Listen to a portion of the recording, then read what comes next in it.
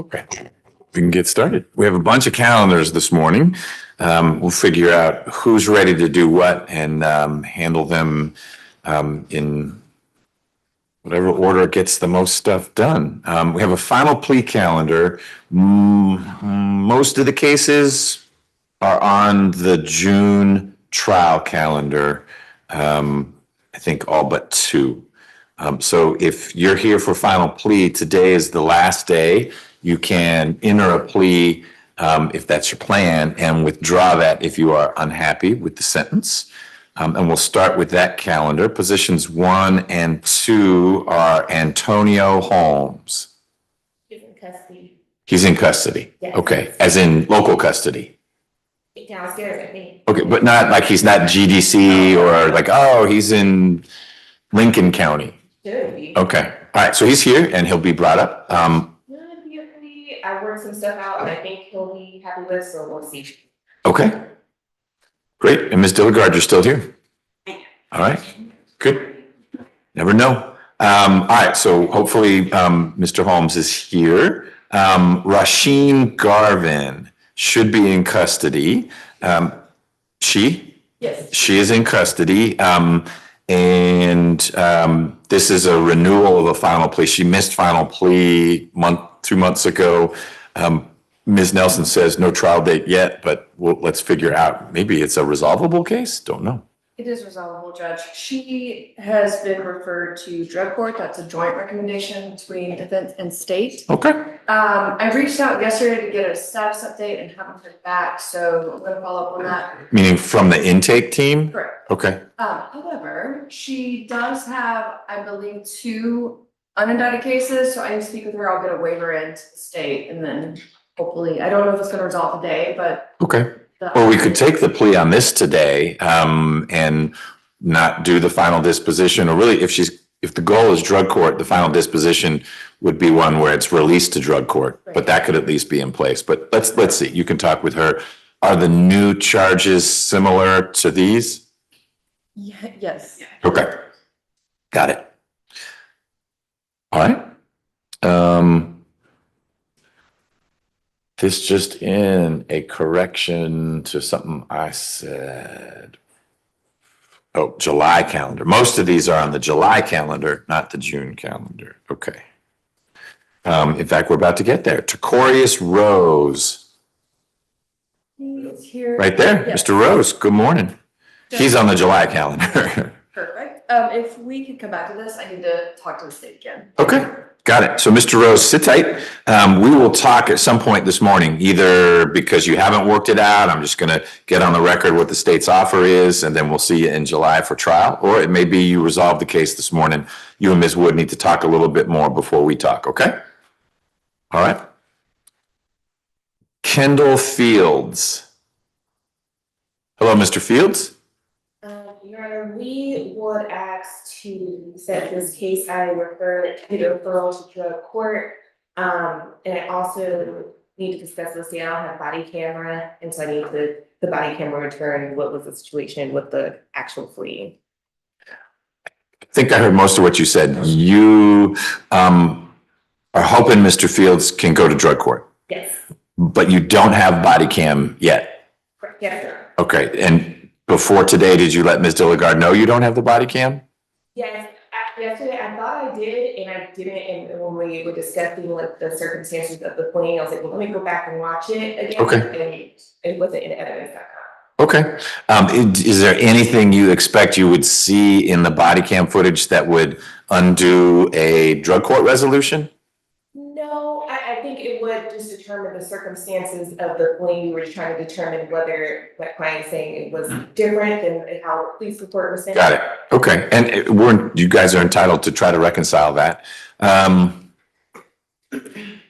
So instead of resetting, it's on the July trial calendar. Could we not preserve Mr. Fields's final plea rights and then just move this to the July trial calendar?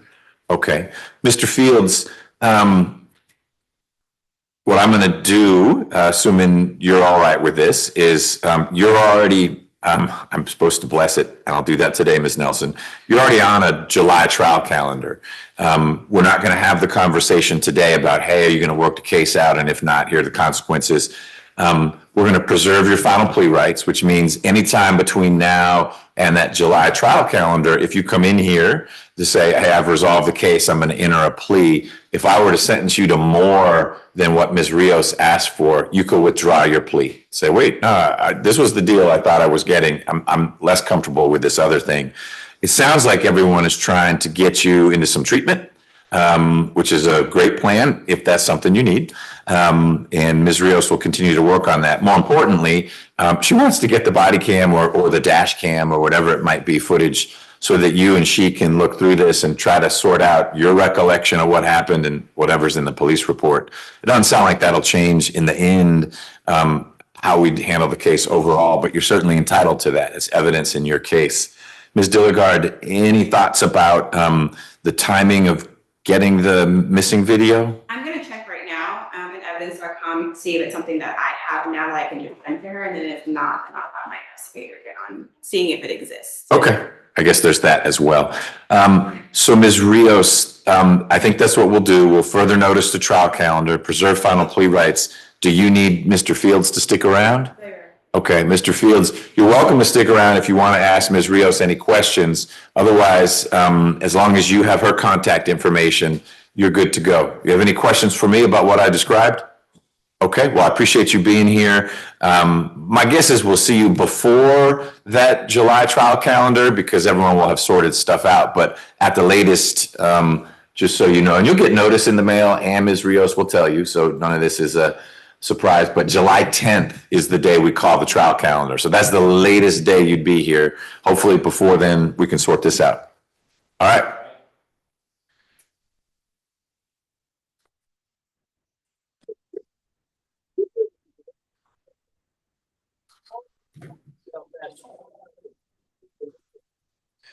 Sukasha Step.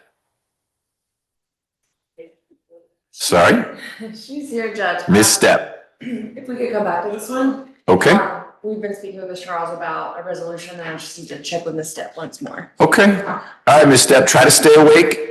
Ms. Wood will be talking to you and we'll see what's happening with your case today, okay? Lane Hammond. Yes, good morning, Your Honor. Will Moran here on Mr. Hammond's case. We have a recommendation from the state for pretrial diversion, which we've accepted. Where is Lane Hammond? He is on the Zoom with me. I called your office yesterday to get permission for him to appear virtually. That's fine. I just need to, is Harold Maddox the same as Lane Hammond? No, it's No. This is Carlos. Right I here. asked him to change his name, but he said he wasn't able to do it. That's good. Okay, so Carlos is, let's put him on the spotlight and then Mr. Moran, add to the spotlight and get that podium back on there. Okay, so there's Mr. Hammond, there's his lawyer. Ms. Dilligard, Ms. Charles. Good morning. Yes, myself and Mr. Moran did work on a pretrial resolution, and I submitted the proposed order to Ms. Nelson for your review. Okay, and is this through the district attorney's pretrial diversion program, or is this more of a PTI where you and Mr. Moran have agreed to terms? It just won't run through that district attorney program. Okay. Let me see. All right, I don't have it yet, but I don't need it yet. So you've sent it to Ms. Nelson. Got it. And Mr. Moran, it's something you've reviewed and you, and more importantly, Mr. Hammond are familiar with and agreeing to the conditions of that diversion. Yes, that's correct, Your Honor. Okay. Does it have a deadline by which time Mr. Hammond needs to complete the conditions? It does, Your Honor. I believe it's August 31st. Of this year? Yes, sir. Oh, I like that deadline. Okay. Okay, excellent. So Mr. Hammond, I don't have that in front of me and that's okay. You've seen it and basically blessed it because you let your lawyer sign off on it. Do you have any questions or concerns about meeting the requirements of the pretrial diversion between now and August? I do not, sir. I will diligently work to get involved in the classes that they've asked me to take. But let's just say per se that they don't start me until after the 31st of May. And it's a 16-week class, which means I wouldn't finish by the deadline. So I don't want to be put in a catch-22 situation. Yes, Your Honor, the one condition is a family violence intervention program. So I think if he gets started soon, he'll be able to complete it, but we'll stay in touch with the DA's office.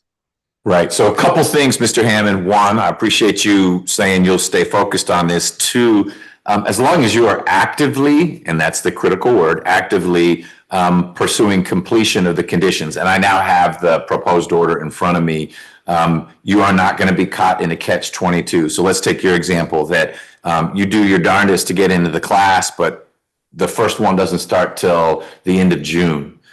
You might not finish by August 31, but as long as you're showing Mr. Moran so he can show Ms. Charles that you've done 14 of the 16 weeks, everything will be fine. It just means that the case will be dismissed in mid-September rather than at the end of August. But I'll tell you this, if we get to the end of August and the answer is, yeah, Mr. Hammond was goofing around, he hasn't even enrolled yet, he's been harassing Ms. Jackson, that will be a very different outcome. Then we'll work this out. Does that make sense? Yes, sir. Very much so. Okay, great. Mr. Moran, anything else on behalf of Mr. Hammond? No, I think that's all, Your Honor. May he be excused. I do have one more case on the calendar this morning. He may in just a second. Ms. Charles, anything else on behalf of the state? No, you're enough for this one. Okay. Just so you all know, I'm going to revise the PTI order a little bit. We don't do dead dockets anymore. It says dead docket designation. It'll be put in judicial hold. It's sort of technically similar, but it's not going to be on a dead docket. It'll be on judicial hold. And then Ms. Nelson will be bugging both Mr. Moran and Ms. Charles come September 1 saying, did he finish? Are we done? And as long as Ms. Charles sends an email or comes into court and says, or Ms. Charles's replacement says, yep, we're good, then I'll dismiss the case. But it will not be a dead docket. It'll be on judicial hold. Mr. Hammond, anything else? Any questions about what we just discussed? No, sir, none at all. Thank you very much. All right, you are free to go. And Mr. Moran, we'll get you back on the screen in a little bit. Thanks, Your Honor. PTI. All right. Daryl Carter. I'm all right, Mr. Carter. How are you? Good. Ms. Rios? You're ready on a negotiated. Excellent. Mr. Carter, we'll take that plea this morning, okay? Hassan Abdul. You can take a seat. Yes. Good morning, Your Honor. Jenny Hurwitz with Georgia Justice Project on behalf of Mr. Hassan. Your Honor, we are in the process of trying to screen Mr. Hassan for treatment as our programming as a resolution to his case. He has multiple issues actually before Your Honor. Oh, look at that. And so he's actually, I see this first one, he's listed as Hassan Abdul. Position 10, it's Abdul Hassan. So you've helped me get it right. It's Mr. Hassan. So he's got new charges. He's got a revocation. And you are working to find did you say a placement for him? Yes, Your Honor. He was supposed to be screened by Hope House this month. And for whatever reason, that did not occur. We're following up on that now. As Your Honor is also probably aware, there's been a transition on our social services team. Yes. And so as a result of that, he has a new social worker working on his behalf, Ms. Andrea Redding. She's actually on the call today. So she's in the process of sort of following up with Hope House to figure out what's going on with the referral. But again, he was to be screened. I believe it was last week, and for whatever reason that didn't happen.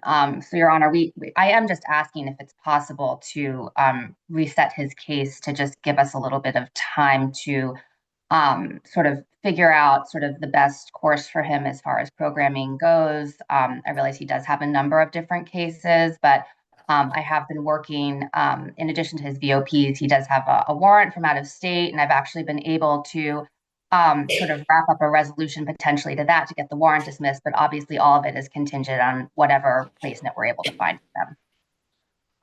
Okay, his warrant is from what state? It's from Alabama. Okay, so nearby. When you say he's got a bunch of things, I only have two on my radar. The new charges, a series of second-degree burglaries and related things, and then the revocation. He actually has two revocations, Your Honor. I thought there was one that was already on your calendar, and then there was another one that was transferred from another court. Okay. I didn't know if that one had landed on this calendar yet or not, but if not, that also needs to be transferred and consolidated so everything is in the same place. And I know there's been some confusion with Mr. Hassan because his name is listed in two different ways on the system. Okay. So the revocations don't technically have to be transferred. They can stay in Judge X and Judge Y's courtrooms. I can just handle them when we're taking the plea. Let me ask Ms. Simpson, do you have any other case numbers for Mr. Hassan? Yes, this is 24 SC.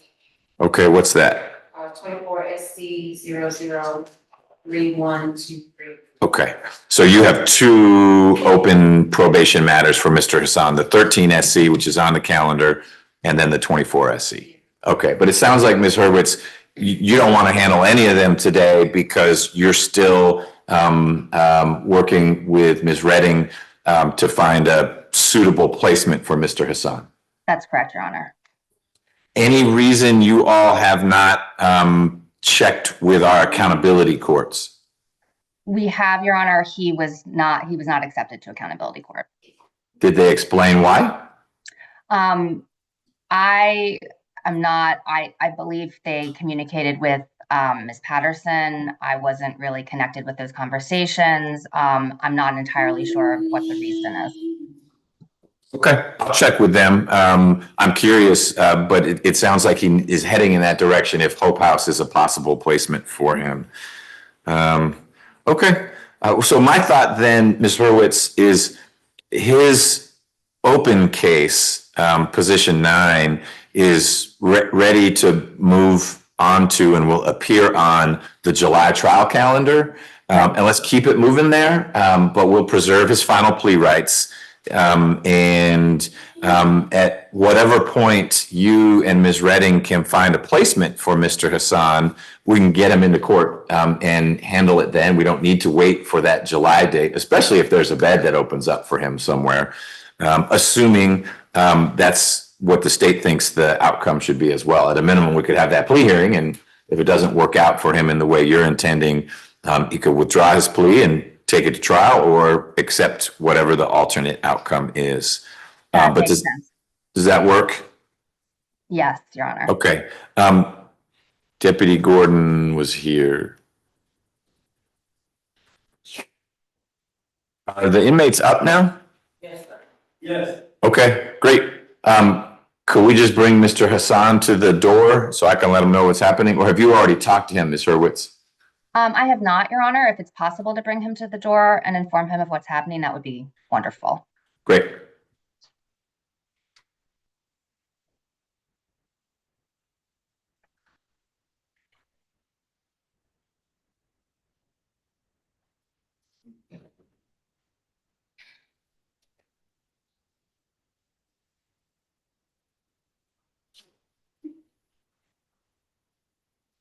Actually, if you come to the podium so he can see his lawyer, please. Okay. Hey, Mr. Hassan, Good morning, Mr. McBurney. how are you? Great, sir. Good. Glad to hear you're great. Ms. Hurwitz and I just had a long discussion, and I should have brought you out here for it. It was nothing confidential. I just wasn't sure if the inmates were up yet. She and Ms. Redding are both working to find a placement for you. Yes, sir. I didn't realize that the accountability courts had said no thanks to your application. Right. But that hasn't deterred the Georgia Justice Project folks from looking for maybe Hope House or another location to get you some treatment. Yes, sir. The Georgia Justice Project has had a transition with some of their social workers. Right.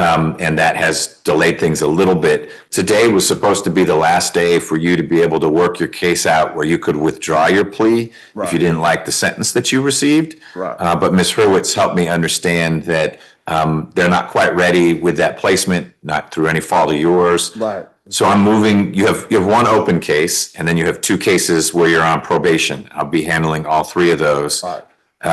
And we're gonna move all those to a July trial calendar. That doesn't mean you're going to trial. Okay. But you have a right to trial, and if you try to work this out, and I listen to what everyone has to say, and I say, well, I'm gonna sentence you to 10 years, you'd have the ability to say, wait, nope, I'd rather go to trial on that. And that'll be your trial date, will be in mid-July. Mid-July. So the latest I see you is mid-July. If between now and then, Ms. Hurwitz and Ms. Redding are able to sort something out, then we'll bring you back here and take care of it then. Does that Gotcha. make sense? Yes, sir. Any questions about that? Yes, sir. There Okay. was some Mr. unindicted Hassan, cases. Mr. Hassan, if it's possible, can we speak? I'll be out to see you tomorrow and maybe we can have a conversation at that time. Is that okay? Yes. Okay. Okay, Okay. thank you. Gotcha. Let me just flag one thing. You do have, it sounds like a warrant out of Alabama, and that Right. will complicate things a bit. Right. You cannot go to a program in Georgia until you resolve what's going on in Alabama. I know Ms. Hurwitz is working on that. I don't know anything about those charges, and I don't have the ability to tell Alabama what to do. So that's a potential complicating factor. Right. Okay? Yes. And then I know Ms. Hurwitz didn't want you to dive into a lot of things, but are you saying you have unindicted charges here? Right. I think she was supposed to get with the DA. I don't know who the DA, I think it was. DA's right behind you. Okay. Okay.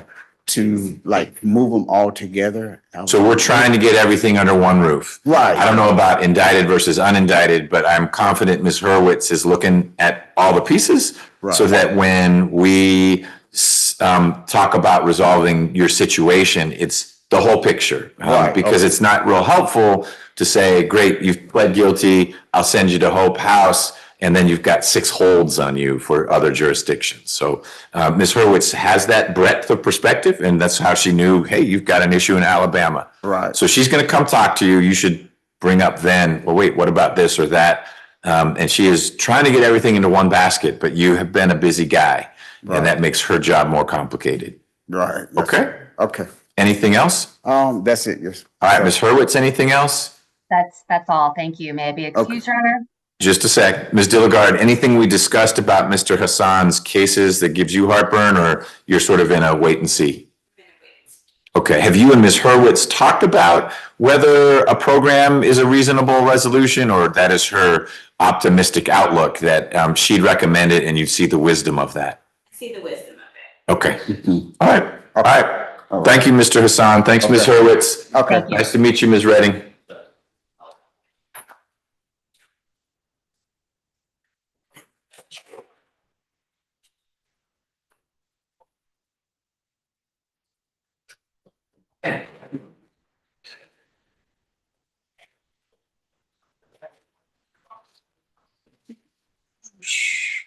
Michael Chasner was excused. And Ms. Dilligard, you should let the new person know there's a motions date set for the 9th. Mr. Furlong filed a bunch of motions, but some of them were these kind of boilerplatey things. He had a motion to dismiss as basically a constitutional speedy, and he can withdraw it, he cannot withdraw it. If he doesn't, we at least have to have a hearing on that, and that's what is happening on the 9th. He had also filed a motion to suppress. I think he withdrew that. So all that's left is this speedy that is premised on the fact that his client was arrested and immediately released, and then it just took a while to indict it. So if he wants that to be heard, we'll hear it, and you just need to make sure someone is ready to discuss that on the 9th. Yes, Judge.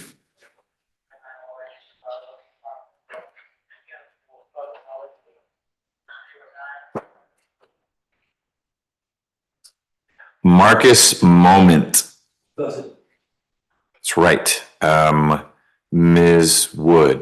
Yes, Judge. I need to speak with him and the state, and then we'll have an announcement for the court. Okay, but he's here.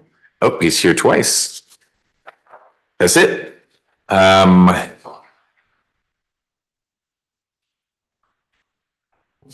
We have this show cause calendar. That's why Mr. Moran is here. Is Leon Duffy here? There's Mr. Duffy. Yes, Your Honor, he's in the courtroom. Okay.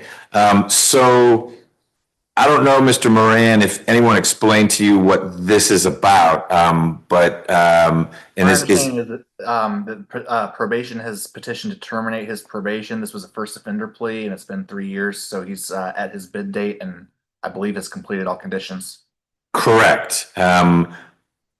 Those forms get sent to the district attorney's office and they're given, I'm gonna make it up, I think it's 30 days or something to say, we have no objection. A non-signature is deemed sort of a waiver, and then it comes to me. Given these charges and the fact that it wasn't clear to me that probation had contacted the victim in the case, I decided to set it down so that I could hear affirmatively from the state their perspective as to whether Mr. Duffy's probation should be terminated early. So that's really what the conversation is about. I haven't heard anyone say anything contrary to what you said, meaning he's met all his conditions and he's done fine on probation. In fact, that pretty much has to be true, or probation wouldn't have filed the petition to terminate. But there's that victim piece, and I just want to make sure the dots are connected there. Ms. Dilligard, Charles, both of you? I think it was assigned to a different unit when it was pled out, but I think I'll be handling this one. We have tried to reach the victim. So far we've not made contact with her. We asked our investigator to do a TLO. So once we have good contact with the victim, it'll get her thoughts, and the state will have a final position. Based on what I've read, it doesn't say we'll have much of any objections. Just want to make sure the victim is on board and there's been no contact or no any other violations besides what was in the order. When you say no other violations, meaning, As far as any indirect contact, Okay. social media, or the victim has any other concerns that we need to account for. got it. So your research is limited solely to the victim and her report of, hey, I haven't heard from Mr. Duffy in years, which is what we want to hear from her. And so you're just asking for a little more time to see if your team can track her down. Yes. Okay. Mr. Moran, give me an update on Mr. Duffy. Is he working? Is this probation presenting any obstacles to moving forward in life other than he's on probation? I would ask, I haven't had a chance to speak with Mr. Duffy. Our other attorney who handled this case is on vacation right now and asked me to just make this appearance, but I haven't had a chance to speak with Mr. Duffy about work. I'd be happy to let him answer that, Your Honor. I'm a supervisor for state. What do you do? I'm a shipping supervisor for state warehouse. Oh, Staples. Got it. Okay. Good. What were you going to say, Ms. Simpson? Which is that Officer Allen? Hey, Officer Allen, good morning. Good morning, how are you? I am well. Any issues you've had working with Mr. Duffy? No, currently he's on unsupervised supervision, so that's a positive thing. He completed most of his conditions, but yes, Okay. he's on unsupervised supervision right now, so that's a step towards positive stuff, but that means he hasn't had any arrest or anything. Okay. Well, I'm assuming that's the case because someone in your office filed this petition to terminate the probation. So if you had had grave concerns, I'm assuming someone would have consulted with you and you would have said, no, this Duffy guy is a train wreck. Don't terminate him early. That's true. Okay. All right. Mr. Duffy, my thought is, I'm looking up your disposition here, is that we give the state 2 more weeks to try to track down the victim in the case, who is a Diamond Henley, to get an update from her. And either we hear nothing from the state because they were unable to reach her, in which case I terminate your probation, or they report back and say there've been no issues, Or worst case scenario for you, they report back and say there've been a bunch of issues, in which case we just have to have another conversation with your lawyer here to work through, well, how can it be? Because probation was saying things were good. But that's my inclination. You finished the family violence intervention program Yes, sir. long time ago, Not that long ago. but it's done. Yeah. Okay, all right. And as far as you know, you haven't been having contact with Ms. Henley? No contact. Okay, all right.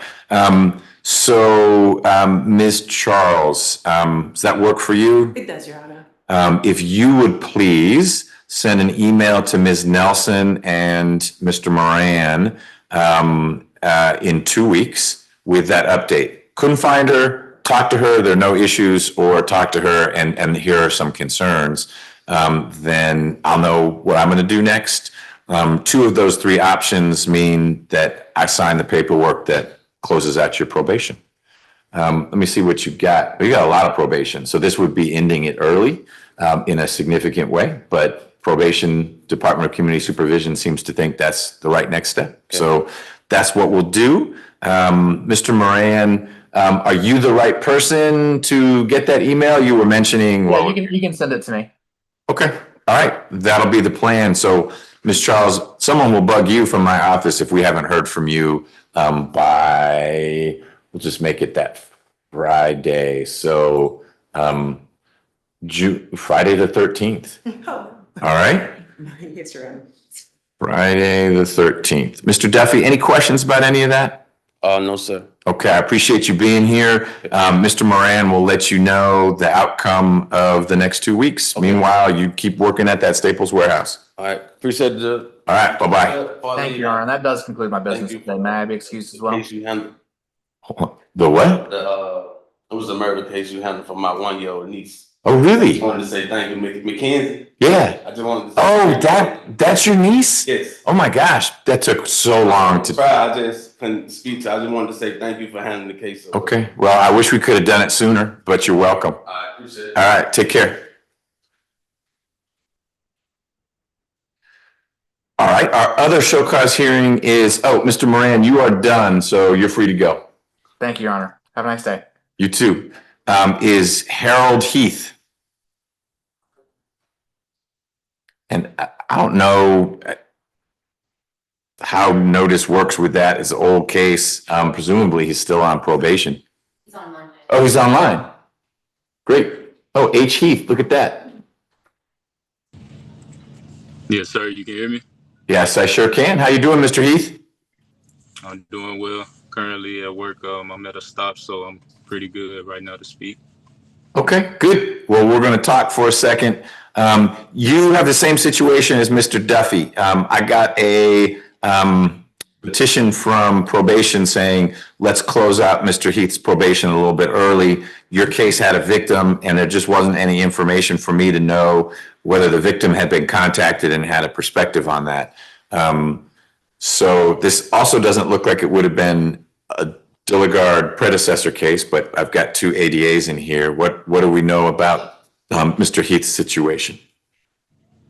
And I'll represent the state and statement. We have the same 2 weeks as with Mr. Duffy to give you an update as of the victim's perspective. Okay, let me take a look at Mr. Heath's case.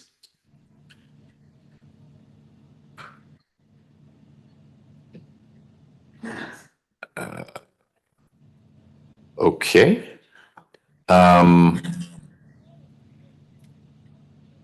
Ms. Simpson, is there anyone from DCS on who is? Officer Smith is here in person. Excellent. So let me pull up the sentence.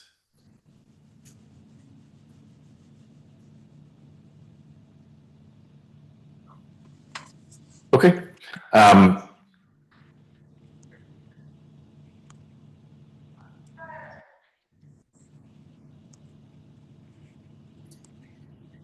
Officer Smith, thank you for being here.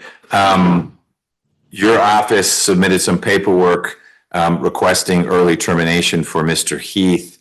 Can you confirm he's met all the special conditions, family violence intervention program, as far as you know, staying away from the victim? Yes, yes, he has. Okay. And it sounds like, it looks like he's in a truck somewhere. Is he able to go do his work wherever he needs to work? Yeah, he's on supervised status right now. Okay, excellent. So no concerns from your side?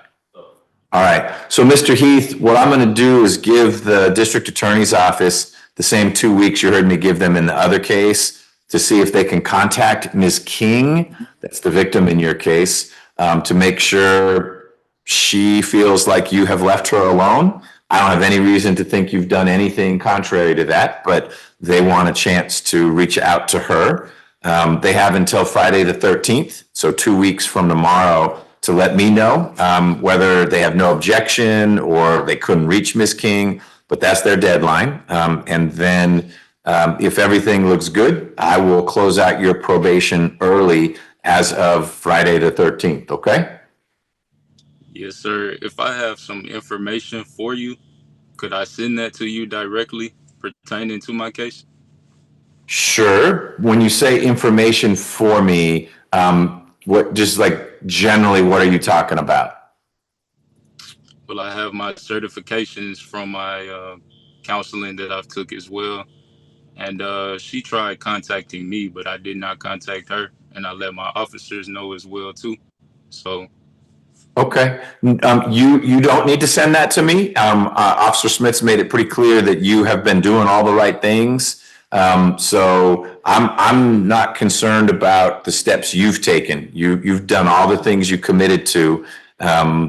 And in particular, when Ms. King reached out to you, it sounds like you didn't engage, which was exactly the way to handle it. I just need to give the state a little more time to try to contact Ms. King, just to let her know, one, you may come off of probation, and two, just to confirm all the things you've been saying. Okay? Yes, sir. That work for you? Yes, sir. All right. Officer Smith, you'll be able to let Mr. Heath know. It sounds like you have a way of contacting him. Yes. Okay. So if in the end we're terminating this, you'll get the word to him that probation's been closed out. Fantastic. All right. Mr. Heath, do you have a way to contact Officer Smith? Yes, I do. I have his personal cell number. Good. Work. So you should reach out to him. If you have not heard from him on or right after Friday the 13th, just reach out and find out what we did, okay? All right. And another question, Your Honor. Okay. It has been hard trying to find work in my field as well, too. Every time I apply for my jobs, it's been a background issue that has come up. Is there any way possible of getting any information for my job so that they'll know that that's clear as well? It's a good question. What is your line of work? I currently drive trucks, CDL driver. Okay, that's what I thought. That's what it looked like. So when you complete your probation, which will probably happen in about 2 weeks, then you should be able to, based on, I can't tell based on the charges that you pled to, but you should be able to have this sealed, and you can reach out to either Mr. Hudson, who represented you before, or the Georgia Justice Project, because they work hard to expunge records or seal records so that you don't run into the issue that you're running into, which is, hey, I paid my time, I did what I was supposed to do, and now I'm just trying to move forward, and this conviction is an obstacle to that. And so the Georgia Justice Project is one organization that does a real good job in helping people navigate that. Yes, sir. I was made aware of the first time once I was released that I would be able to definitely continue working in that field, but it still has been quite hard getting a job in this field. So, right. Well, you got this open sentence because you're on probation, but that's what the paperwork that probation filed to close this all out will help with that, because once probation's terminated, you finished your sentence, and then you can take those steps to try to have that sealed. Understood. Okay. Yes, sir. All right, Mr. Heath, thank you for dialing in. Appreciate it. Thank you. Thank you for being here, officer. So Ms. Charles, same deal, Yes, sir. 2 weeks, Friday the 13th. And if you could just spread the word, and it will likely flow through Ms. Dilligard's replacement. But when we get these and I flag them, you know, Mr. Rao was the point person originally. It may now be someone different.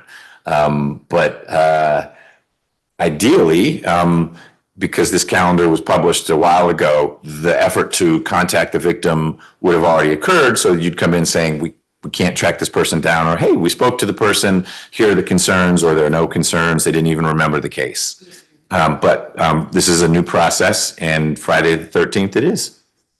All right.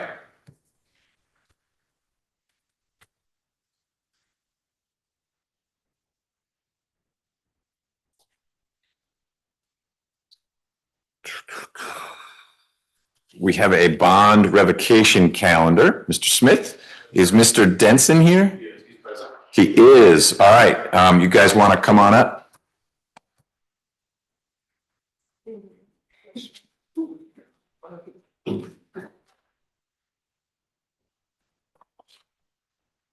Judge, can I quickly just go through the posture of the case for you?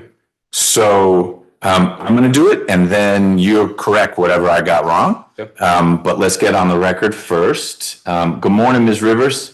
Good morning, Judge. We're getting on the record in Mr. Denson's cases. There's 25 SC 000588 and 25 SC 001066. Here's my understanding of the chronology. On May 31st of last year, Mr. Denson received a $30,000 bond with an ankle monitor, no contact with the victim. That case was indicted as the 588.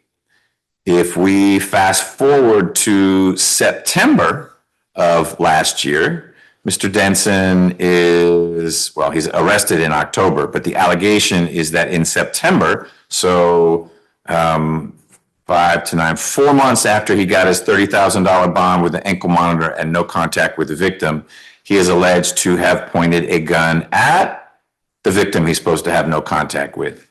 Remarkably, he gets another bond in December with more ankle monitor and is released, and that case is indicted as 1066. So my understanding procedurally is I've got someone who brandished the allegations, but my point isn't, are the allegations valid or not? It's you're on bond and then you get arrested again. You're on bond, ankle monitor, stay away from this person, and then you're arrested after you get that bond for not having stayed away from the person, maybe even pointed a gun at them. So you've upgraded from knife to gun. And some other judge said, that's all right, we're going to give you another bond with even more ankle monitoring. And here we are, and footnote, there have been issues with the ankle monitor as well. I don't remember if it's not charging or it's violating curfew, but Mr. Denson first hit my radar because there were ankle monitor violations. And then I noticed, well, wait, how does he have these two different bonds? And so the chronology that leads me to say Mr. Denson needs to be in custody until we resolve these cases is out on bond, stay away from this person, and yet arrested while on that bond for not having stayed away from that person. Yes. Okay, your turn. Thank you, Judge. So a couple of things. The calendar that we received notified us solely of the ankle monitor violation. I'm prepared to potentially address both of them if the court would like me to. But that is what we were calendared for, and that's what I prepared a defense for. Okay. You are an agile attorney, and I'm not telling you anything that wasn't procedurally known to you or your client.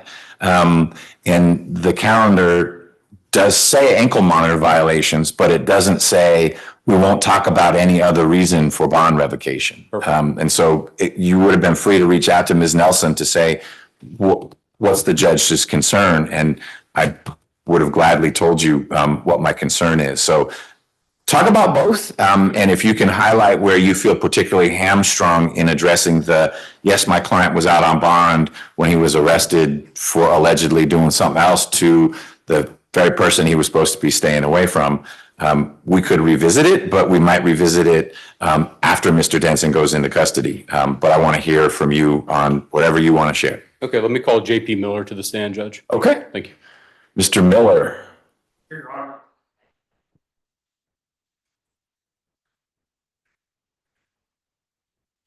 I don't mean for Mr. Denson to have to stand up at the podium if we're gonna, if this is brief. It's brief. Okay, because you're free to call 100 witnesses, but if it's gonna be longer, I'm happy to let you guys sit down.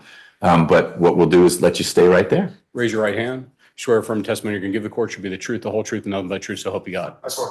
As it relates to the cases that were just referenced by the judge. I'm gonna interject. Who are you and what's your connection to this? My name is JP Miller. I'm a private investigator. I've been retained in the case for Scott. Okay, can you move the microphone down? There you go. All right, Mr. Smith. Thank you. Mr. Miller, you've testified in this courtroom before, I have. and you've been tendered as an expert in this courtroom before. I have several times. All right. As it relates to this case, you've been retained for purposes of assisting with the investigation of the case. I have. As it relates to the named victim in this case, her name is Gloris Hairston. It is. Did you have a chance to meet with Ms. Hairston? I did. Where'd you meet with her? At her attorney's office, Nicole Mormons, of Mormon Law. Okay. Was I present? No. As it relates to your conversation with Ms. Hairston, did you inquire into her veracity or her recollection of the events that occurred in this case? Yes, I asked her about the events. And what'd she tell you? She told me that she was not truthful with law enforcement. She told me that she also she was not forthcoming with all the information that transpired to law enforcement. When asked if she could elaborate on that, she told me she didn't want to talk about it because she didn't want to incriminate herself. Okay. And did she also have some indication to you that she had lied in the past on other cases? Yes, unrelated to Mr. Denson? that is correct. I have no further questions. I'm not sure who's handling this for the state. It is, Your Honor. Okay. Mr. Miller, can you just briefly tell me when this conversation took place? If you let me look at my email on my phone, I can tell you exactly.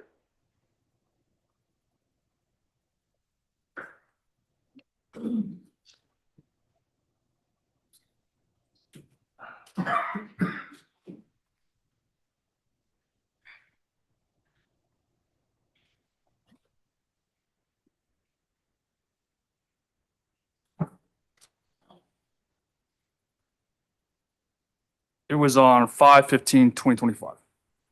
And how did you know to meet with victim in this case? I ran a background check on her and then got her contact information. She advised me that she had an attorney. I then contacted the meeting with her attorney at that office. When you arrived, what did you say was your purpose of wanting to meet with her?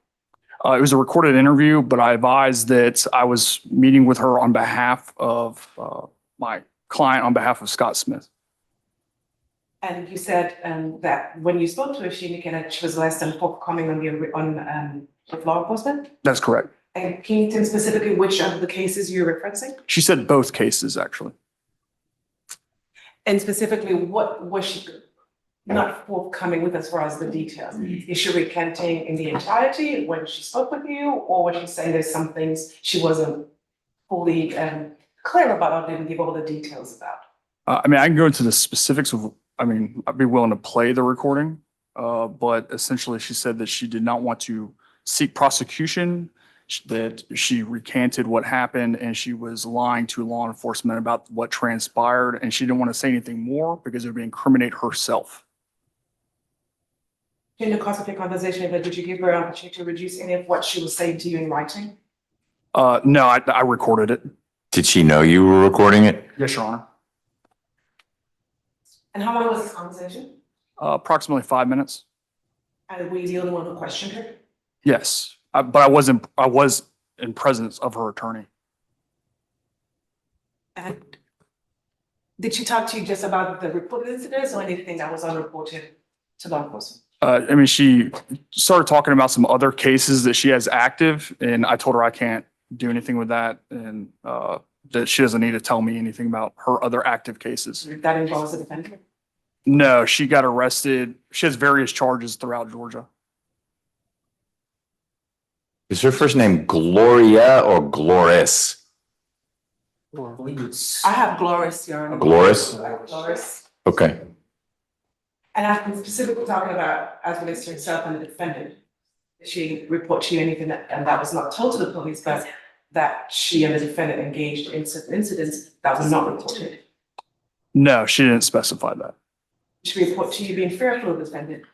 Fearful? No, she did not. Was there anything else that she reported that you have not told the court today? No, that was it. Nothing further, thank you. Anything else, Mr. Smith? No, Judge. Did Ms. Hairston explain to you why she had an attorney? No, she did not. I'm assuming because of her other active cases. Okay. That's just an assumption. I don't. She didn't say, I have my lawyer here because and when you arranged this, did you arrange it through Ms. Mormon because you knew that was the lawyer for Ms. Hairston?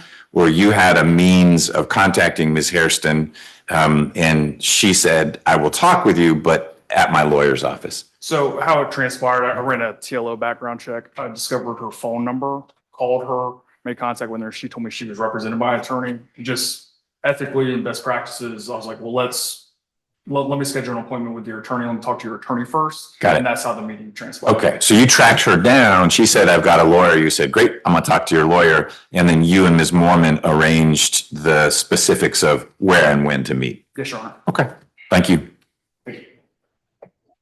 I did reach out to Your Honor's chambers. I thought it was just an ankle monitor violation, but I'm satisfied with, presenting that presentation to Your Honor. It was audio recorded as part of my reciprocal discovery obligation. I'll turn that over. But I think it's more impeachment, but I'll turn it over anyway. Okay. It's about a 2-minute conversation. I want to turn my attention to the ankle monitor if I can. Okay. As the court has noted, one of the special conditions is my client be affixed with an ankle monitor and that he be restricted to house arrest. One of the allegations was that his ankle monitor, I believe that last time my client was here, the allegations against him was on the 29th. He had several hits that were showing that he was out and about late at night. And then on March 30th, same thing is the allegation is my understanding. Did I miss anything, Judge? I don't have those specifics anymore. So I just remember there were curfew violations. So I'm going to say you've covered it. Ms. Charles may have additional, but if she has something you don't have, I'll give you time to digest that. But my recollection was about that time frame. We were getting these reports that Mr. Denson was not complying with effectively the house arrest component of the bond. That's correct. So I reached out to a second chance bail bonds, who I think was monitoring the ankle monitor. They indicated certain dates. We then followed up with Mr. Denson's employer. We confirmed that he was at work during those periods, those time periods. And we provided, I think, proof to them. I think they were satisfied after my email correspondence with them as it relates to the dates that they were concerned about.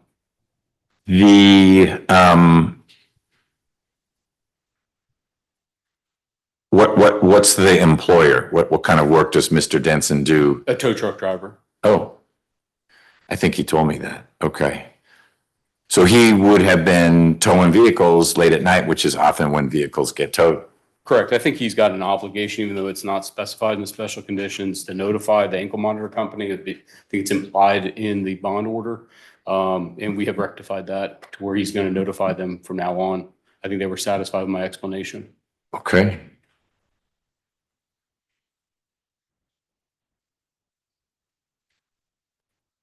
Ms. Nelson has flagged for me. She found some of the notices. So at one point, his monitor died. We got one in April. It's about a month ago. He was away from home for none of the listed reasons, but this may have been one where you showed he was towing a truck at 1 a.m.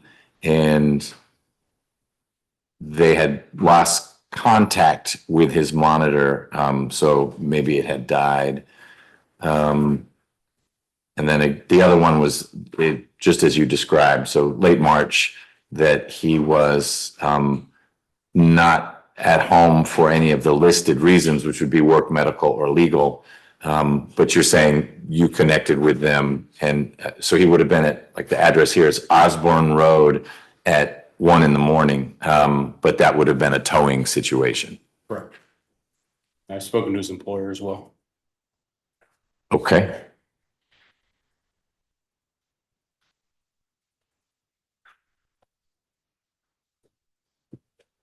All right, anything else? Can't think of anything, Judge. Okay. Ms. Charles, state's perspective on this.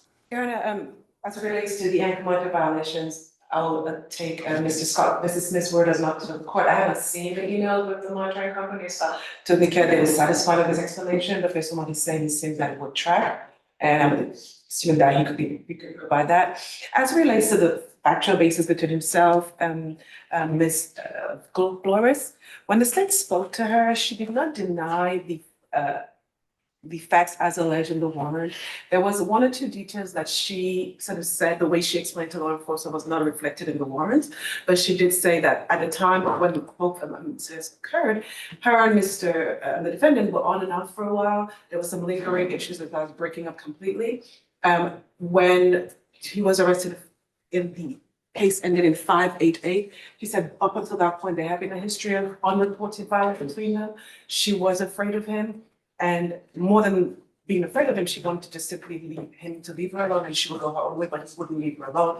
When the second incident occurred, it was still more of the same. So as far as an opinion on bond, she was, I would say, undecided. She thought that, yes, she's afraid of him. She was, at least at the time of the incident, she didn't want going forward, however, to ruin his life in the courts. However, so she would defer to the courts and the state's perspective as to whether he should go back into custody.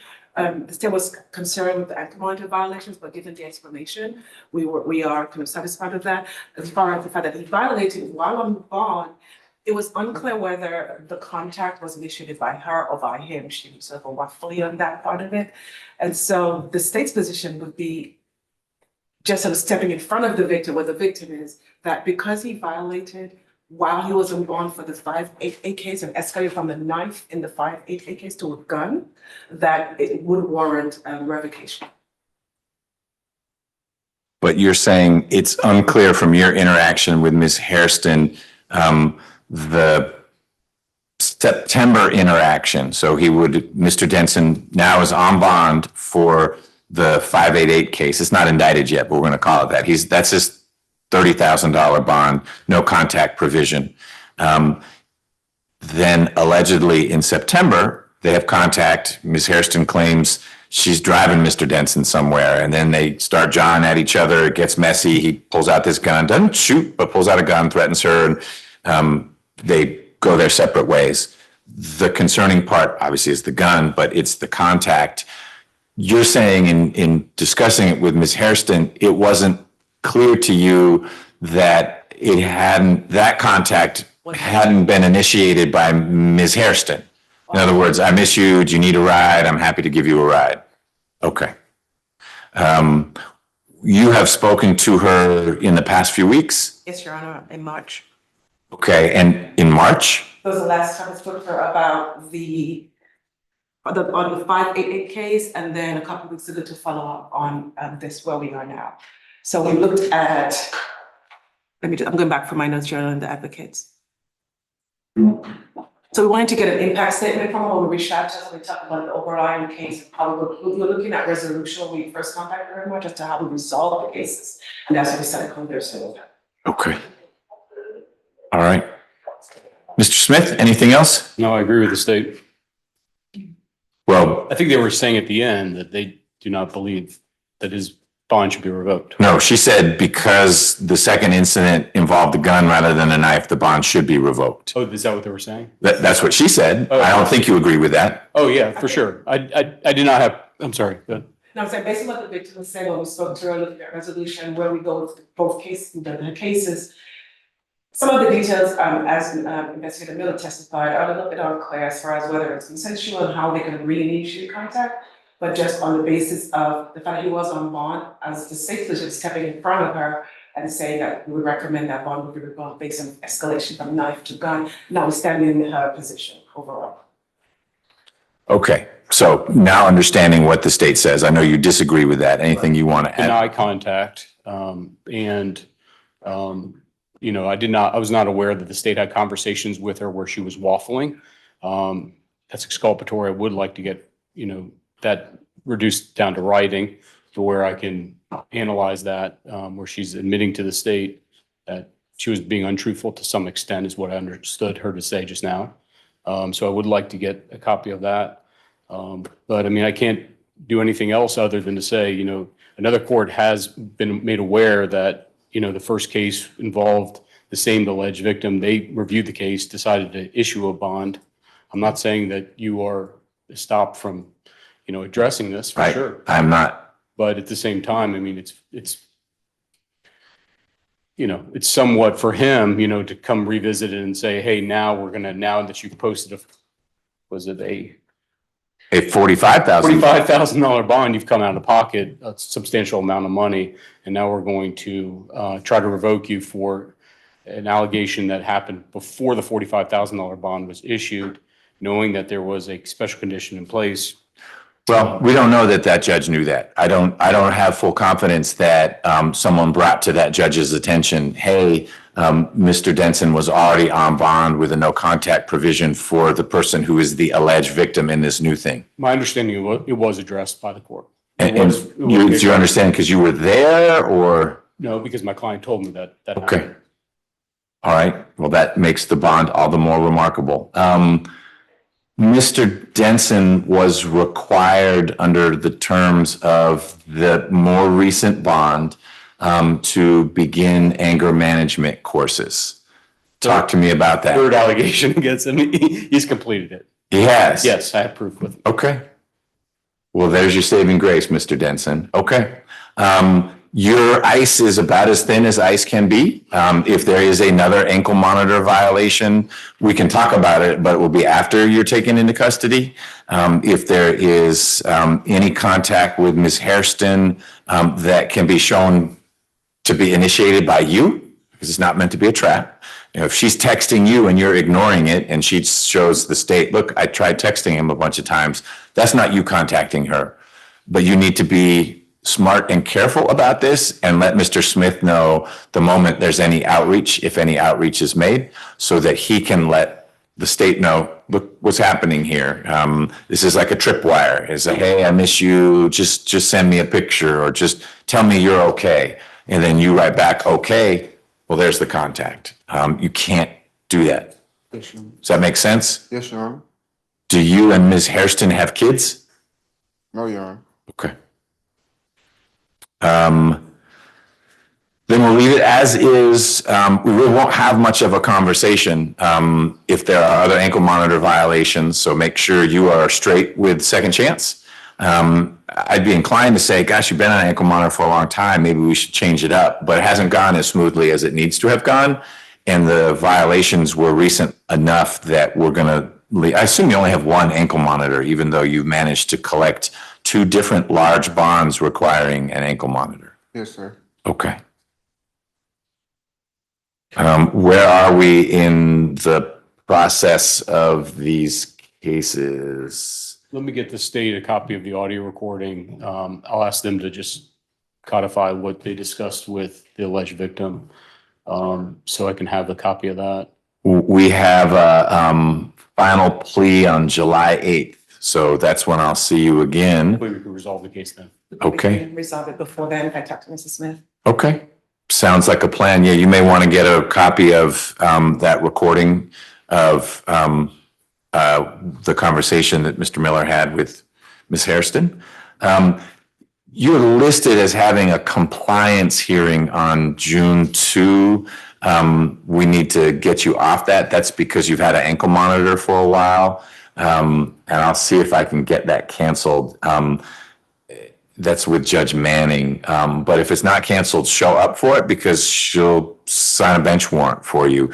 But that was because of the age of your ankle monitor, you'd be brought into court and Judge Manning would figure out whether you should keep the ankle monitor. I'm going to let her know. The answer is yes. Maybe put a second one on, but not to remove it. But ideally, you come off that because we basically had a compliance hearing today. So I'll see if I can address that. Thank you, Judge. Okay. Good to see you. Thank you, Your Honor. Ms. Charles, anything else? Okay. All right.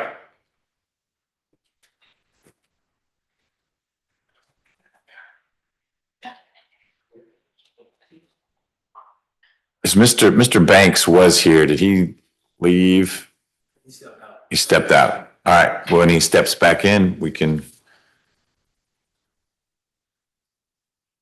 talk. I'm going to save the probation revocations till after we take some pleas. That is No? fine with me, Judge. The only caveat is, I have someone here for Mr. Williams, and that's a negotiated, probation. Oh, well then why don't we do that? So that the people who are here don't have to stay here. And Judge, I also have that. Oh, and you've got, Mr. Hayes. Yes, and I can come back. I might have some, what families here for Mr. Holmes? So. Oh, we got a lot of people for Mr. Hayes. So why don't we, is that one that is negotiated or not negotiated? We're kind of far apart, but trying to get a supervisor involved just because. Okay, so do you want to have a little more time or? I'll do whatever you want to do, Judge. I just didn't know if y'all could just call me or tell them to get me back up with you. Well, it's the first position on the next calendar, so I was gonna do Mr. Hayes. Okay, I'm gonna stand down. I just, whatever y'all want to do. So why don't we do Hayes and Williams? And then we can take some pleas. Okay? So let's bring Mr. Hayes out.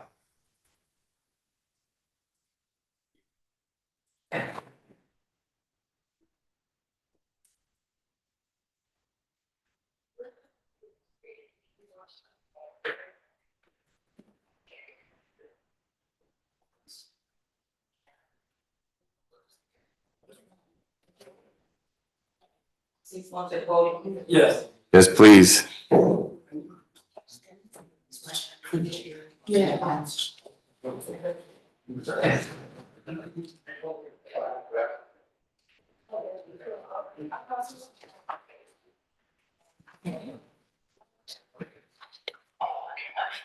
That's okay. Why are you gonna be working? Thanks. Thank you for coming back.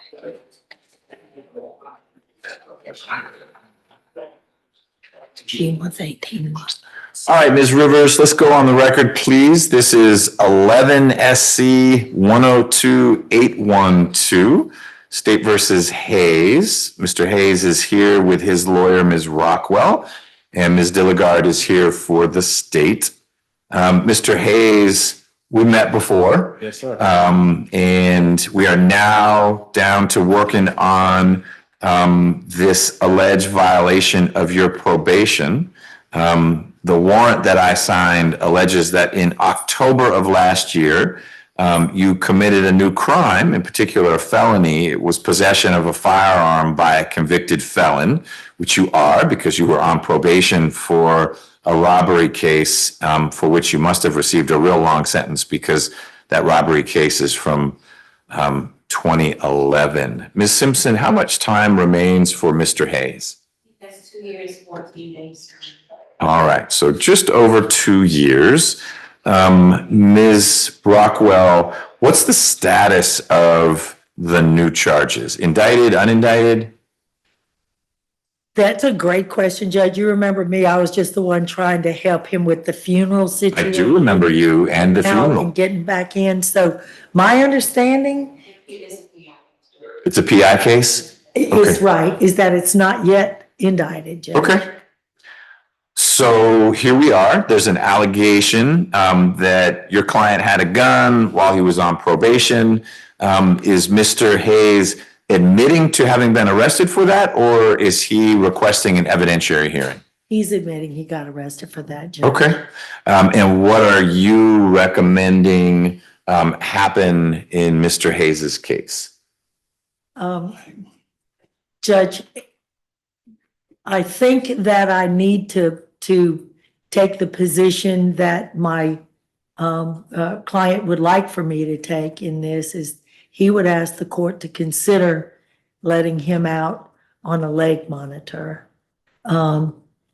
He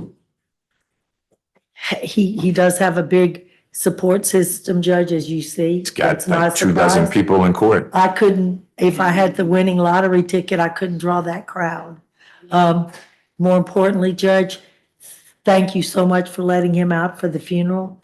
And as you know, he came back, was late. They weren't violating any traffic laws to get here, but he wanted me to tell Your Honor that he was running late, but on the way. And he made it. He came back. And he came back, and now what do we do? Unfortunately, the family didn't get in touch with me when he was 2 years good on probation. We might not even be having this conversation. I do want to let him just tell you a little bit about what's going on in his life with his kids and his family and his job, etc. Okay, and I do want to hear that. I want to make sure I am understanding his case. The old one or the new one? The old one. The new one, we don't, I mean, he's admitting he was arrested. If he wants to get into the facts, he can. I don't know. That's a good idea. So it looks like he pled in August of 2012. It was an armed robbery charge. It was reduced to robbery by force, and you were sentenced to 15 to serve 10 with a balance on probation. Does that sound like what happened, Mr. Hayes? Yes, sir. Okay, how many years did you serve? 6 years. 6 years, and then you were paroled? Yes, sir. Okay, and you still have some probation left on that case. The other question I've got, because this is an old case, when I try to look you up, it gives me the info about your co-defendant. How long have you been in jail as a result of this probation warrant? Since February 20th. Other than like the 3 days you were out for the funeral? Yes, sir. Okay, so February 20th, so 2 months. That'd be, it's like 90. Getting close 90, to today. getting close to 3 months. Yes, it's at not like 93 days, 94 days. All right, thank you for sharing that. What did you want to tell me? That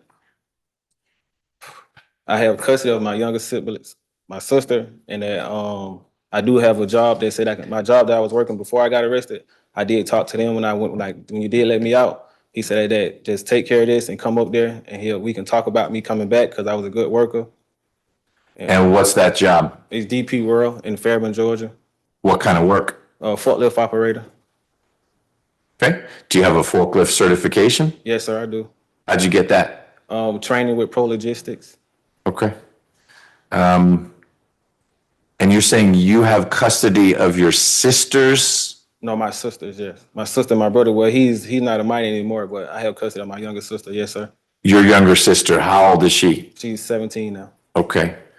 So she's not a minor anymore either. And how long did you have custody of her? Since my mom passed in 22. Do you have older brothers or sisters? Not on this side, no, I'm the oldest. Okay. All right, so she just finished maybe her junior year in high school? Yes, sir. Where'd she go to high school? Money's Mill High School. Okay. So she has one more year left? Yes, sir. All right, and then you said you had custody of your brother as well, but he's now older? Yes, sir. How old is he? 19. 19? What does he do? Right now, I think he's looking for work. Is he local? Yes, sir. He stayed with me. He stays with you? Yes, sir. So who's in your household? Me, my sisters, my brother, and my other brother. Okay. Your other brother is older? No. How old is he? 29. Oh, well, he's older than the one who turned 19. Yeah. So you and your brother are... Not related. That's my brother on my dad's side. Okay. This was complicated family. Yes. All right. Does he help take care of that household? When he's in town, yes, he don't stay in town, but he go there to help out with them since I've been incarcerated sometimes. Why does he not stay in town? Work takes him out of town? What does he do? He drive. Okay. All right. What else did you want to tell me? That I apologize for the crime, for having the firearm, and that I really want to say thank you for giving me a chance to go to my dad's funeral. And if I get a chance to go home, that you don't have to worry about seeing me on a violation of probation no more. Why is that? Because I got support system and I know better now. Did you not have a support system in place in October? Yes, sir, I did. But it won't happen again, Your Honor. I promise it won't.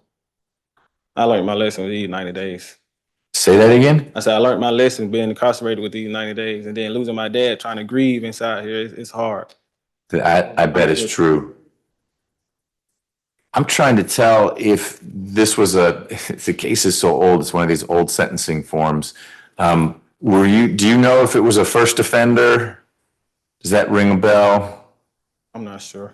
Okay.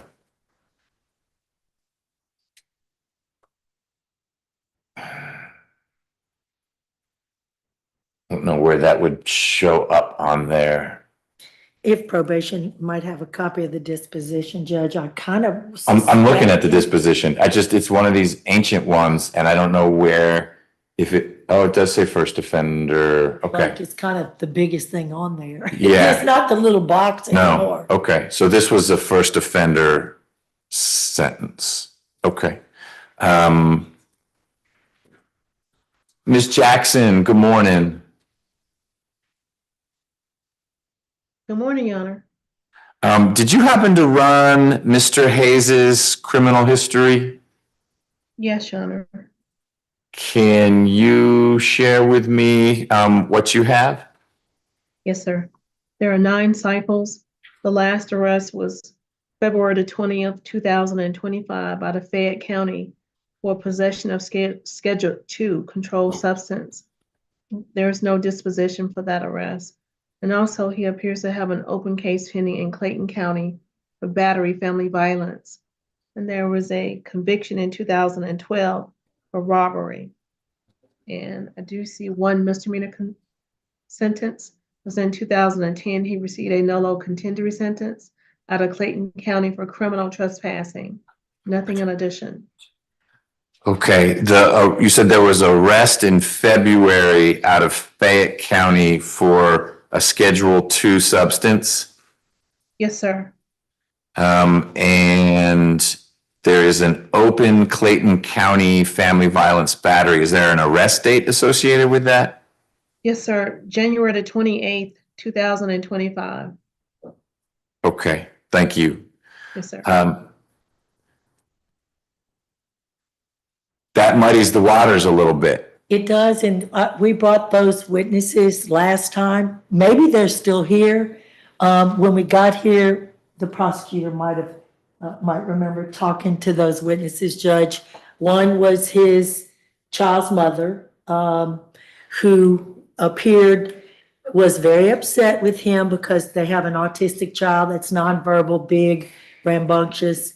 She wanted him to take the child. He wouldn't take the child. I think he had to go to work or something. She took the child back, and the child hit her in the mouth. She has braces, and she came to say, I'm sorry, but she was mad at him. So she called the police and told the police that he hit her in the mouth. Okay, so that's the Clayton County case. That's Clayton County. Yeah. What about the Fayette County? The Fayette County brother, I'd have gotten him back, Judge, because I wore the prosecutors out with him. They were in the car together. The brother had some medication. Was the brother in the car? Anyway, it was No, he his wasn't brother's. in the car. He had It's his Citizens. brother's medication. He came to court to say, my medicine.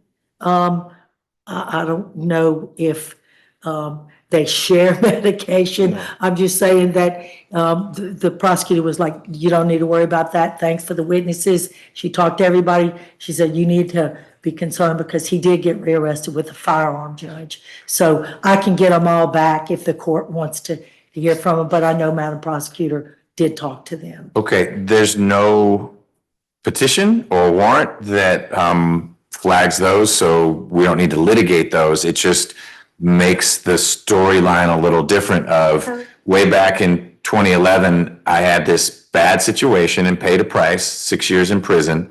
But I've been real good since then because that's not the full story. And you've given me explanations for those arrests. I hear it. But it's a little different than the only slip up was an arrest for having a gun in October. Because of course, these two things happened after that.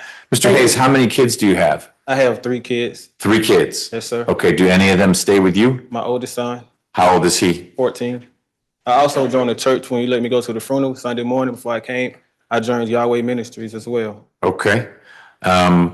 So you have a 14-year-old, he would have been born before you went into custody. Yes, sir. And then you have 2 much younger kids? The 12-year-old and the 4-year-old is autistic. Okay, and it's the 4-year-old who's connected to this Clayton County case? Sir. Okay. All same mom, different moms? Yes, sir, different moms. 3 different moms? Yes, sir. Okay. How often do you see your kids? Every chance, I have them. Okay. My autistic son, I pick him up and take him to school every day. My oldest son stay with me, and my daughter stays in Florida, so I get her every other weekend. The 12-year-old is the daughter? Yes, sir. Okay. She wrote a letter, Judge, that she wanted me to supply to the court. Okay. It's, please let my daddy out kind of a letter. Okay. I'm very supportive. I'm very supportive when it comes to my kids. Okay. All right. Got it. I don't want the court to, I didn't mean to act like he hasn't been in trouble, Judge. I got involved in this case because I was upset about the dad with the cancer and all that. I understand. I just want to get the full picture, and I have and that's why I asked Ms. Jackson. Let me ask Ms. Simpson, are there warrants or petitions trundling this way based on either the Fayette or the Clayton? Okay, that incorporates those two? Okay, all right. So the warrant that I'm looking at is old. It's not all that old. It's from January, but that January date was only 2 days after the Clayton arrest, but it was before the Fayette County thing even happened. Okay, all right. Let me hear from Ms. Dilligard. Are you handling this? Yes, Let me hear from Ms. Dilligard, and then I'll circle back to you, Ms. Rockwell. So probation recommendation is to revoke the balance of the case. The state is requesting no less than 18 months due to the case that he was on probation. I mean, everything that kind of the judge has already iterated. The case that he was on probation for being very serious and him, and then picking up this case as well. I know that other cases are not before Your Honor, however, just taking into account that he's been in trouble since picking up this firearm case, also taking into account that being in possession of firearms to me is very serious as well. And so that is the reasoning for the state's recommendation of no less than 18 months. Okay, and what's your view about the first offender status? I'm gonna leave that to your discretion. Okay, you're not pursuing revoking that. That's just an open question. Only because the Fayette County charge is not indicted. That's why I'm leaving to yours. Okay, do you have the PI number? Yes. It's 24 PI 007376.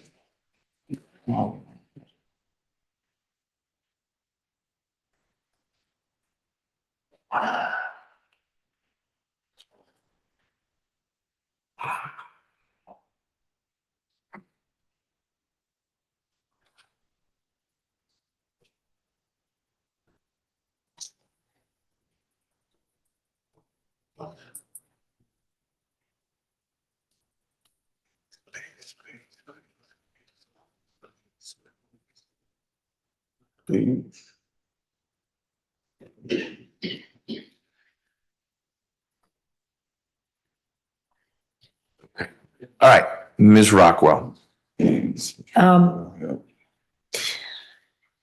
First of all, I think that it doesn't make sense for us to kind of circle back around when these other cases pop back up. So I'd ask the court globally to consider the fact that, Madam Prosecutor would probably say that she's not worried really about that female who did talk to her about the baby and him popping her in the mouth with his head unintentionally, or the other brother of his that came and said, my medication was left in the car. You could revoke and resentence him right now to 20 years to serve.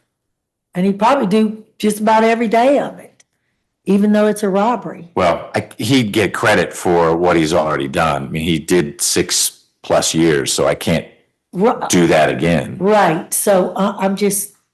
But I'm also not planning on doing that. Well, I would hope not. What's not gonna go away, Judge, is that we're gonna have to resolve this gun case at some point in Fulton County. Yeah, and it looks like Yeah. based on the warrant, I got officer side, it's not gonna be one of these, like maybe in a hearing we had earlier today where someone said, my ex-boyfriend who I'm mad at had a gun. Right. But this is one where a sergeant tells the responding officer, It's not good. I saw him with a gun. It's not good, so, I mean, I don't wanna like win the battle today and lose the war later. Right. For him. I think it doesn't look good that he's gonna keep his first offender status at all, whether you take it away from him today or that, happens in non-complex court. Like I said, had he gotten industrious and approached an attorney, probably wouldn't even be on probation right now at all. Just go close it out successfully. I think I saw a couple people today do that. They're trying to, yes. Well, the Staples guy and Yep. so anyway. I would ask, first of all, if the court would consider not sending him down the road in whatever you think is proper, so that we don't have to try to get him back to resolve that gun case. I wish, in fact, that it was indicted at this point. The good thing that I can say is he doesn't have a gun while he's selling drugs. He doesn't have a gun while he's breaking into CVS, and he doesn't have a gun holding up a bank.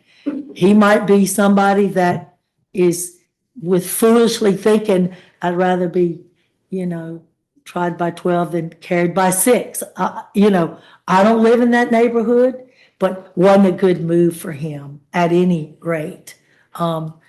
So I would ask the court to consider the fact that he does have a lot going on.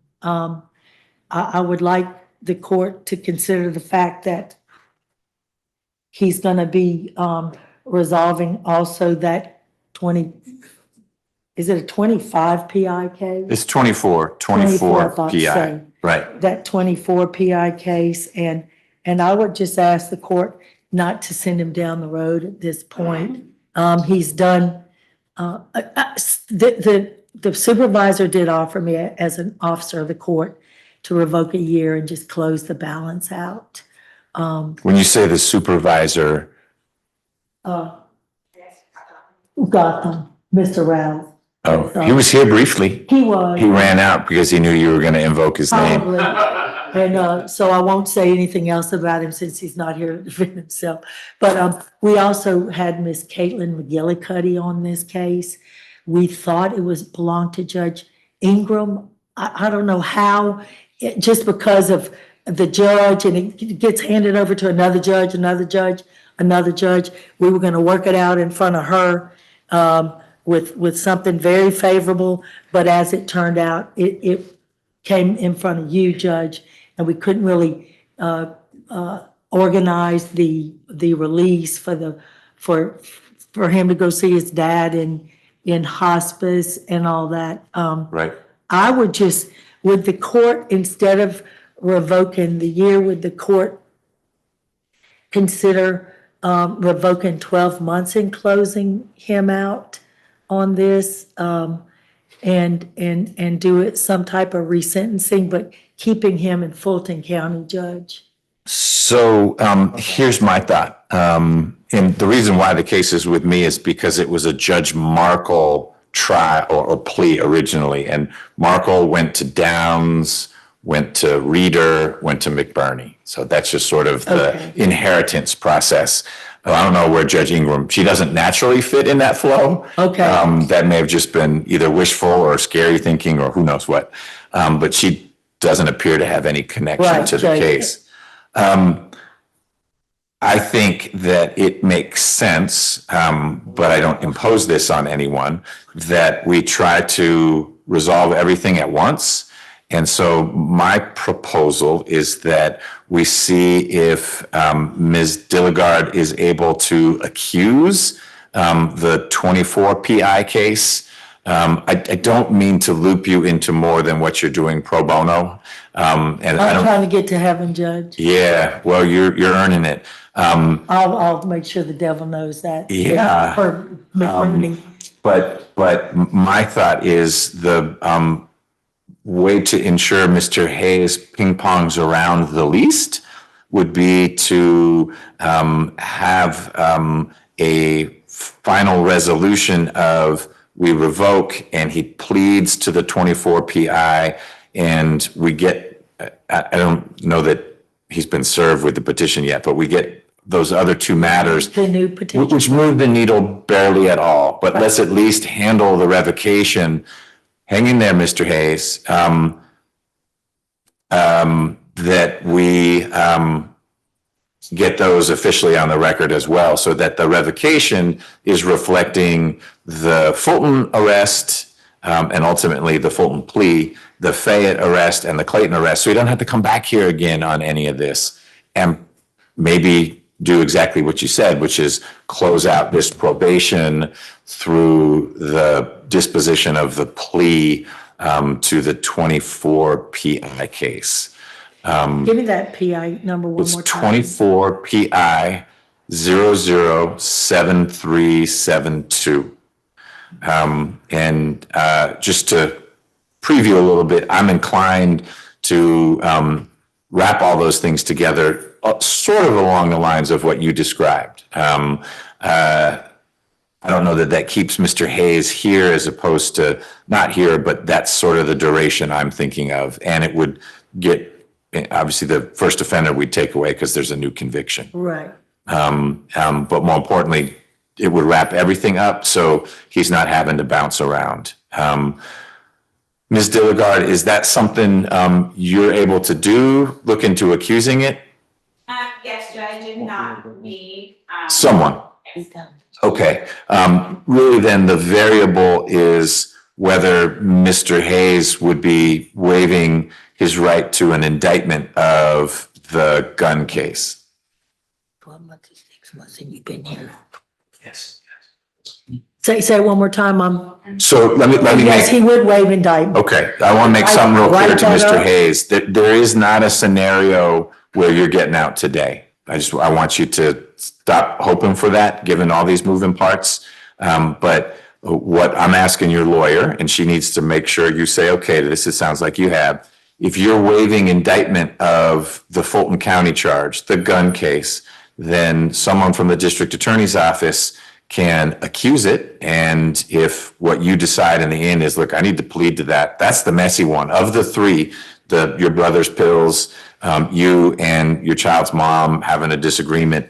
The serious one is you brandishing this gun back late last year. And we need to resolve that. And we can resolve it through a big old revocation, or you can plead to it and just have the revocation roll into that. And we close out this old case and you move forward that way. But you need to agree that you don't need the gun case to be presented to a grand jury. And if you and Ms. Rockwell agree to that, and you two can talk about it in private in just a second, that just means we can move it faster. But that's really up to you. Okay, do you have questions about anything? I've said a lot. I want to make sure you understand. I think you do because you're looking unhappy and that's the right reaction. So what I'm just want to know, like the time that I'd be facing right now, like what's. I don't know because we haven't actually taken that plea. But you heard a prosecutor say, I'm thinking 18 months. You hear Ms. Rockwell say, hey, if we could keep it at 12 months, then he might be able to stay in the local jail. But your lawyer is being realistic, which is it's not going to be a hug and you go home given all the moving parts that you've got. So to me, the holdup is, are we gonna wait to have that new case indicted? And if you want to do that, that's fine. We'll just do the revocation. But then you don't know what's going to happen with the new case. You may get a judge who says, oh my gosh, he's got this armed robbery that was reduced to robbery. He got in a fight with the baby's mother in January. And I understand they're extenuating circumstances, but you just don't control what that judge is going to do. And that judge may layer something on top of the revocation.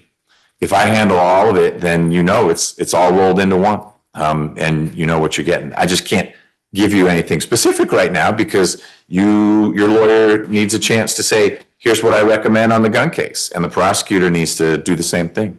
But I feel like I see some endpoints out there with the 18 months and the 12 months, and that seems in general in line with the seriousness of all the moving parts. And then you'd be done with Fulton County. I can't do anything with what Clayton does. They may toss it.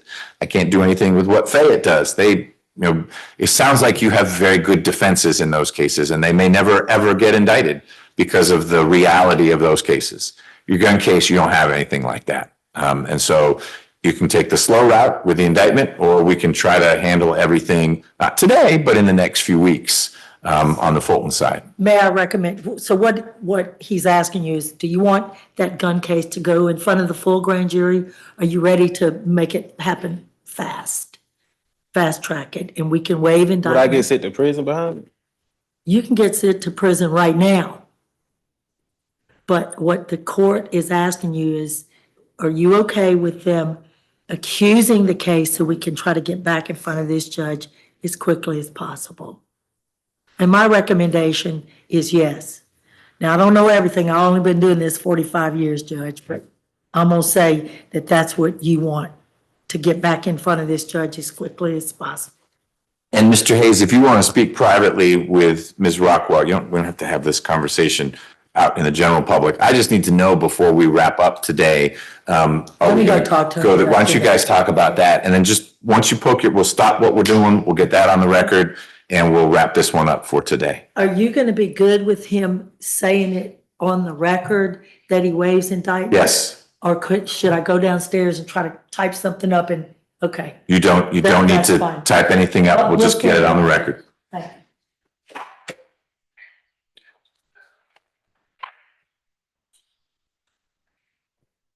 Mr. Banks, Hey, Judge, how are you?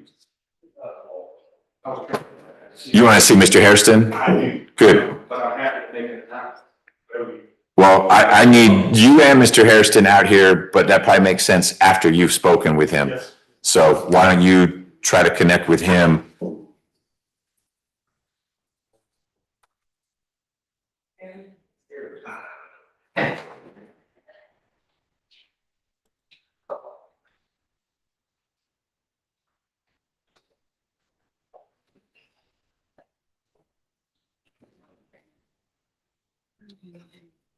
I think we need to reset because we're gonna indict the parents. So.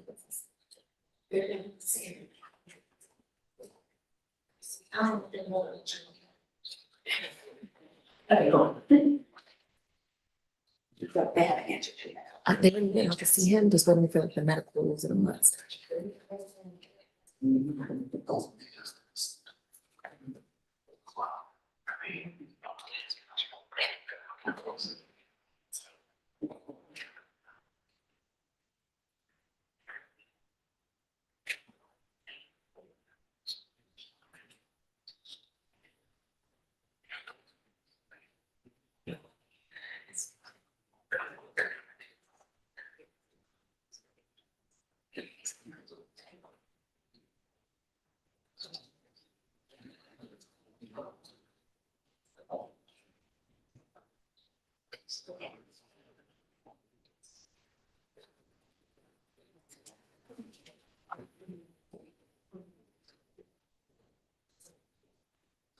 So Ms. Wood, we'll still do Williams. I haven't forgotten that. I didn't know Mr. Hayes's conversation would be this involved, but it's an important one.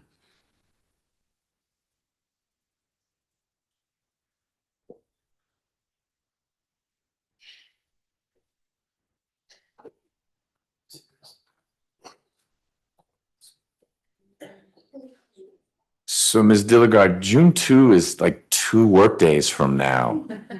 Do we have any more news? You keep looking around like someone's gonna rescue you. thought it was maybe here. He was for a while. Yeah.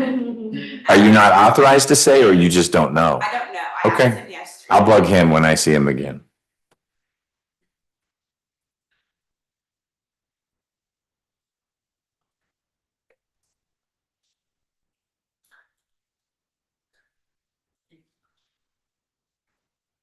Oh, I didn't, so Ms. Nelson is out next week. There's not a ton of criminal stuff anyway, so we have a little more time than I thought. Which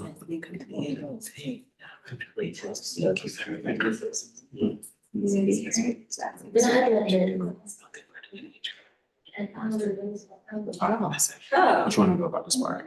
You know, Ms. Nelson. That's what I did. I was in the. Oh, shoot, hold it. Jokes. And they are community. Ms. Charles, you're handling for right now, the Hairston case? Yes, Your Honor. Okay. Is that one you'll keep? No, it will be going to ADA Dilligard. Well, that's convenient. Huh? All right. He has been in almost the longest of our jail murder cases. I think our 4 defendant one is older and one other one that Melnick was on that had to come off. But not because the state's been slow with Hairston. It's been lawyer after lawyer on the defense side. So we'll hear from Mr. Banks, but we're going to need to, as quickly as Mr. Banks can move, we'll need to move it.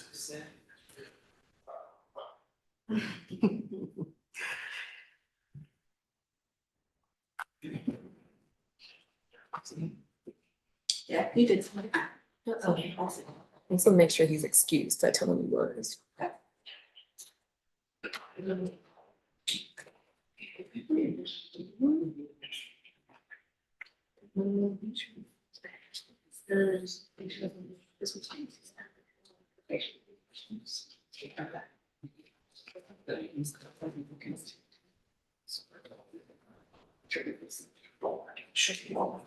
Thank you for that, Judge McBurney.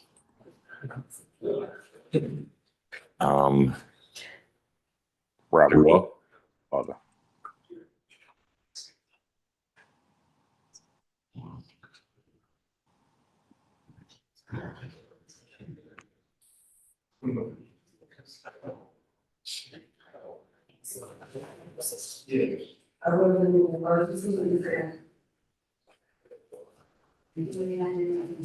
Are we able to bring someone out or not while Ms. Rockwell's back there?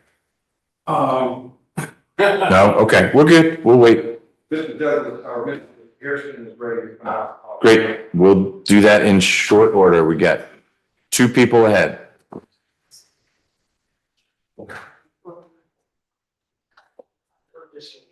That's okay. Yes.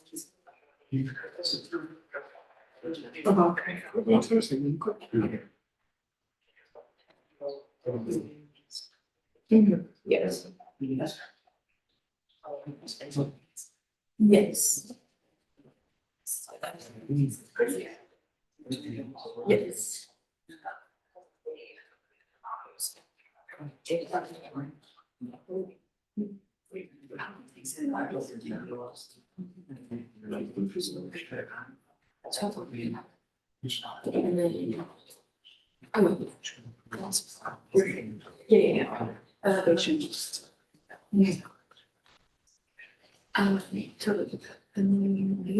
We have. Okay, perfect. Thank you. What are we doing for property? The property, affiliate, affiliate. Okay, so that's it. Should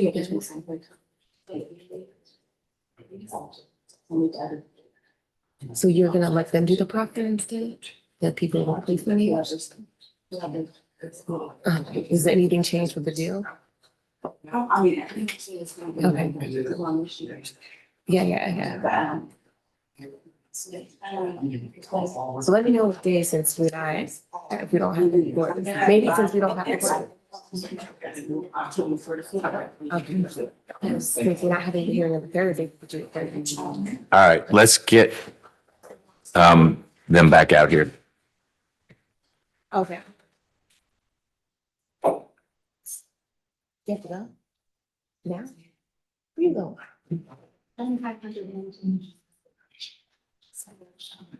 Okay. Okay. We do have some movement. Pardon me? We do have some movement. We have some what? Movement. Okay. He's wants the court to know that he's agreeing to waiving formal indictment. Okay. So we can move forward with a plan whereby Ms. Dilligard or her successor in this courtroom could look into accusing the case, and Ms. Rockwell, you would partner with that prosecutor to get whatever preliminary discovery exists in the case. Correct. Okay. Then we'll reset this for an inquiry calendar, not too far out, far enough out so that that accusation can be drawn. And you've had a chance, Ms. Rockwell, to review what case file there is in the firearm case so that you can meaningfully advise Mr. Hayes about the strengths and weaknesses of the state's case. Right. Now, what's the magic on getting on this Zoom platform? Is that possible? Meaning for you to appear via Zoom? If possible. That's Right. fine. Okay, as long as he consents to it. Well, he can tell you in advance. I'll always, on the record, have a defendant whose lawyer is appearing virtually let me know that he's okay with a virtual appearance. We just need to figure out what that date is first, and we'll let you know. And one more thing, Judge. Would the court consider a probation bond? Only because he says he's gonna lose everything. So I'm not sure what happens between now and a sentence that puts him back into custody for a little while that prevents him from losing everything. That's the disconnect for me. So he's got a house and a car. And he's got a lot of people living with him. Whose house is it, Mr. Hayes? It's mine. When you say it's yours, what do you mean by that? My name is on the lease. I rent it. Okay. And the car, It's mine as well. It's in my name. okay. And that's a car that is also a lease or there's a note on it? Yes, sir, it is. Okay. So the car, if that goes away, that's your car, it's not someone else's. But the house, it sounds like you've got a number of people living in the house. What's been going on? You've not been in that house for almost 3 months now. So someone's been paying the lease. I got my income taxes before I got locked up, and my stepmom been using that to help. Okay. Who has been helping with the kids? Family members been off and on helping. Okay. Got it. And so your concern is because let's just say hypothetically you were out for 2 weeks, which I don't think is going to happen. What are you going to do in those 2 weeks that will fix the things you're concerned about? At least try to work and then put things in position so that it can be able to be okay if anything push comes to shove. Okay. Please, Your Honor. All right. So I'm going to take that under advisement.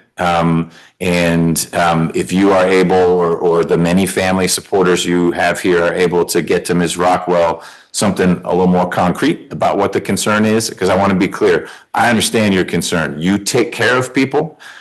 You care about people, you provide for people, and you want to be there for them. You've done some things that make that hard to happen, and that's not anyone else's fault. And I know you're frustrated by that, but you are also supported by a whole lot of people here who I get the sense are going to be that village that make sure that your daughter and your son are not left alone, and that they'll be cared for. And my guess is they want you to be focused on getting this behind you as quickly and effectively as you can. And we don't help you by saying, hey, here's a little taste of freedom, and then you're going back in, and here's a little more freedom. I think that the wisest thing said so far today in connection with your case was Ms. Rockwell's request to, could we just wrap all this up into one so there are no more moving parts, no more probation. He's been on probation forever. It was a really long sentence. He's done some time. He screwed up with the gun. Fayette can probably be solved. Clayton can be solved, but could we just be done with Fulton? And by waiving indictment, we can move that forward and try to package it all into one. You're not going to like the package, but you know that. It's not going to be 90 days. It's going to be something more than that. And Ms. Rockwell will argue for the smallest possible number, and you've already heard what the state's going to be arguing for. But the point is, you need to get there so that you are taking care of that and not bouncing between I'm over here and then I'm in and I got to go to Clayton and all that kind of stuff. So I'll take that under advisement. And if Ms. Rockwell gets me something where it looks like, oh my gosh, there'll be kids living on the street if we don't do X. I have a heart too, and I have kids, and I wouldn't want my kids on the street. But you're in a tough situation right now, and you need to own that because it wasn't something someone else did that got you into this pickle. All right, Ms. Rockwell, we'll get that date for the calendar to handle everything out as soon as we can, and you can work with Mr. Hayes and his family about virtual appearance or not. I'm always open to you being on that screen. You're no less effective in that format. So Okay. I'll try to get also and share it with the state, like what his lease looks like, what his car note looks like, all that. Whatever they share with you. All right. When we turn myself in, do they play a part? And he asked a good question. He said, does me turning myself in play any part? And I'm sure it did, Judge. The fact that you came back, 100%, 100%. It paints a much more complete picture of who you are. That and the fact that you have so many people here supporting you, because otherwise it's sort of this dry version of brandished a gun at a group of people, officer saw it. I'm thinking this is a guy on first offender probation for effectively an armed robbery, and you've got a gun again. Come on, how am I supposed to feel good about that? And if that's all I had, you could understand why I'd say you forfeited your all sorts of opportunities. But there's a more complete picture. Dad, responsible for your siblings. All these people care about you, and they care enough about you that they're pitching in to take care of the kids. You were grieving for the loss of your father. You came back after that. You could have driven off into the sunset and made me look like a fool for having given you that bond, but you didn't. So yes, there's a complete picture that Davion Hayes is more than his history, and I get that. Today isn't the day that we wrap all that up, okay? We'll see you soon. Judge, may I be excused? Yes, ma'am. Can we bring Mr. Williams out next?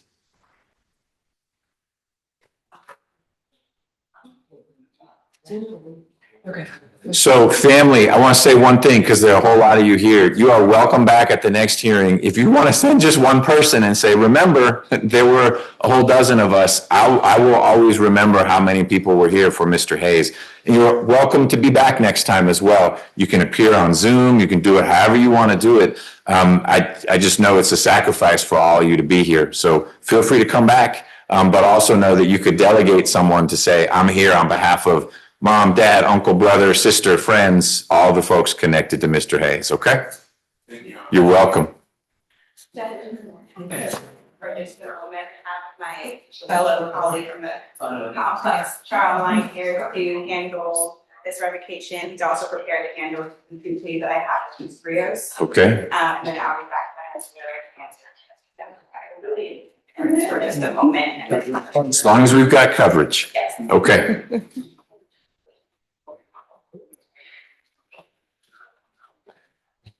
Mr. Williams. Hey, how you doing, Judge? I'm all right. It's been a long morning already, but it's nice to see you. Let's get on the record in your case. This is 21 SC 179174.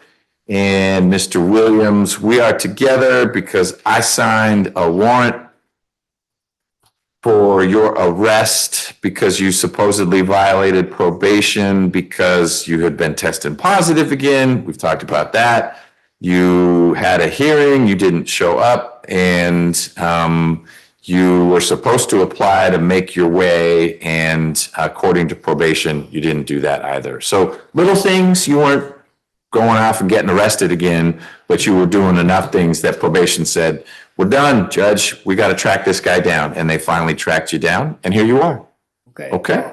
Ms. Wood, Yes. is Mr. Williams admitting to these different technical violations? Yes, sir. Okay, and tell me what the recommendation is. Yes, Judge. So I've been working with Officer Simpson and Siligard on this case. Probation's recommendation is to revoke 4 months and then reinstate him to probation. He's been in 67 days so far. Judge, he is a trustee at the jail. He's 57 years old. I have Miss Tony Bryant here from Community Healthcare of Georgia. She is a caseworker that has worked with Mr. Williams in the past. She is willing and eager to continue working with him. And then he's also been accepted into PAD. So I don't have a release date yet, but I'm hoping to get that soon so that we can. And we can release to PAD. I know PAD's not a condition of anything, but we're able to release to PAD? Yes. Okay. We do a transport order. I've had no issues doing that. Okay. And so I'm just waiting. My contact there is out of office, so I'm just waiting to get an actual date that they'll be ready for him. Okay. But that is what we are proposing the court as a resolution for this Okay. probation matter. I would love to hear from Ms. Bryant about the services that her organization is prepared to provide to Mr. Williams, assuming he takes advantage of them. Please. You can stand right next to Mr. Williams. That way the court reporter can hear you. And thank you for being here. I know we've kept you here for a little while. Okay, I don't know if you remember me from the last time when he was in the diversion. I do, when Mr. Williams was in drug court, I do. Yeah, so I've been working with him since then. He's been to treatment centers, he's been trying to get sober, and he's doing his best because he has a therapist, he has community healthcare, does case management, skill building, as well as individual and family therapy. I'm familiar with all his brothers, and we contact each other, and I ask them, you know, how's he doing, what he doing? And I am always aware of what Willie does because he has my phone number embedded in his head. That's a good phone number to have. But he's been, I just need to tell you, he's doing much better. I think this jail has changed him. You know, one day you hear that pop and you realize that I can't do drugs and drink anymore, but that's a process and I'm willing to go that road with him. What would well, let me ask one question of probation. I'm going to come back to you. Ms. Simpson, how much time is left for Mr. Williams? It's 2 years, 9 months, 4 days. And is this his only case? Okay. All right. So a little less than 3 years. Ms. Bryant, if I wanted to include, if I wanted to modify his probation, if it's not already in there, to include as a condition that he stay connected with you or with community health care, what do I say in there? That he participate in the community health care program or? Yes, the agency, and I'm the therapist. So I'm all of his, the therapist, the case manager. I'm the whole social worker. And that's what I do for him. We do talk daily, but old playgrounds and old playmates is the trigger. Yep. And his trigger is his brother. Well, I remember one of the struggles we had when drug court was ending for Mr. Williams was all these stayaways with his brother. I mean, that there's a tumultuous history. My guess is they love each other, but it is a tough love. Exactly. They love each other too much. Yeah, they love each other with baseball bats sometimes. Okay. So would I say continue therapy and care with community health care? Is it community health care of? Georgia. Of Georgia? Healthcare of Georgia. Of Georgia, And okay. that's in Amaro. Okay. Excellent. And that's not putting a burden on you and your organization that you're not willing to bear? No, Okay. we're fine. I am totally his Okay. from Community Healthcare of Georgia. Okay. All right. So your recommendation then, Ms. Wood, is basically a release to PAD. So it would be revoked at least 2 months, and then release to PAD, reinstate the balance. I'll add this condition of continued therapy and care with Community Health Care of Georgia. And housing, things like that. That's what I'm looking for. He was on waitlisted, Okay. waitlist for apartments and things, but All right. That's one perspective. What is the state's view as to what ought to happen based on these technical violations from Mr. Williams? Yes, Your Honor. Marquez Jones, just for the court reporter. Thank you, Mr. Jones. Yes, Your Honor. So we agreed to revoke the 4 months. So when you say agree, I didn't hear Ms. Wood say revoke 4 months. Oh, probation is saying revoke 4 months. Got it. So there is alignment between DCS and DA. Yes. Okay, got it. All right.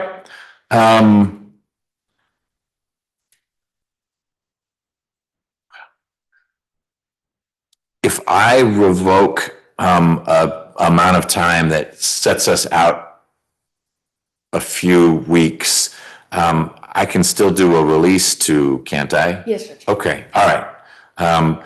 Mr. Williams, anything you want to add or any questions about what we've been discussing? Yeah, George, I wanted to say this to all. Since I had left probation, I had went into rehab. I had been in rehab for 4 months. I was still in rehab. I went to model transfer to get me a model card. And I went through the gate not paying. That was it. I was in rehab. I've been recovering for 4 months. But now I'm about 5, 6 months now clean. Okay, well, that's good. I hope that persists. Don't go through gates at MARTA without a MARTA card. But you need to embed a second number, Mr. Williams. You need to have a second number up here. I know you know how to reach Ms. Bryant, but you got to get your probation officer's number up there, because that's great that you went to rehab, and no one wants to discourage that, but DCS needs to know that. And so your officer needs to get a call. Hey, it's Willie Williams. I'm at the Community Healthcare Treatment Center in Augusta right now, or wherever you are. So they can say, great, we just need to confirm that. We're going to call the center. Yep, Mr. Williams is staying here. And then everyone calms down. But when you become hard to find, that becomes a problem, because hide and seek is not a game DCS likes.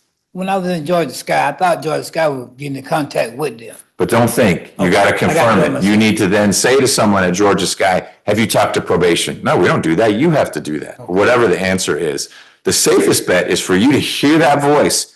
This is Department of Community Supervision speaking. Whom am I talking to? It's Willie Williams. I want to let you guys know everything's okay.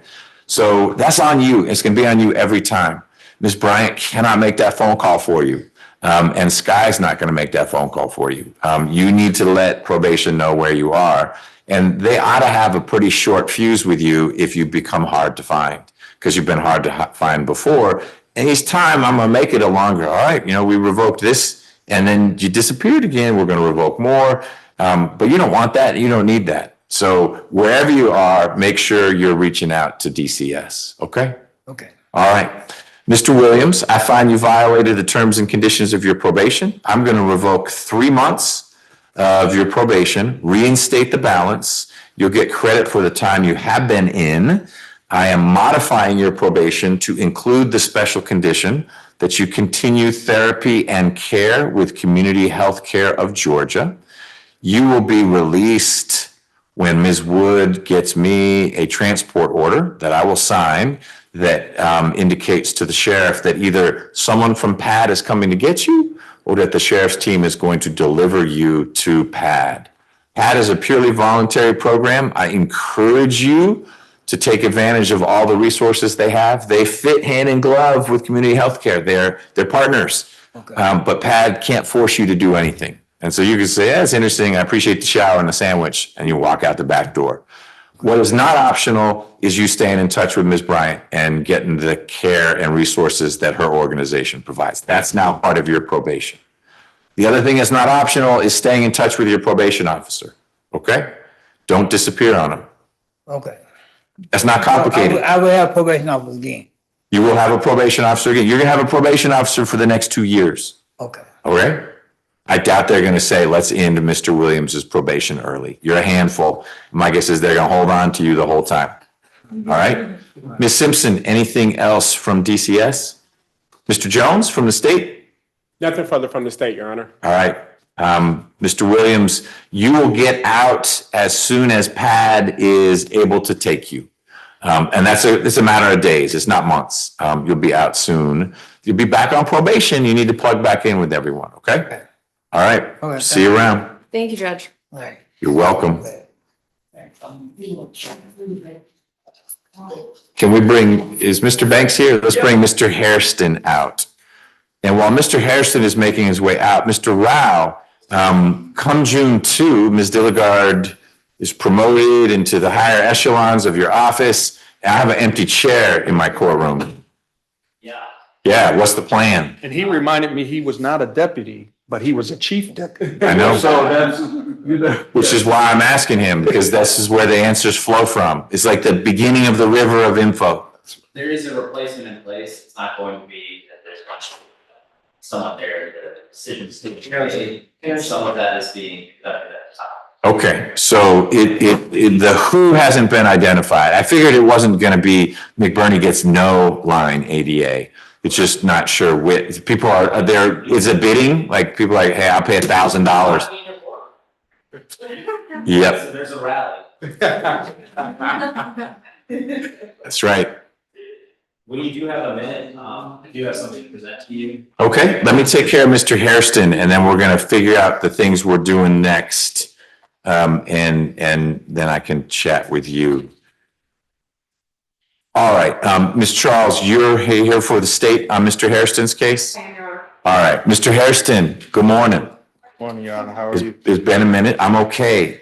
You have standing next to you your newest and next and hopefully final attorney on your case, Mr. Banks. I know you met him at least once because he was back there with you. He filed an entry of appearance just a few days ago.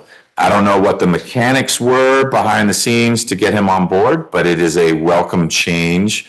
Mr. Johnson, who was working hard on your behalf, had a number of very, very serious health setbacks and is physically unable to continue to represent you or anyone else.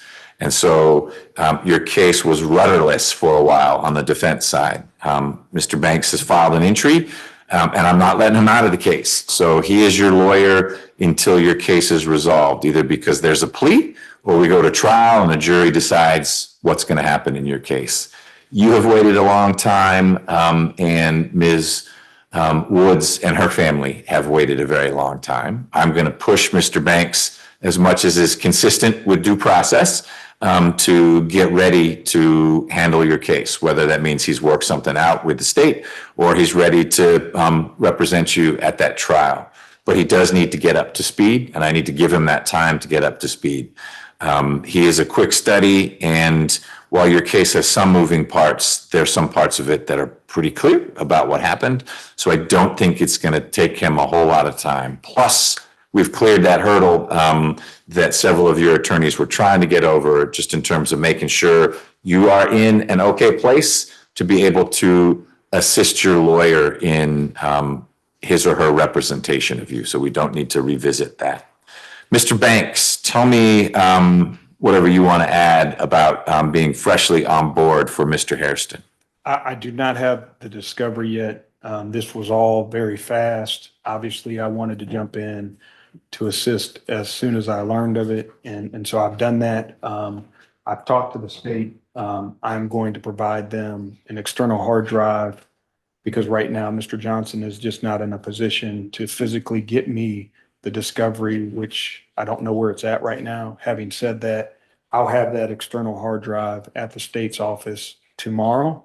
They'll copy it for me, and then I will start to review it. I don't know where. I think this was the final. Is this a status as I understand? Today is just inquiry.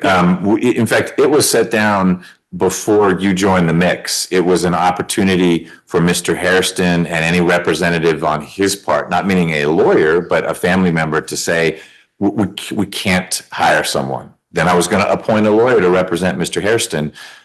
because of Mr. Johnson's incapacity. The family clearly had resources at one point. Ms. Miller was on the case, and then she had to come off, and then Mr. Johnson was, and he had to come off. You're here, and the origin story really don't matter to me. You're here. Yeah. And the state, for a third time, can provide discovery. Not your fault, but this will be the last time I'll be requiring the state to provide discovery. Ms. Miller didn't do a clean handoff to Mr. Johnson, so he needed it. I'm understanding why Mr. Johnson is unable to. I think people are having trouble just getting into his basic files, and so we're not going to worry about that.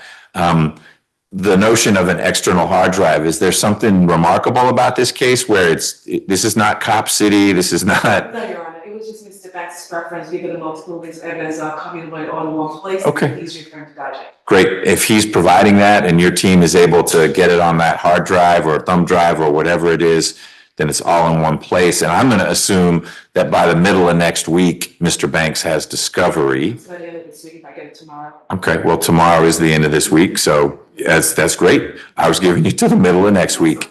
And then, Mr. Banks, I guess what we'll need to do is get an update from you as to a timeline. You need to get through that discovery. There had not been any evidentiary motions filed by your predecessors. Those deadlines passed. They obviously need to be reset. You're going to take a fresh set of eyes to look at it. But I think we were in a posture to say, let's try the case or resolve it. But we had moved past there's a motion to suppress or there's not. There had been the whole piece about an evaluation, but that was dealt with.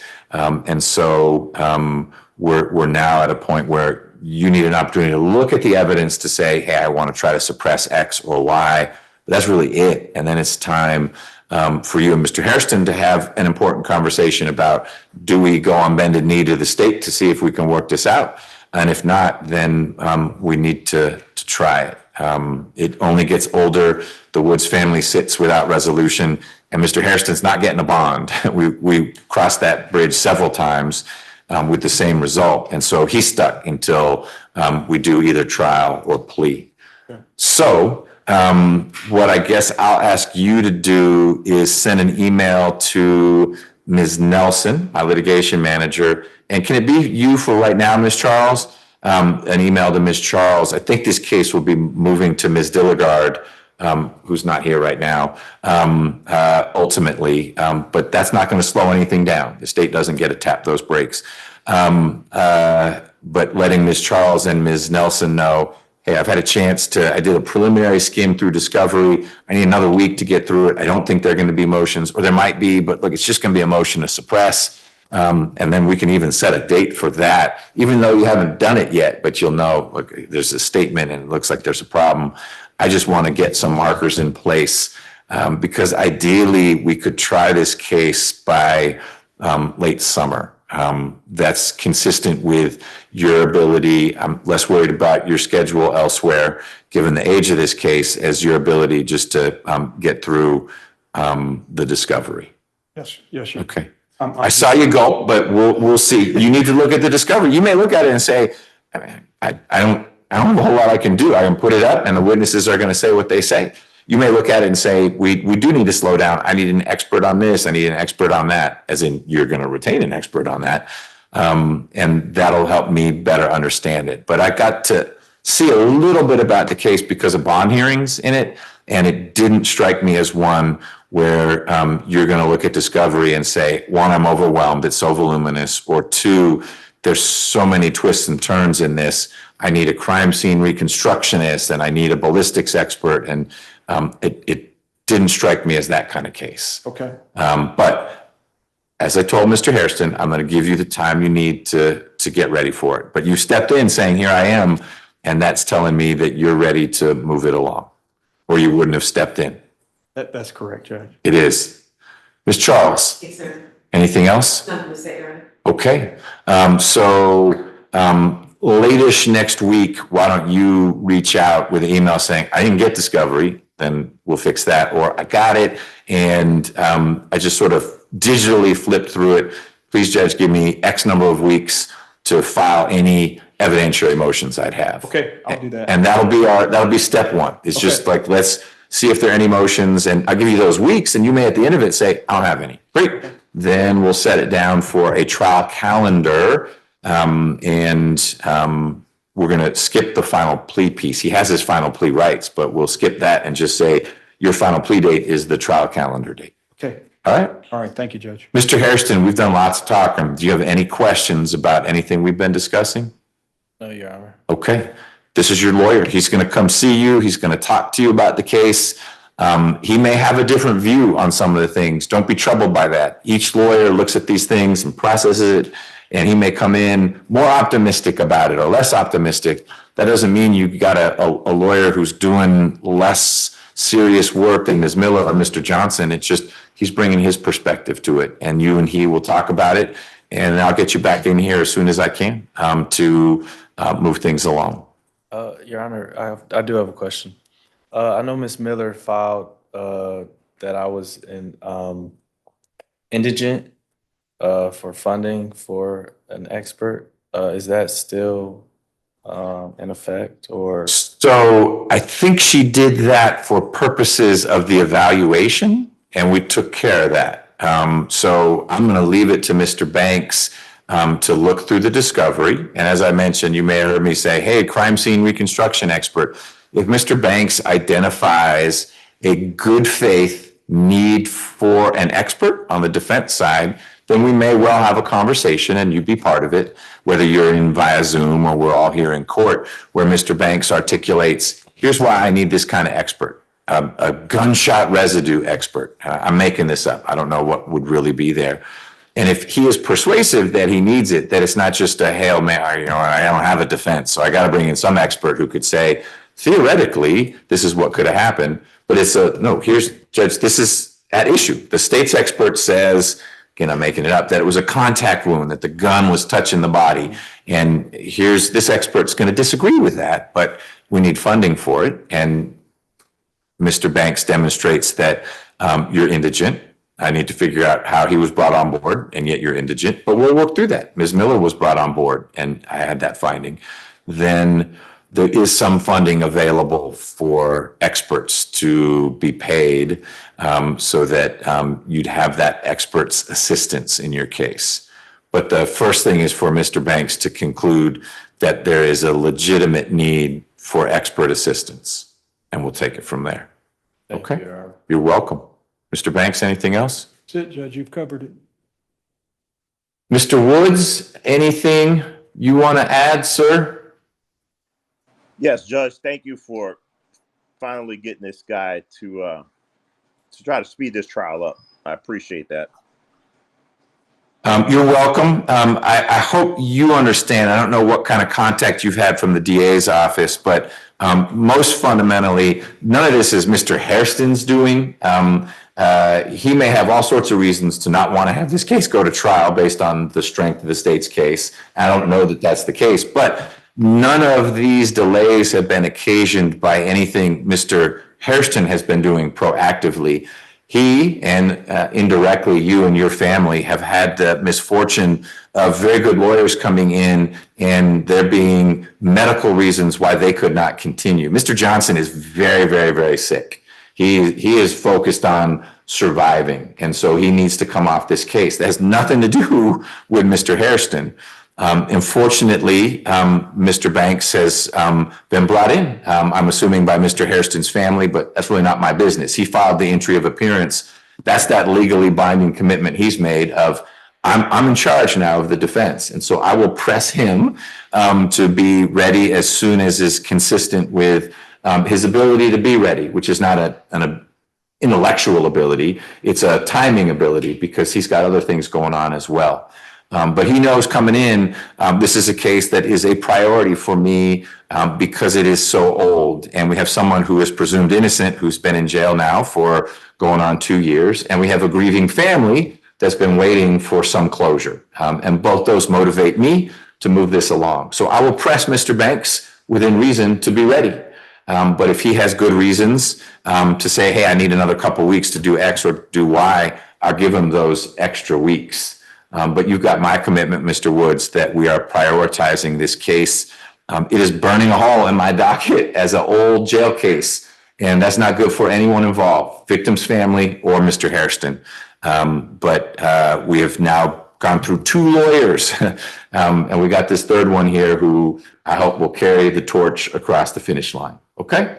You can't imagine my frustration with it. So I cannot imagine. I know it's there. I feel it, and you're entitled to it. And my role is to minimize it going forward. Okay. Okay. All right. I appreciate you being here. You'll get notice through the DA's office the next time we're together, and you and your family are always welcome in person or virtually. Thank you, Judge, because my daughter was my queen. Understood. Understood.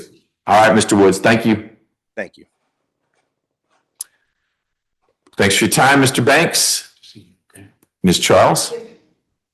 Thank you, Judge. May I be excused? Yep. So we will look to hear from you by end of next week. Okay.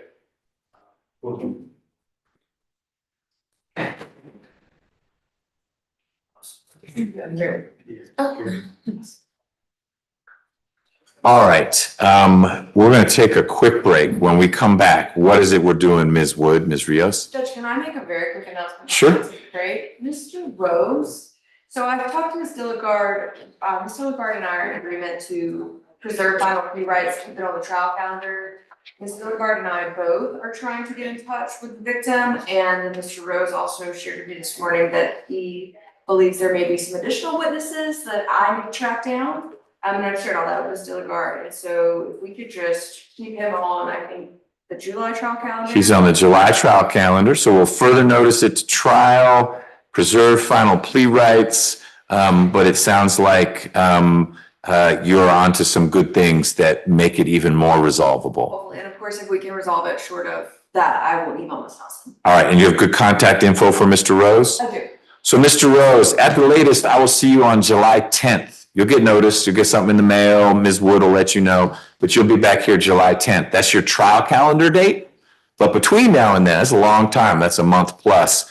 If Ms. Wood is able to talk to some of these witnesses you mentioned, and who knows about whether the state can track the victim down, we may try to get you in here earlier because there's a favorable outcome for you, okay? Okay, just like I saw my mom. Stop. Okay. I will talk with him, John. Okay, do what she says. Yes, Judge. So I think we're good to go. We have good contact information. All right, Mr. Rose, I appreciate your patience. We'll see you soon. All right. All right.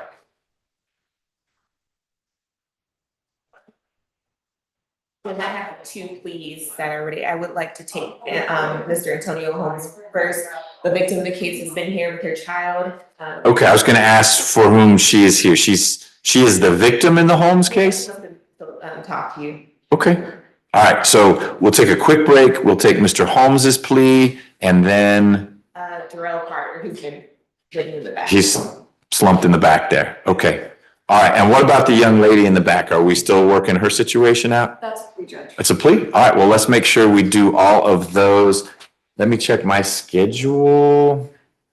We're good. So we'll take a quick break, like 5 minutes. I'll come back.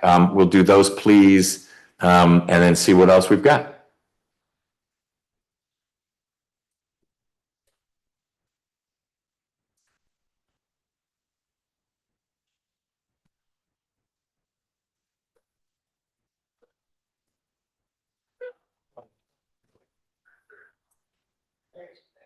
Oh, there's some. There you go.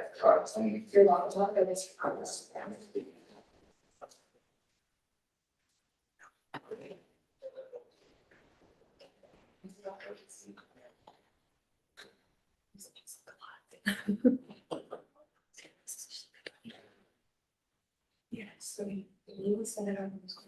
Was really his here. The next step.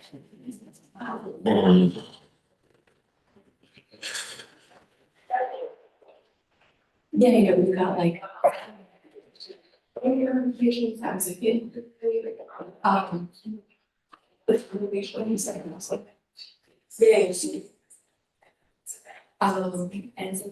it. And It's really sort of black and versus things is that it's please my love. Preserve space. Please. Can you left truck out there? He has a very and then he has so he was off the head. So yeah, there's otherwise. That's what we're doing.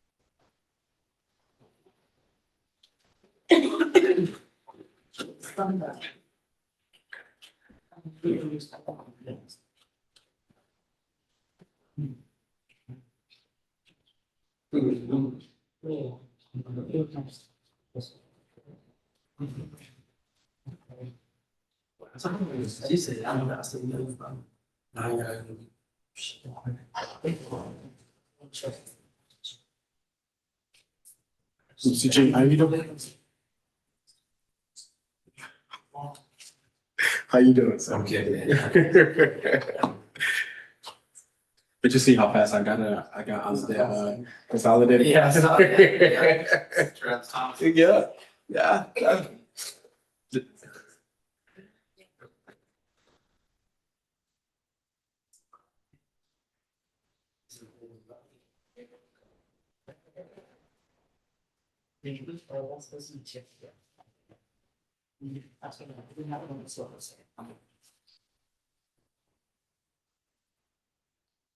So, because I'm sure I was in this space. I thought we were doing like you. Only either. And then I'm like, look, that's my mind. I asked him. That I'm going to follow that. Yes.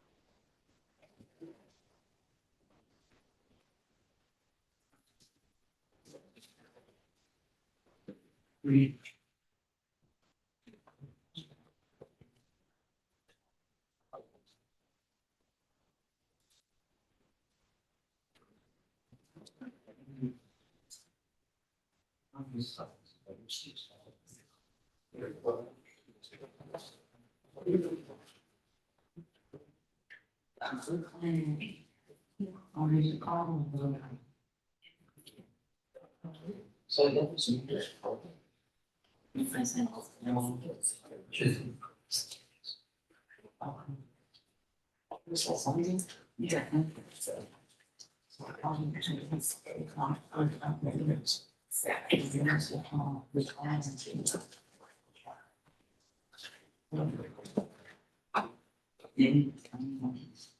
that was that now must replace. Yeah, it's hard steps. You know, sorry. So that so I find that so we can more portrait. From village like this.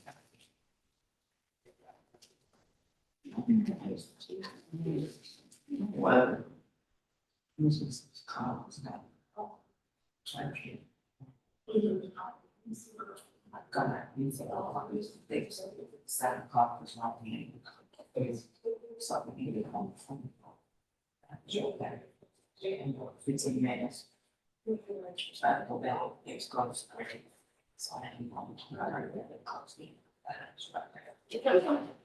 Today, yeah, I'm still here.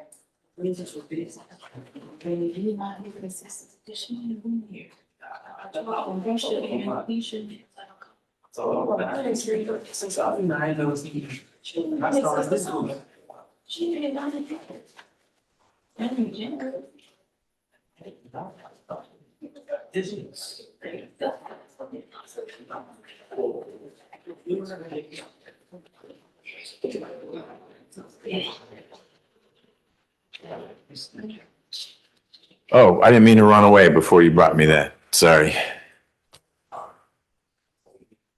Florida has a council served and presented them with a waiver. It's not a test. Yeah. Florida wants someone from here. Okay, so you're helping Florida with this. Okay. They've signed a waiver. So this is be the equivalent of you're looking for someone in Florida. I might sign a material witness warrant, and then a counterpart of yours in Florida would get in front of a Florida judge saying, okay, Fulton County's trying to get, okay. All right. So you're bringing this to me just cause it's not, has nothing to do with any of case that I have. Oh, I heard about that. Yeah, the immunity thing. Okay, happy to help. Is this someone who will go into custody here? No. Okay. She's agreed, I'll do all this. Oh, and here's theirs. Okay. Here's their certificate, and then exhibit B is going to be her waiver that she signed. Okay. Got it.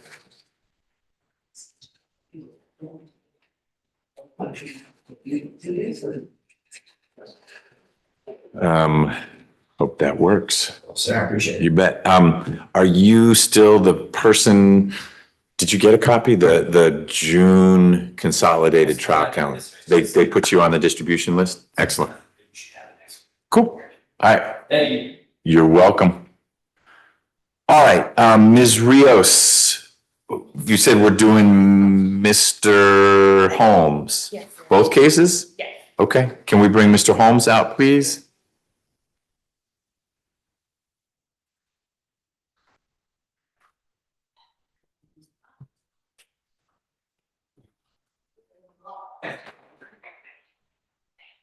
Mr. Jones, where are you when you're not stuck in here? Judge Whitaker. Judge Whitaker, all right. She is starting up YSL round 2? Correct. Yeah, she just put in a request to come off the criminal wheel. How many defendants are left? I believe we're at 2. 2. And are you going to be involved with that? No, Your Honor. I'm trying to put in a bid, come down. Yeah, well, I haven't opened it here. How long is that forecast to go? I have no clue. Okay, hopefully less long than last time. 100%. Yeah, well, 100% would mean 0, but hopefully maybe like 80% less long. Okay. We'll see. Mr. Holmes. Hey, how you doing now? I'm all right. You ready to go forward? Yes. Ms. Rios tells me that you are prepared to enter a plea in both your cases. Is that correct? Yes. Okay, I need you to speak up a little bit. Our court reporter is gonna, you don't need to, as long as you speak up, you don't need to lean in. Need some water. Yes. You need some water. I'm fine. You're fine? Okay, I don't have a source of water out here. So Mr. Holmes, in just a moment, Mr. Jones, who's a prosecutor from the DA's office, is gonna put you under oath, and then he's gonna ask you questions about your rights as a criminal defendant, et cetera. You'll need to answer those truthfully and completely and loudly. And at any point, if you have a question about anything, I need you to let me know so that Ms. Rios or I can answer your question. Will you do that? Yes. Good. All right, Mr. Jones, when you're ready. Good. I'm sorry. Good morning, Mr. Holmes. Please raise your right hand as best as you can. Do you swear or affirm that any statements or testimonies you should give in this matter currently before the court shall be the truth, the whole truth, and nothing but the truth? Yes. You may lower your hand. Please state your true, correct, and legal name. Antonio Holmes. And are you at this time taking or under the influence of any medicine, drugs, or alcohol? No. And is there medication you normally take that you have not been given today? No. And how old are you and how far have you gone to school? 50 years old. I completed trade school. I have as an electrician. All right. And are you able to read, write, and understand the English language? Yes.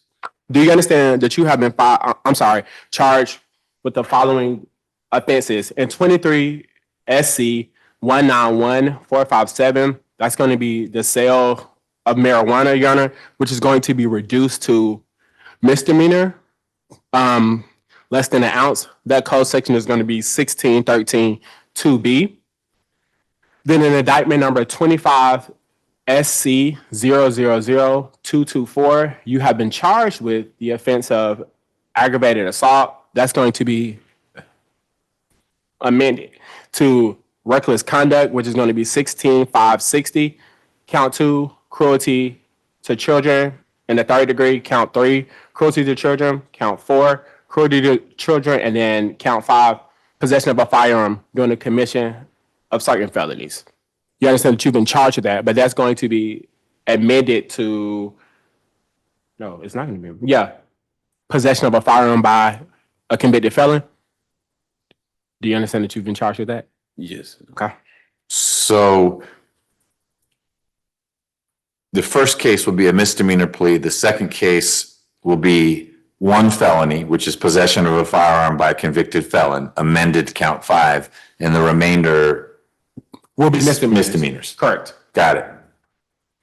Do you understand that you have the right to plead guilty or not guilty to these charges? Yes, I do. Do you understand that if you were to plead not guilty or remain silent and refuse to enter a plea, then the state is required to prove the charges, beyond a reasonable doubt at a jury trial? Yes. Have you had enough time to speak with your lawyer about all of the circumstances, including in this indictment against you, that includes the facts and circumstances related to these charges?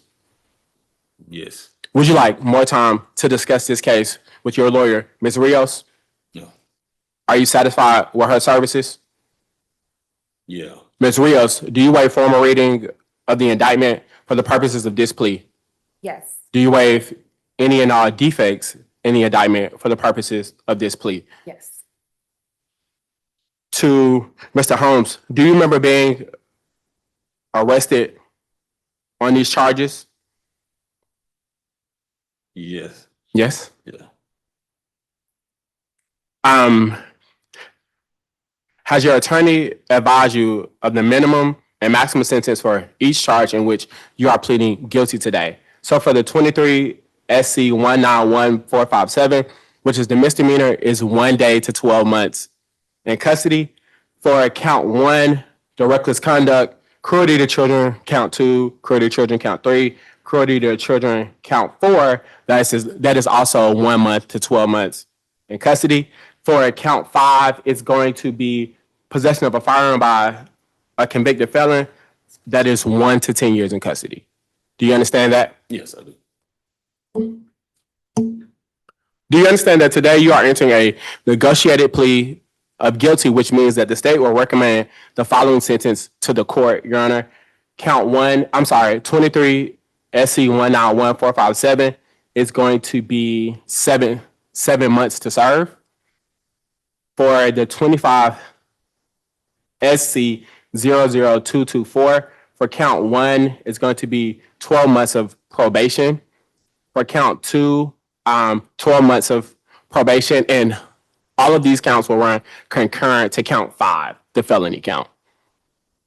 Count 3 is 12 months of probation. Count 4 is 12 months of probation. For count 5, is going to be 5 years to serve 1, balance probated, with the special conditions of no further contact with the victim, except as for the care of the children, third party exchange, family violence, substance abuse evaluation, and to seek/maintain lawful employment.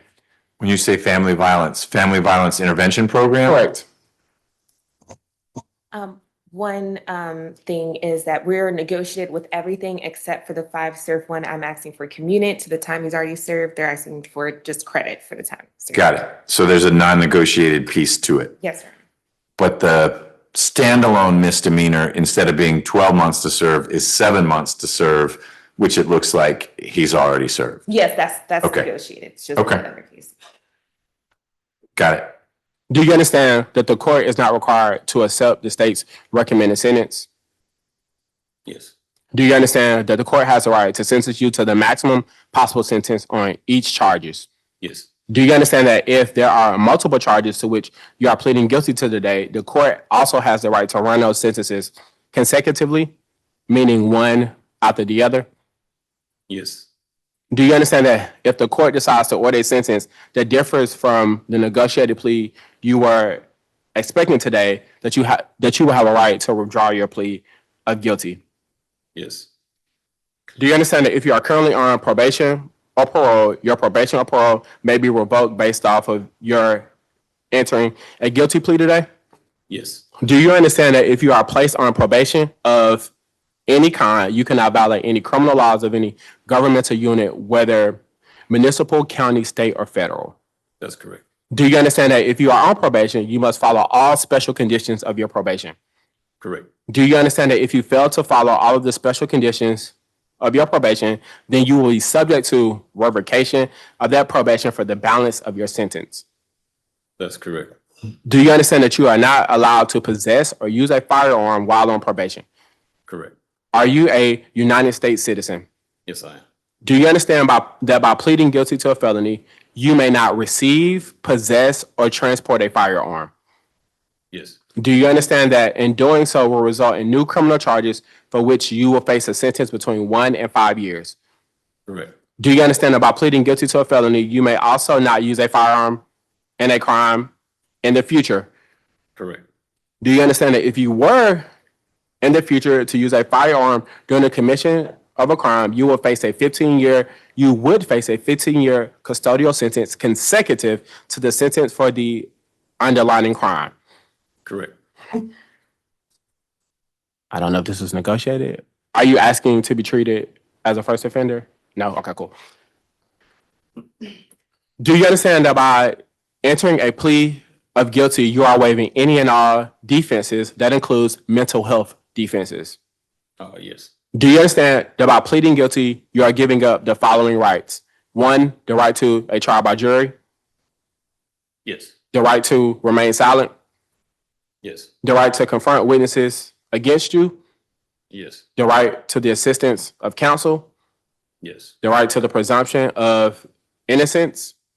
Yes. And the right to appeal if convicted of these charges at a trial. Correct. Is it your decision to waive these rights, which means not to use them, and enter a guilty plea today? That's correct. Has anyone forced, threatened, or promised you anything to get you to enter this guilty plea? No. Is it your decision to enter a guilty plea because you are in fact guilty?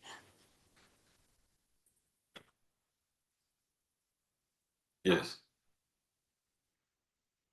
Mr. Holmes, how do you plead to the charge of possession of marijuana less than 1 ounce in indictment number 23 SC 191457? That's guilty. And how do you plead to reckless conduct, cruelty to conduct in indictment number 25 SC 000224? Guilty. How do you plead to cruelty, count 2, cruelty in the third? Guilty. Count 3, cruelty in the third? That's guilty. Count 4, cruelty in the third? Guilty. And then count 5, possession of a firearm by a convicted felon. Guilty. Is this guilty plea given freely and voluntary with full knowledge of the charges against you?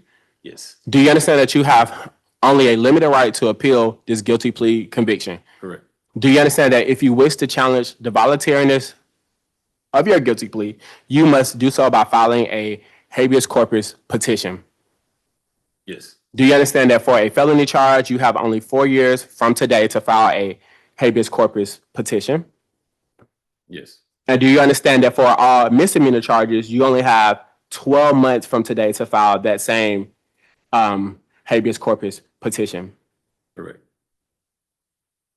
Your Honor, had this case going to trial with indictment number 23 SC 191457, the state would have been able to prove beyond a reasonable doubt on December the 15th of 2022 at 11:30 p.m. in Fulton County, 275 Peyton Road, Southwest, and Fulton County, officers observed a silver vehicle traveling south at a high rate of speed.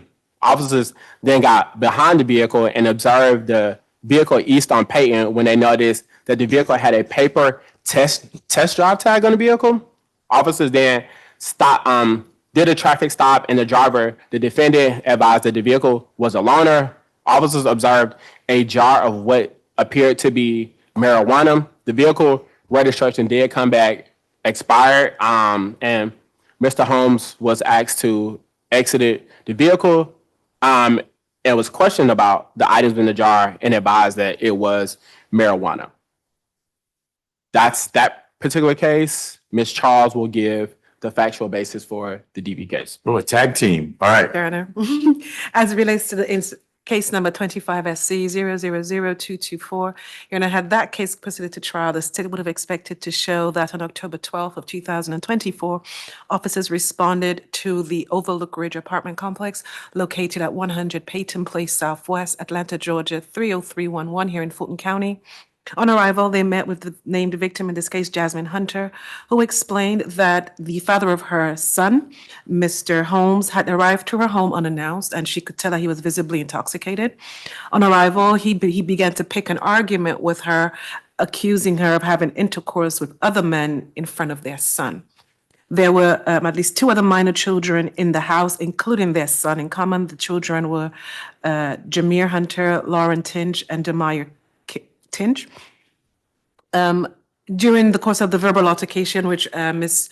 Hunter denied what she was being accused of, she then said to officers that he went into a bedroom and then came back out and pulled a gun from his waistband and starts waving it about. She was clear, he didn't point it at her. She indicated he pointed the gun at himself and threatened to kill himself in front of her. During the course of him waving the gun around, the clip fell out of the gun.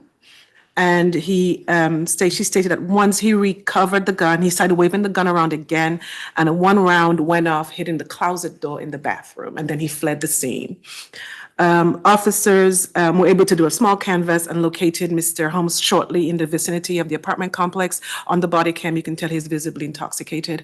In speaking to Ms. Hunter earlier this week, she explained that he's otherwise a good father. When he's intoxicated, however, he does act out of control. She wants nothing romantically to do with him, but they are co-parenting. And so to the extent that they will continue to have that the child in common, we requested the third-party exchanges for custody.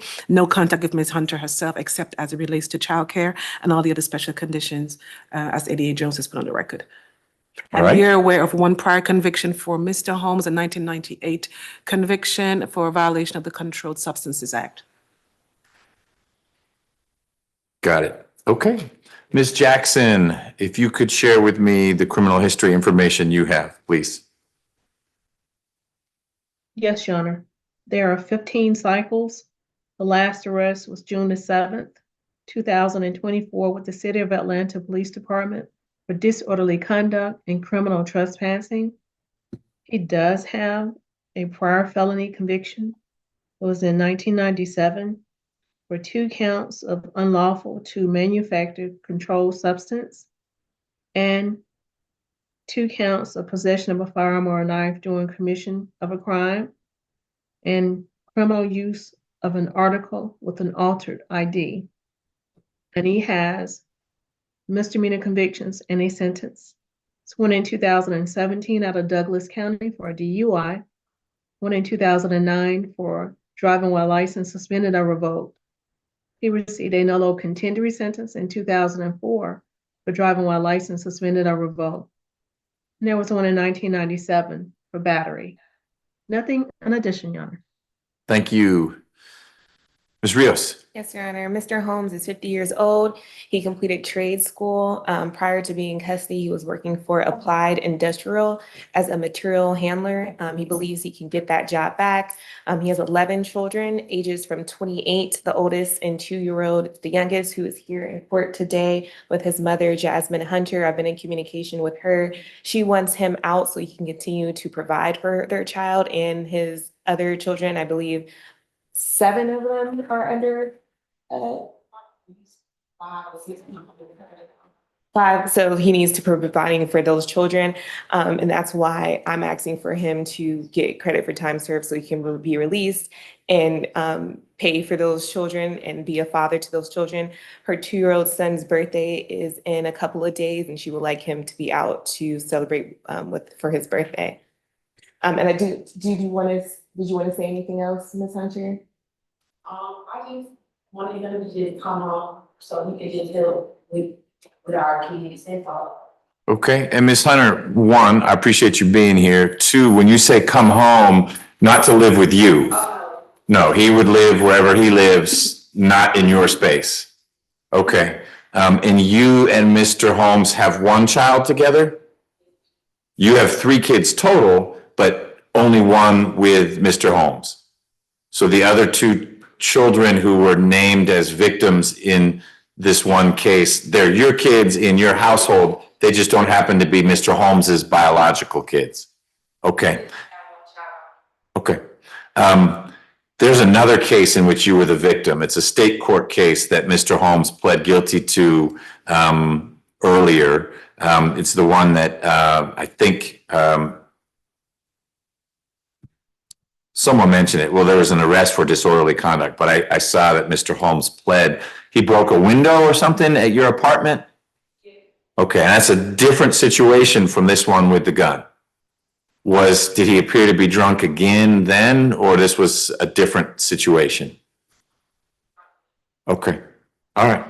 And your request is that Mr. Holmes be able to spend time with his son, but not with you and the son. It would be. Well, I don't have like no other family that will go like reach out to him as far as like getting my son. But he's with me 24/7. So I don't have, I don't have nobody else to communicate with to get with him. So that's how we can communicate with each other. Okay, you don't have I have family, but they don't stay in the area. Like my family stay like further out, like Stone Mountain. Oh, okay, but they don't stay in Oklahoma. Okay. They're just further away. Okay. So I'm going to ask you to talk with Ms. Charles real briefly about who a good family member is, who could be that point of contact. I don't want Mr. Holmes reaching out to you directly.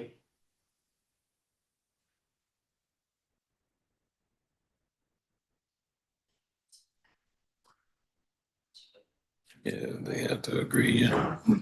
He's got a whole bunch of kids and some of them are grown, so maybe some of them could play that role. But I'm fine if it's Mr. Holmes contacting, I'm making it up, Ms. Hunter's aunt to arrange something. And then the aunt reaches out to Ms. Hunter saying, here's the situation. Okay.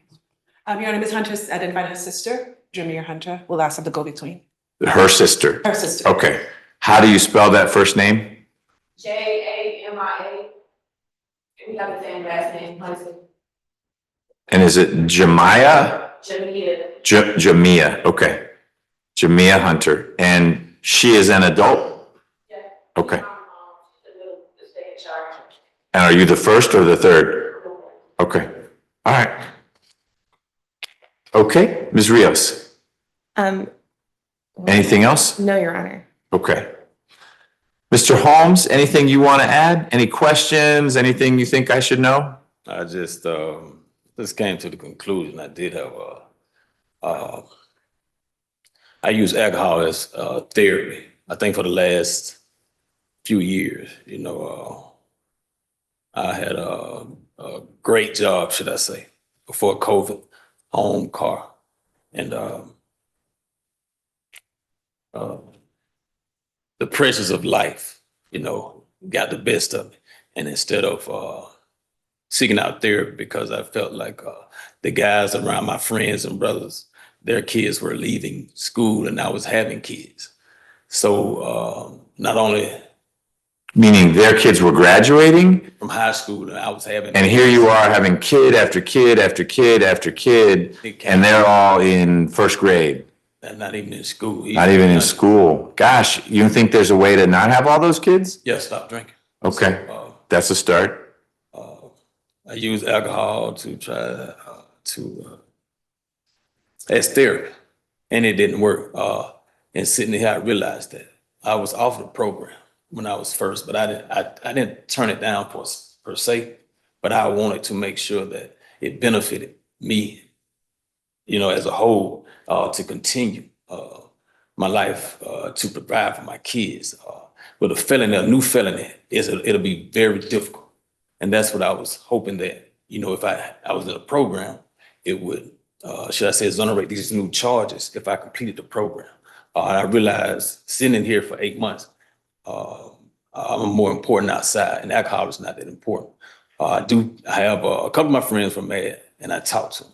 And one of my friends told me when we used to drink, I used to laugh. Now I would get upset. So I think I know I was stressing now. And that's it. Like, I'm not making excuses up for anything, but I know now I could have reached out, but I just felt like it was so much pressure. Sure, it's not easy. You were juggling a lot. That's a lot of kids. It's a lot of pressure. I hear you. But it sounds like you have made some realizations about what you need to do to handle, because that pressure is going to be there when you get out. Those kids didn't disappear. They're still little. They still need food, clothes, shoes, PlayStation. Correct. And it's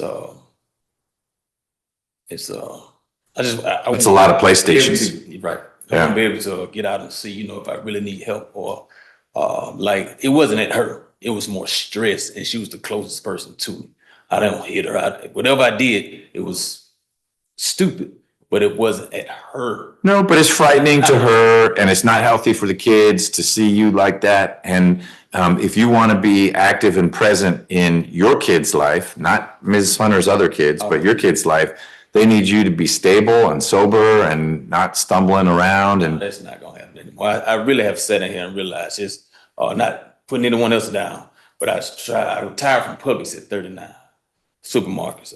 I went to school for an electrician. I did 2 years, came home, and I became a supervisor for, I think, 5 years until COVID occurred. And I would do odds and ends because of the money I had saved up. I think that was the pressure. I tried hard and I made it. And I don't know what happened. I think I kicked God out when the pressure started coming. I grabbed the bottom. So yeah, that's a big part. I'm not, the guys I'm around, I'm not knocking them, but that's not me. I know I'm better than where I am. Okay. Not better than them, but I know I'm better than that. And just sitting in the jail, it's not good for my kids. I'm a father. My son, my 6-year-old son knows you have a collect call. He thinks that's me coming from work, and that's sad. You've been at work for a long time. It's a collect call from Tony, and he repeats it, and that's not funny. It's not fun. Nope. Well, I hope that's the kind of thing that keeps you sober and on point. Yeah.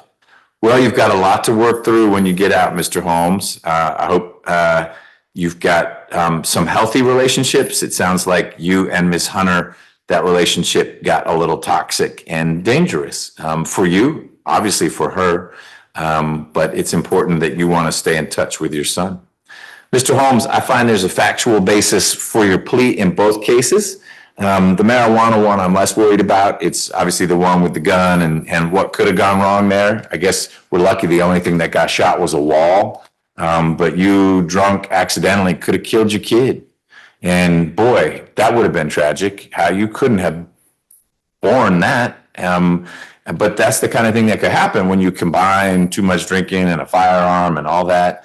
I'm not saying you ever would intend something like that. I don't believe that for a minute, but that's the kind of thing that can happen when you aren't taking care of yourself. And it sounds like you weren't at the time. So I find there's a factual basis, and that your plea is, in both cases, is knowing and voluntary. Voluntary means no one's forcing you to enter the plea, and knowing means that you've understood all the things we've been discussing. Do you agree with that? Yes. Okay. In the case ending in 224, I'm sentencing you pursuant to the Probation Options Management Act. And all that means is that while you're on probation, if you have a small or technical violation, that's a matter for you and probation. You don't have to come see me. But if you get arrested for anything or there's any inappropriate contact with Ms. Hunter, that comes back to me, and the consequences will be things you don't like. Ms. Rios, do you authorize someone in my office to sign both the accusation and the indictment in this case? Yes, Your Honor. Mr. Jones, can we sign for you? Yes, Your Honor. Mr. Holmes, is it okay if we electronically sign your name indicating your plea in both cases? What about the time? Pardon me?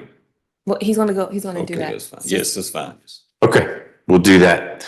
Mr. Holmes, in 23 SC 191457, I'm sentencing you to 10 months to serve.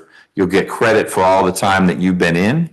In 25 SC 000224, I'm sentencing you on counts 1 through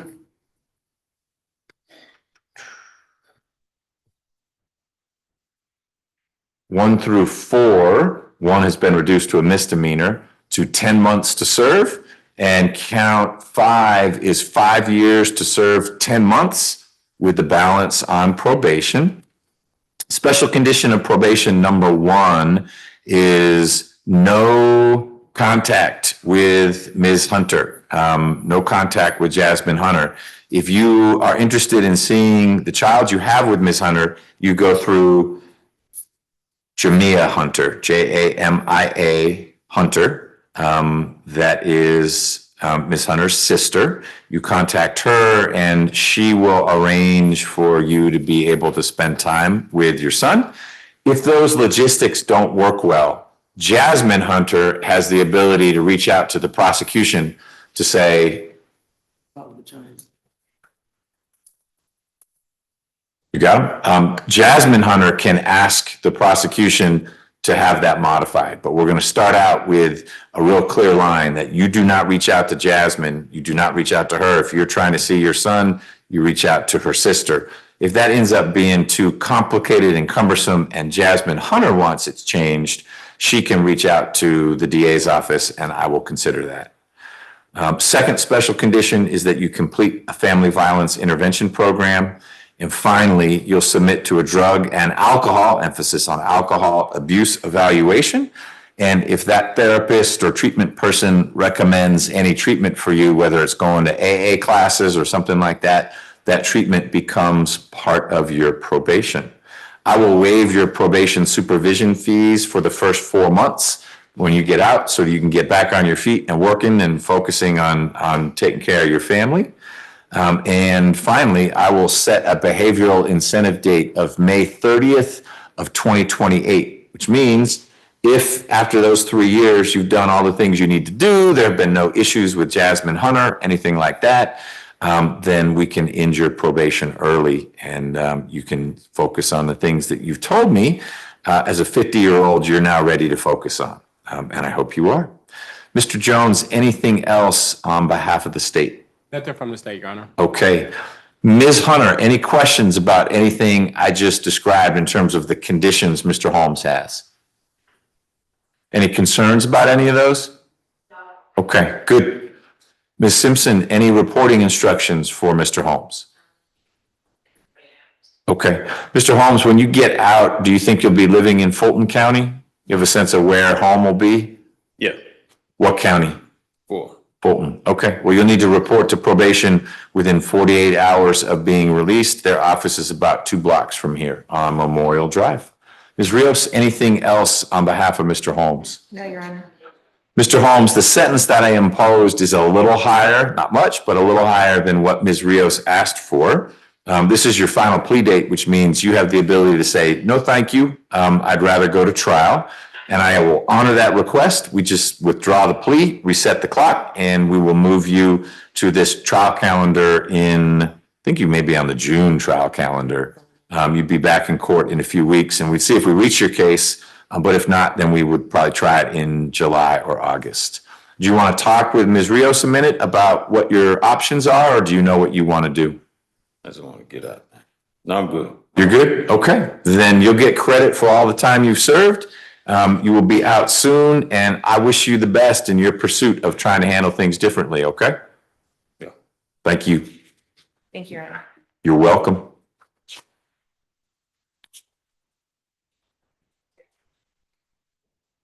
All right.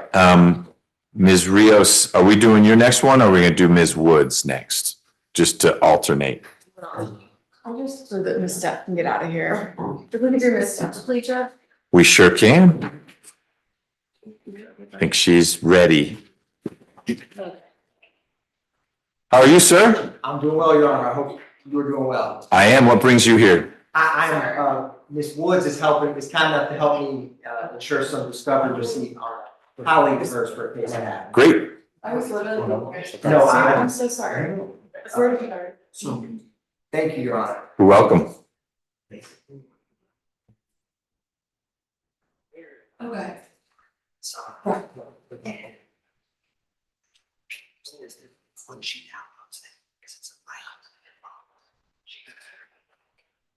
Okay.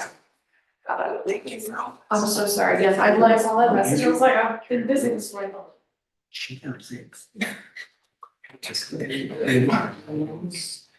Okay. Perfect. Got it. Oh, got it. Thank you. Commissioner. Appreciate it. Can I have a word with you? Yeah. Thank you, Commissioner. Very well. Have a good day, Your Honor. You bet.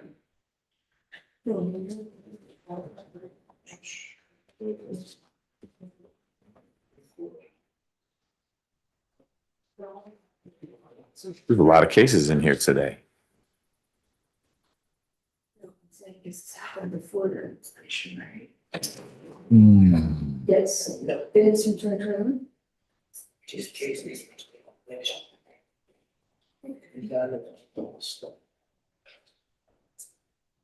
Oh, okay.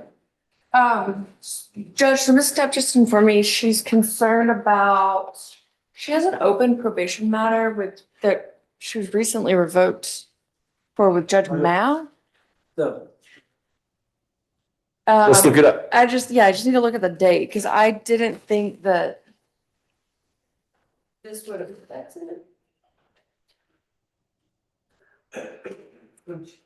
Do you have the case number? I will find it. Do you have it? 18. Yes, that's the one. Thank you.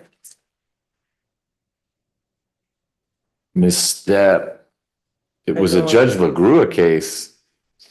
Okay, but it was in front of Judge Mao because it must have been a technical or a misdemeanor.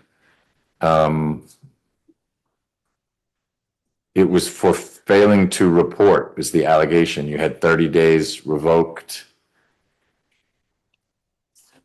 You're supposed to reconnect with BHTC.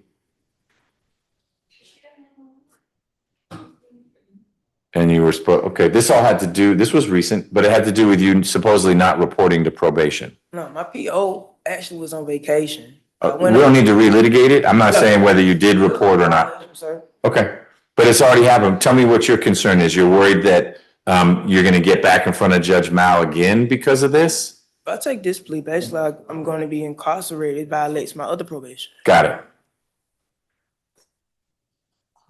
I take it to trial.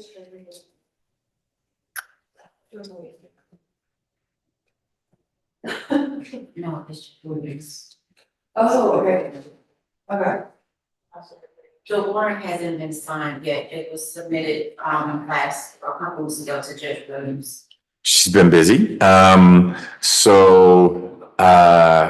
warrant that would be before Judge Williams is based on this case? It is for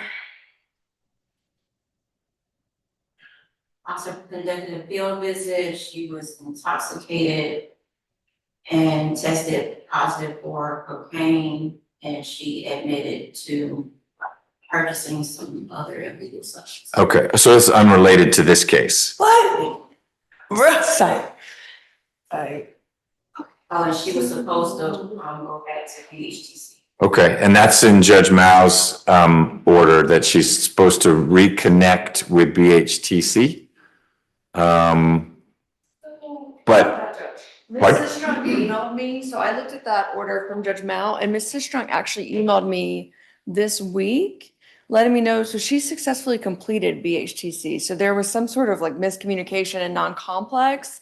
There's nothing, so Okay. she did reach out to BHTC. Okay, well, that makes the language make more sense because what it says specifically is that Ms. Stepp is recommended to reconnect with BHTC as a graduate, Right. which she is. So I guess that's just saying like, hey, I'm still out here, but there's no aftercare through BHTC. Exactly, and that's, Ms. Sistrunk emailed me and wanted to be like, she did reach out, and there's Okay. just nothing for them to do, and they No. didn't want her to get tripped up. She won't be. So here's what I can tell you, Ms. Stepp. I'm not focused on what you heard Ms. Simpson just say, where there's an allegation that recently you tested positive for cocaine, et cetera. I'm here, if this is what we're going to do, to take a plea in your case that's back from June of last year. And I'm happy to handle the probation piece of it as well, so it's not a probation issue. Now, whatever this thing is about you and cocaine, that's not me, that's not this probation person, that's gonna go its normal course. That's not what today is about. And today's not gonna make that any worse, it's not gonna make it any better, it's a separate thing. But I can make sure that today's plea is dealt with on the probation side as well, so that you don't, I think you used the term trip you up or whatnot. Today's plea will not trip you up with probation, if that makes sense. I'm not guilty. Okay. Are you talking about this cocaine situation or this case here where you're charged with a cruelty to children charge and a few other things?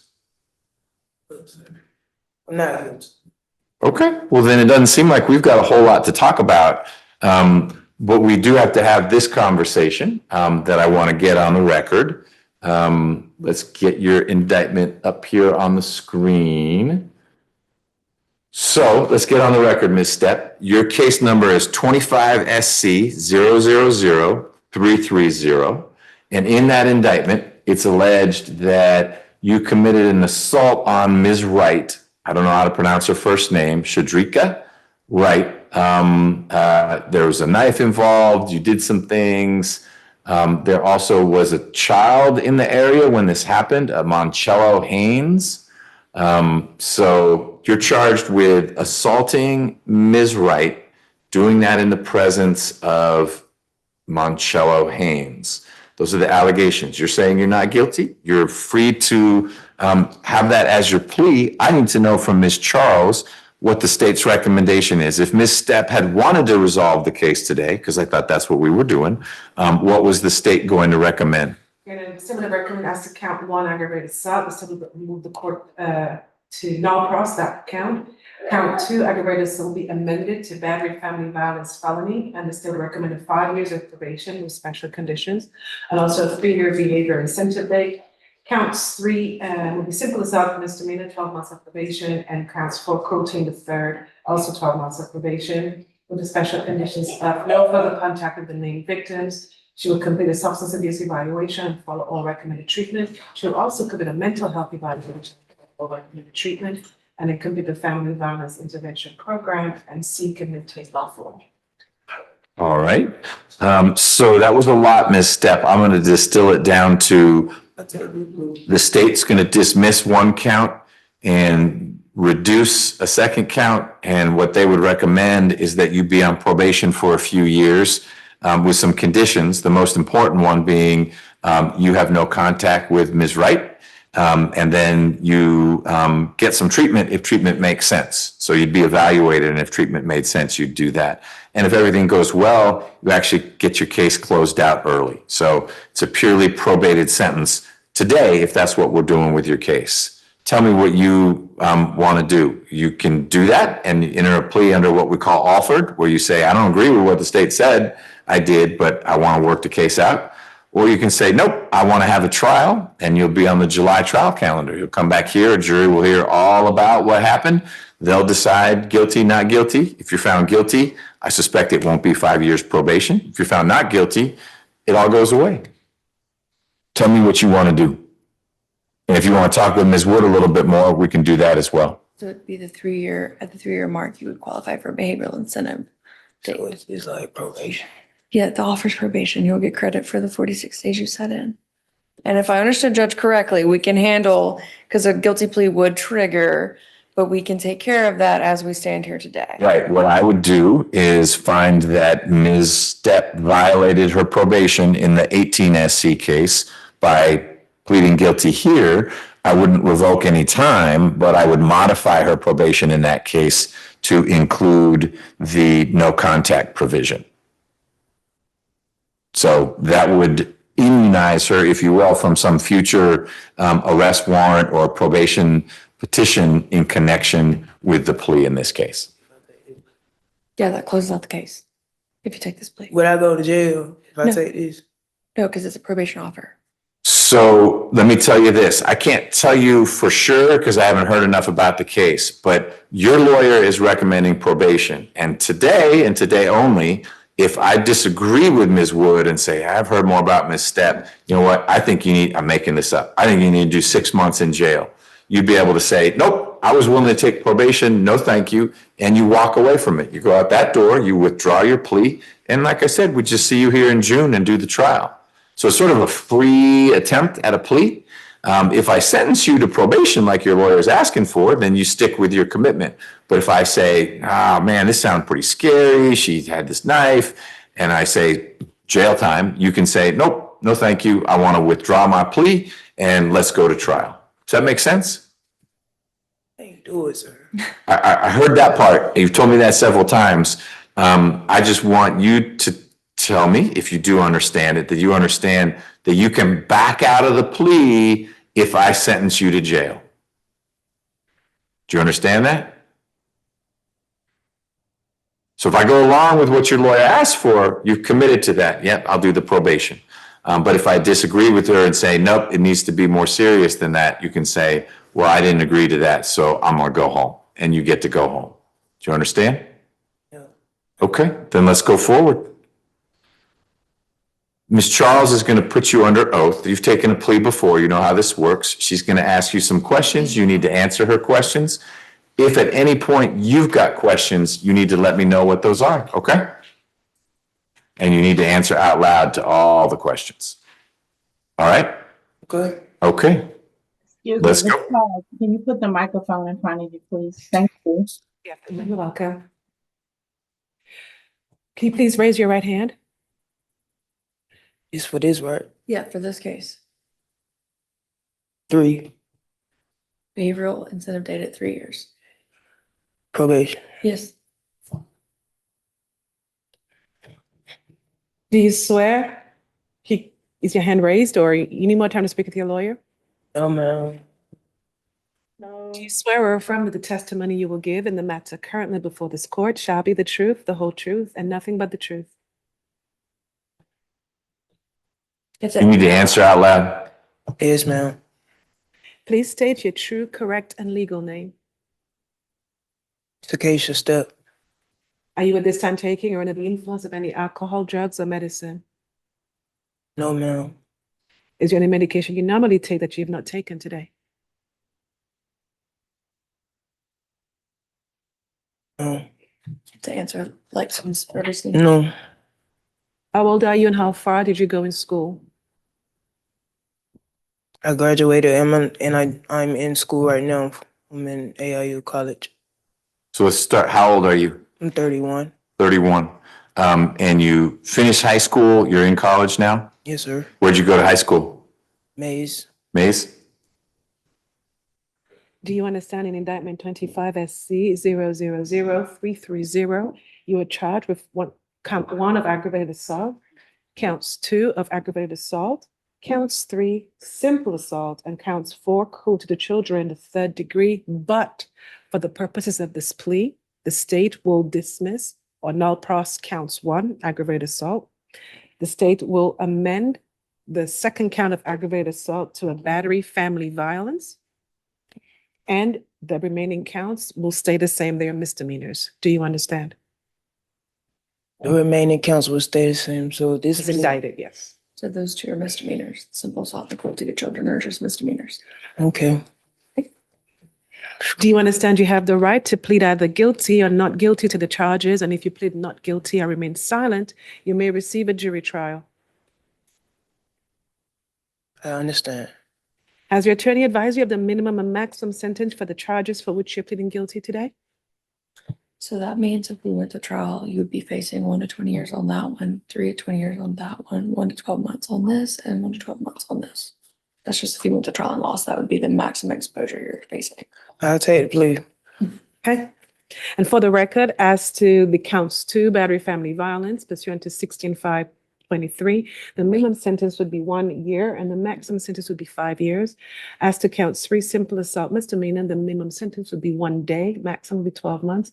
And as to counts 4, cruelty to children in the 3rd degree, the minimum sentence would be 1 day and the maximum sentence would be 12 months. Ms. Tapp, do you understand that this is a joint recommendation? We're talking about this plea, right? Yes. The whole time, all we're doing is talking about this plea. Okay. Till the very, very end, and I'll talk about that probation thing, Okay, okay? sir. So do you understand, Ms. Tapp, this is a negotiated plea, which means that your attorney and the state, myself, will make a joint recommendation to the court as follows. That the judge will sentence you to 5 years of probation on count 2, the amended charge of battery. You'll have a 3-year behavior incentive date. And then on counts 3, you'll be sentenced to 12 months of probation to run at the same time or concurrent with count 2. And on 4th charge, cruelty to children in the 3rd degree, that you'll be sentenced to 12 months of probation to run concurrent or at the same time as count 2. And then for the special conditions, you'll have no further contact with the named victims in the case. You will complete a family violence intervention program. You will submit to a substance abuse evaluation and follow all recommended treatment. You will also submit to a mental health evaluation and follow all recommended treatment. And you will seek and maintain lawful employment once you've completed your studies. Is that understood? Yes, ma'am. But on here, it states 3 years.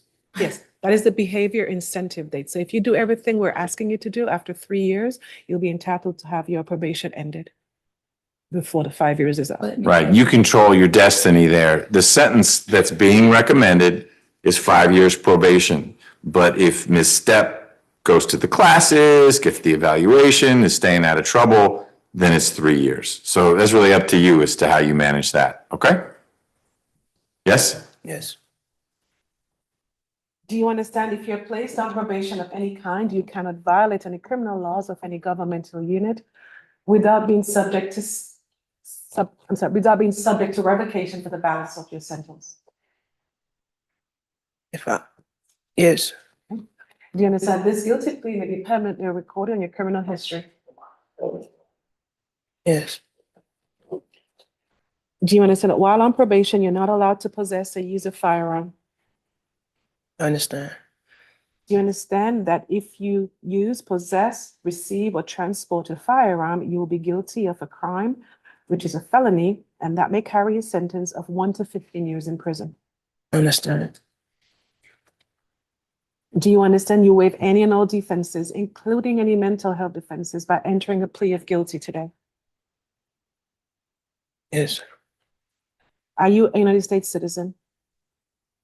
Yes. Do you understand that there may be adverse or unfavorable consequences as a result of your plea of guilty today, just as there would have been upon conviction after a trial? For example, your plea of guilty may affect the right to vote, the right to hold public office, the right to serve on a jury, the right to obtain a passport, or the right to receive, possess, or transport a firearm, or the ability to obtain employment. Yes. Ms. Stepp, do you understand by pleading guilty, you're also giving up the following rights? You're giving up the right to a trial by jury. You're giving up the right to remain silent and not incriminate yourself. You're giving up the right to confront witnesses against you. You're giving up the right to the assistance of counsel hired by you or to court-appointed counsel.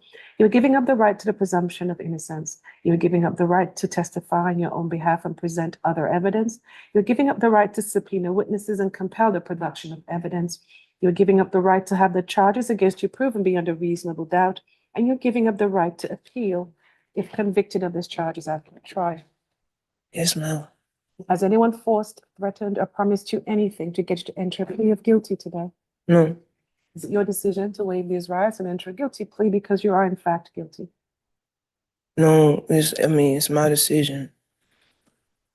So this may be what we call an offered plea. And I'm going to let Ms. Charles ask you about that.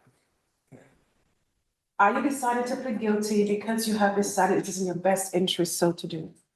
Yes, ma'am. Are you aware, even if you do not admit guilt, that this plea of guilty places you in the same position as if you were convicted by a jury at trial? Yes, I do. How then do you plead to count 2 battery, family violence in indictment 25 SC 000330? Say I'm pleading guilty in my best interest. I'm pleading guilty in my best interest. Thank you. How do you plead to count 3 simple assault in the same indictment? Pleading guilty in my best interest. Yeah. Just say that. Yes, I'm pleading guilty in my best interest. How do you plead to count 4 cruelty to children in the 3rd degree in the same indictment? Pleading guilty in my best interest. So you did You 5 understand you years. only have a limited right to appeal this guilty plea conviction. I understand. You understand you have 30 days from today to file a direct appeal of your plea of guilty.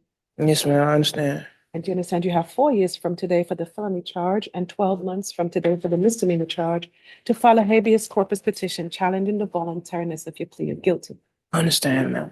Here, the state is aware of 3 prior convictions for Ms. Stepp. There is a 4th, but she took that under the First Offender Act back in 2011. And in fact, the 2018 conviction was also under the First Offender Act. And she has 2021 convictions where she was sentenced to BHTC, but she's graduated successfully from the program.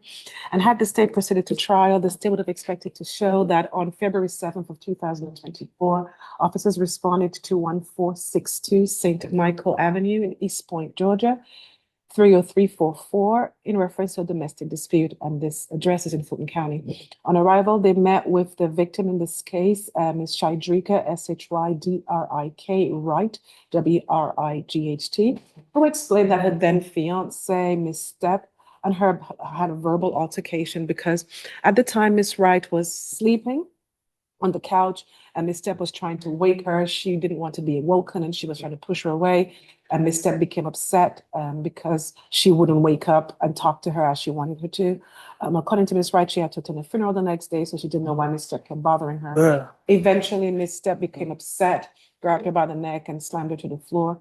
Ms. Wright explained that there was a knife in the vicinity because it was near to the kitchen, and Ms. Stepp brandished the knife at her. And at this point, when their voices, became elevated, her son ran out of his bedroom and was able to witness the incident. And which is at that point, when he came out, Mr. Moncello, Ms. Stepp dropped the knife and ran. According to Ms. Wright, Ms. Stepp also explained if he wasn't there, she would have stabbed his mother. In speaking to Ms. Wright, she's explained since then, herself and Ms. Stepp have had no further romantic involvement. She's moved on. She says she just wants the defendant to continue to stay away from her, and she's on board of the state's recommendation. And so we ask that you accept the plea as presented. Did you say that Moncello is their kid or Her kid. Ms. Wright's kid? Yes, Okay, so if Ms. Stepp is staying away from Ms. Wright, she's also staying away from Moncello. Yes. Got it. Okay, thank you for sharing that. Ms. Jackson, criminal history information on Ms. Stepp.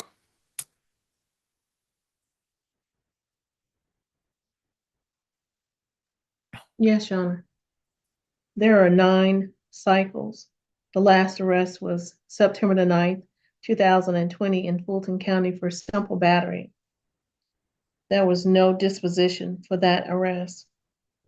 She does appear to be on probation in Fulton County. That case number is 20 SC 176794 for aggravated assault. in possession of a firearm by first offender probationer. That disposition date was February the 8th, 2021. 2 years of confinement and 3 years of probation. There appears to be an additional open probation case. That case number is 18 SC 157367 for aggravated assault.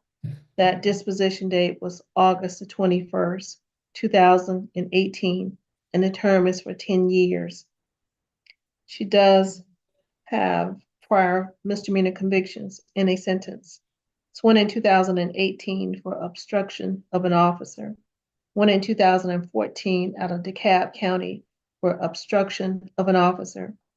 And she received first offender treatment in 2011 for battery. That case was sealed September the 21st, 2011. Nothing in addition, Your Honor. Thank you. Your Honor, I just want to just add briefly in that case, and in 794, that case was also on probation, but community time slip up on entry into BHTC. Okay.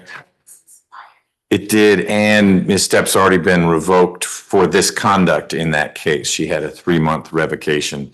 So really the only one still rattling around is the 18 SC, as best I can tell. Okay. All right. Ms. Wood. Thank you, Judge. Ms. Stepp did 46 days when she was originally arrested on this case from June the 8th, 2024 until July 23rd of last year. I think this case might have been one of those that got dismissed at the preliminary hearing stage, and so that is part of the frustration here, Judge. She is currently doing well. She's got stable housing, and she is gainfully employed. So we just ask that you accept the state's recommendation in this case. Ms. Stepp, what job do you have? I work for NDG. It's for the city, traffic control. Okay. And I'm in school, What are you in school for? business administration for my bachelor's, Where are you in school? AIU. Great. So the traffic control, you're one of the people who says slow or stop, or you put cones down, or what are you doing? Put cones up and put down the traffic arrow. The other thing, it tells people to merge to the left or the right? Sir. Okay. How long have you had that job? Well, this is another company, but I've been doing it since February 5th last year. Okay. So over a year, you just switched companies? Yes, sir. What kind of hours a week do you get? Like 30 to 40 hours. It's not bad. And it pays all right? Yes, sir. Okay. And Ms. Wood said you've got a good stable place to stay. Is that the address in College Park? Yes, it's 5495 St. Lo Lane. She was just accepted, according to her office. Okay. Is that housing that Pat helped you find? Pad split? Yes, sir. Okay, got it. That's a different address than I've got here, but that's okay. That's my mom's address. That's The old Carriage Drive? Yes, sir. Okay, got it. But I'm glad that you've got a good place to stay. And you're going back to school. Those are all good things. You're not taking any medication right now? Well, I take my seizure medication. Good. And I also take Zoloft. Okay. And you take that per a doctor's prescription? Yes, sir. It's prescribed by mental health. Good. How often do you take the Zoloft? Every day. Every day. Did you take it today? Yes, sir. Does that help you stay calm, or does it make you sleepy, or does it have a side effect? It helps with my anxiety. Okay. It helps with, with my mental health, basically, so. Good. But when you take it, it doesn't make you woozy or dizzy or confused? No, sir. It just help basically with my mental health. It doesn't make me confused. It just helps with my anxiety and overthinking. Okay. I'm glad you're taking it. Do you have any questions or anything you want to add? No, sir. Okay. And I hear you that your recollection of what happened in June of last year with Ms. Wright is different than what she told the police, but you're entering an offered plea where you say, I don't agree with what the state said, but it's in your best interest to go forward with the plea. Is that a fair summary? Sorry, I didn't pull no knife, but I'm just trying to Gotcha. And that's what I'm saying is that you your version of events is different from what Ms. Charles is saying happened. Ms. Charles wasn't there, so she doesn't know. She's saying My here's what. version is different, yes, sir. I didn't pull no knife. Okay. You and Ms. Wright had some disagreement about something. Yes, like Okay. I prefer to be someone to be upstairs with me or like be near me when I'm asleep. But I've been learning like because I have epilepsy. But and I didn't understand like I can't force you to sleep where I'm at. That's cool if you want to, but at least let me know because like if I fall asleep or something, I be having bad seizures, sir. Bad, like. But you're taking seizure medicine. Yes, but they still happen. Okay, got it. You understand that Ms. Wright's gone in her own direction and you two aren't. No, we departed amongst ourselves. That was understood. Yeah, okay. I just want to make sure it's still understood. Yeah. Okay, good. Then we're on the same page. Ms. Stepp, I find there's a factual basis for your plea and that your plea is knowing and voluntary. Voluntary means no one's forcing you to do this, and knowing means that now that we've had a conversation about it, you understand what's happening today. Is that fair? Yes, sir. Okay. I'm sentencing you pursuant to the Probation Options Management Act, which means that while you're on probation, if you have a little issue, that will go to probation. But if it's a bigger issue, if you get arrested for anything, that comes back to me. Ms. Simpson, how much time is left on the 18 SC case? 2 years, 3 months, 9 days. Okay.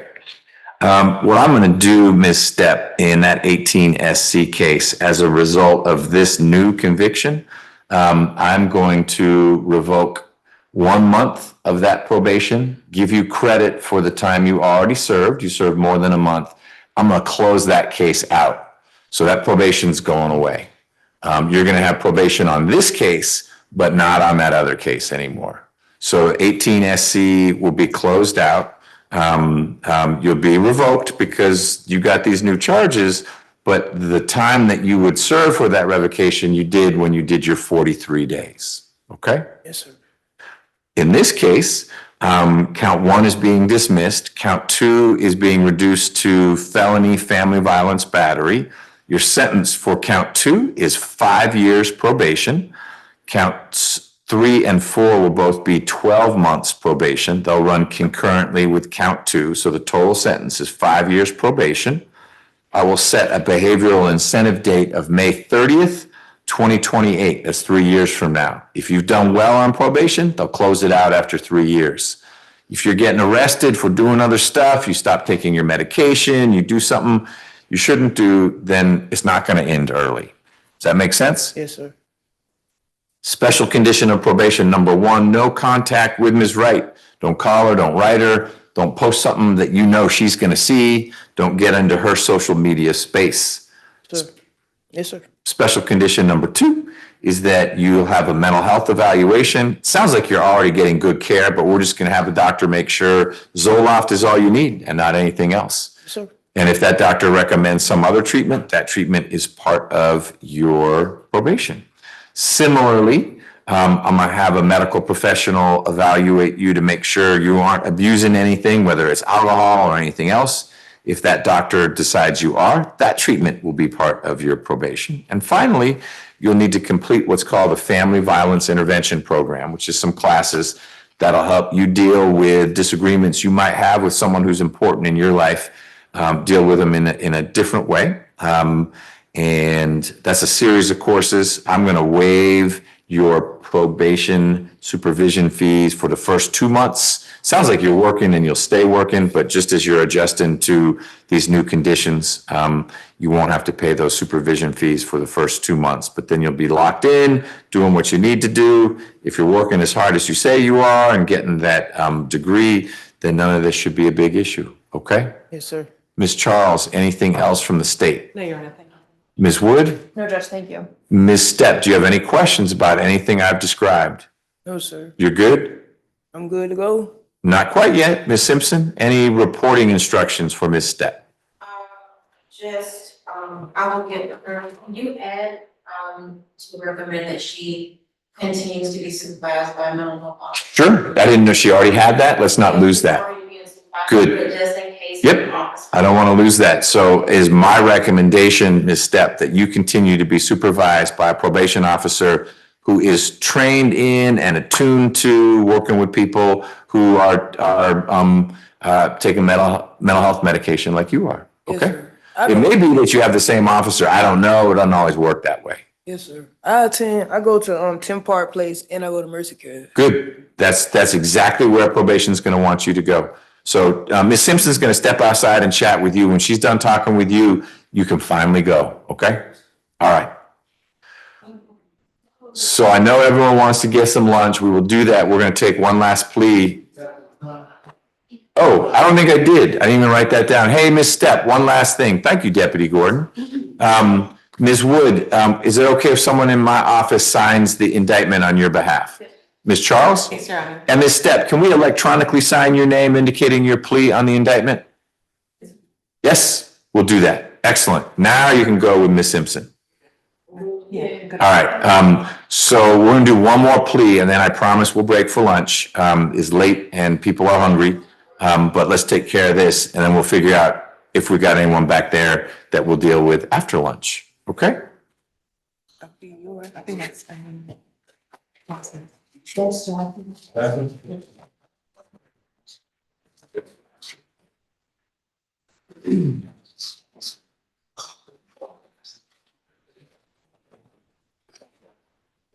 Yeah, no, before we break for lunch, I have to see excuse. Yes, ma'am. Is this Mr. Garvin? Mr. Carter? I'm finding you on the calendar here. Daryl Carter? Yes, sir. Got it. Excellent. That's who we need. So Ms. Dilligard owes you big time. This is eating into your lunch. We'll do one more right now and then we'll figure out what we're gonna do. Mr. Carter, please raise your right hand. Do you swear or affirm that the testimony you should give in this matter, currently before the court, shall be the truth, the whole truth, and nothing but the truth? Yes, sir. You may lower your hand. Please state your true, correct, and legal name. Daryl Orlando Carter Jr. And are you at this time taking or under the influence of any alcohol, drugs, or medicine? No, sir. And is there a medication you normally take that you've not been given today? No, sir. How old are you and how far have you gone to school? 25 and I completed high school.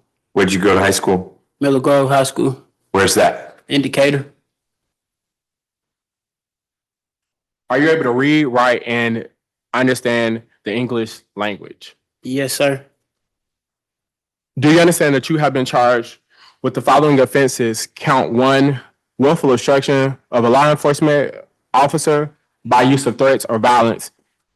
Count 2, possession of a sawed-off shotgun, sawed-off rifle, machine gun, dangerous weapon or silencer. Count 3, willful obstruction of law enforcement officers. Count 4, failure to report striking fixed objects. And then count 5, driving while license suspended or revoked. Yes, sir. Do you understand that you have a right to plead either guilty or not guilty to these charges? And if you plead not guilty or remain silent, you may receive a jury trial. Yes, sir. Have you had enough time to speak with your lawyer, Ms. Rios, about all of the facts and circumstances known to you regarding the charges and this indictment? That includes any potential defenses. Yes, sir.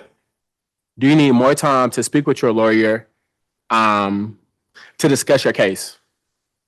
No, sir. Are you satisfied with her services? Yes, sir. Ms. Rios, do you waive formal reading of the indictment? Yes. Do you waive any and all defects in the indictment? Yes. Mr. Carter, do you understand for count 1, willful obstruction, the minimum is going to be 1 year to 5 years in custody? For count 2, possession of a sawed-off shotgun, the sentence is 5 years. For count 3, willful obstruction of a law enforcement officer, failure to report striking fixed objects, and driving while license suspended or revoked, all of those are misdemeanor counts, and the minimum is 1 day.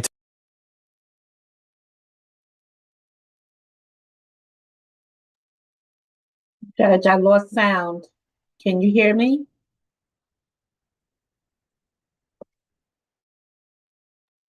Judge, we lost sound.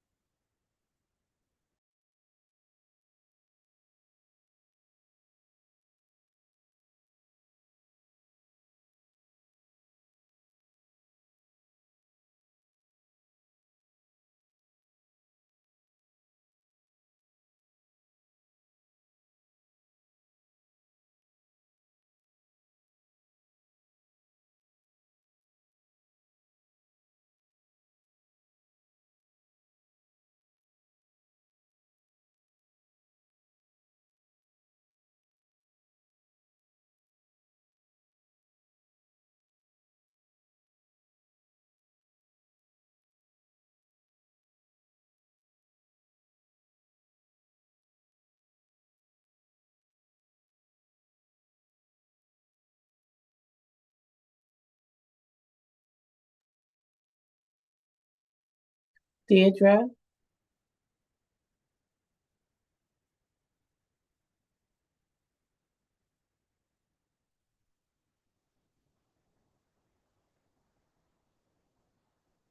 Yeah, I'm letting them know. Okay.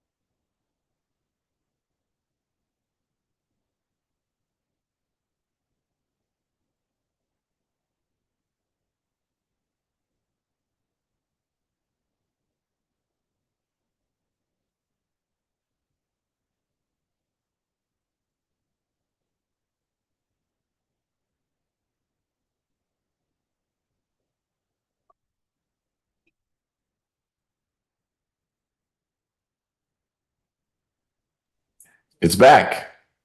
Thank you, whoever added the podium back. Ms. Rivers, unbeknownst to me, the magic piece of equipment signed off, but it's back on. What was the last thing you have Mr. Jones asking Mr. Carter? He was giving him the sentence range for all the misdemeanor counts. All right. Are you able to rewind that far? I am. Sorry, and Mr. Carter, it's not on you. It's just our court reporter is virtual. I mean, she's real, but she's not here.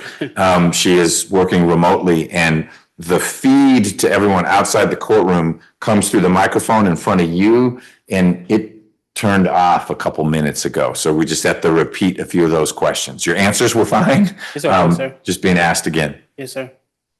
Do you understand that this is a negotiated plea of guilty, which means that the state will recommend to the court a sentence of 5 years of probation with a behavior incentive date of 3 years and 50 hours of community service?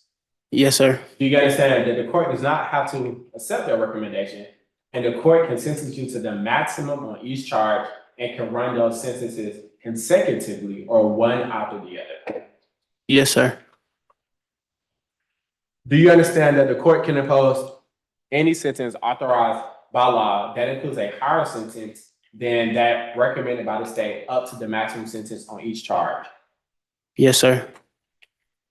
Do you understand that this is a guilty plea, which is permanently recorded on your criminal history? Yes, sir. Do you understand that this plea may be used to enhance sentencing on other convictions in this jurisdiction as well as other jurisdictions, including the federal courts?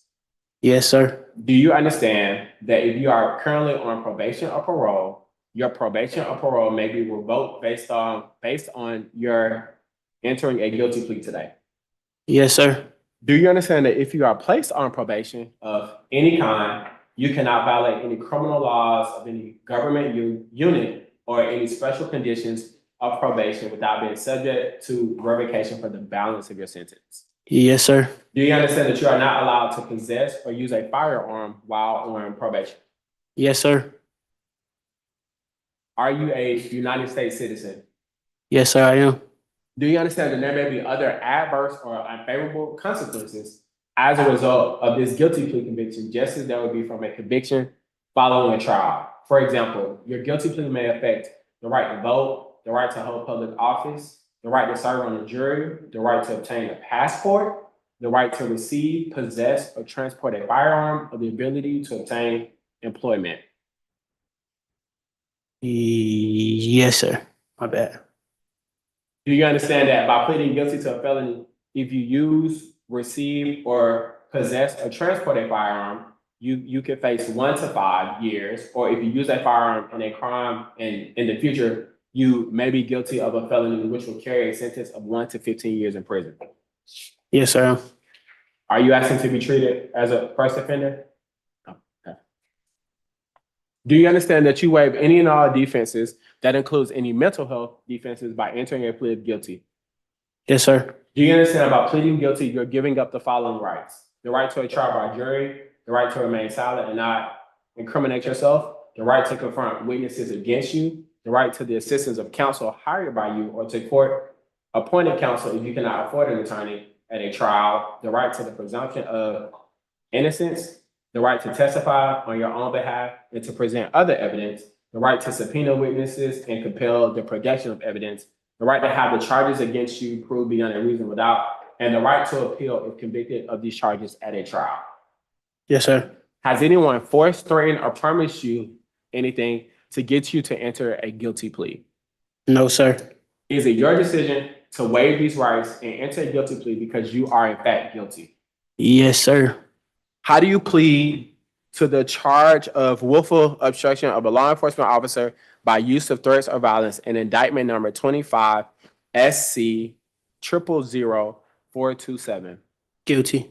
How do you plead to count 2, possession of a sawed-off shotgun, sawed-off rifle, machine gun, dangerous weapon, or silencer in that same indictment? Guilty. How do you plead to willful obstruction of law enforcement officers in that same indictment? Guilty. How do you plead to failure to report striking a fixed object in that same indictment? Guilty. And how do you plead to driving while license suspended or revoked? Guilty. Is this guilty plea freely and voluntarily given with full knowledge of the charges against you?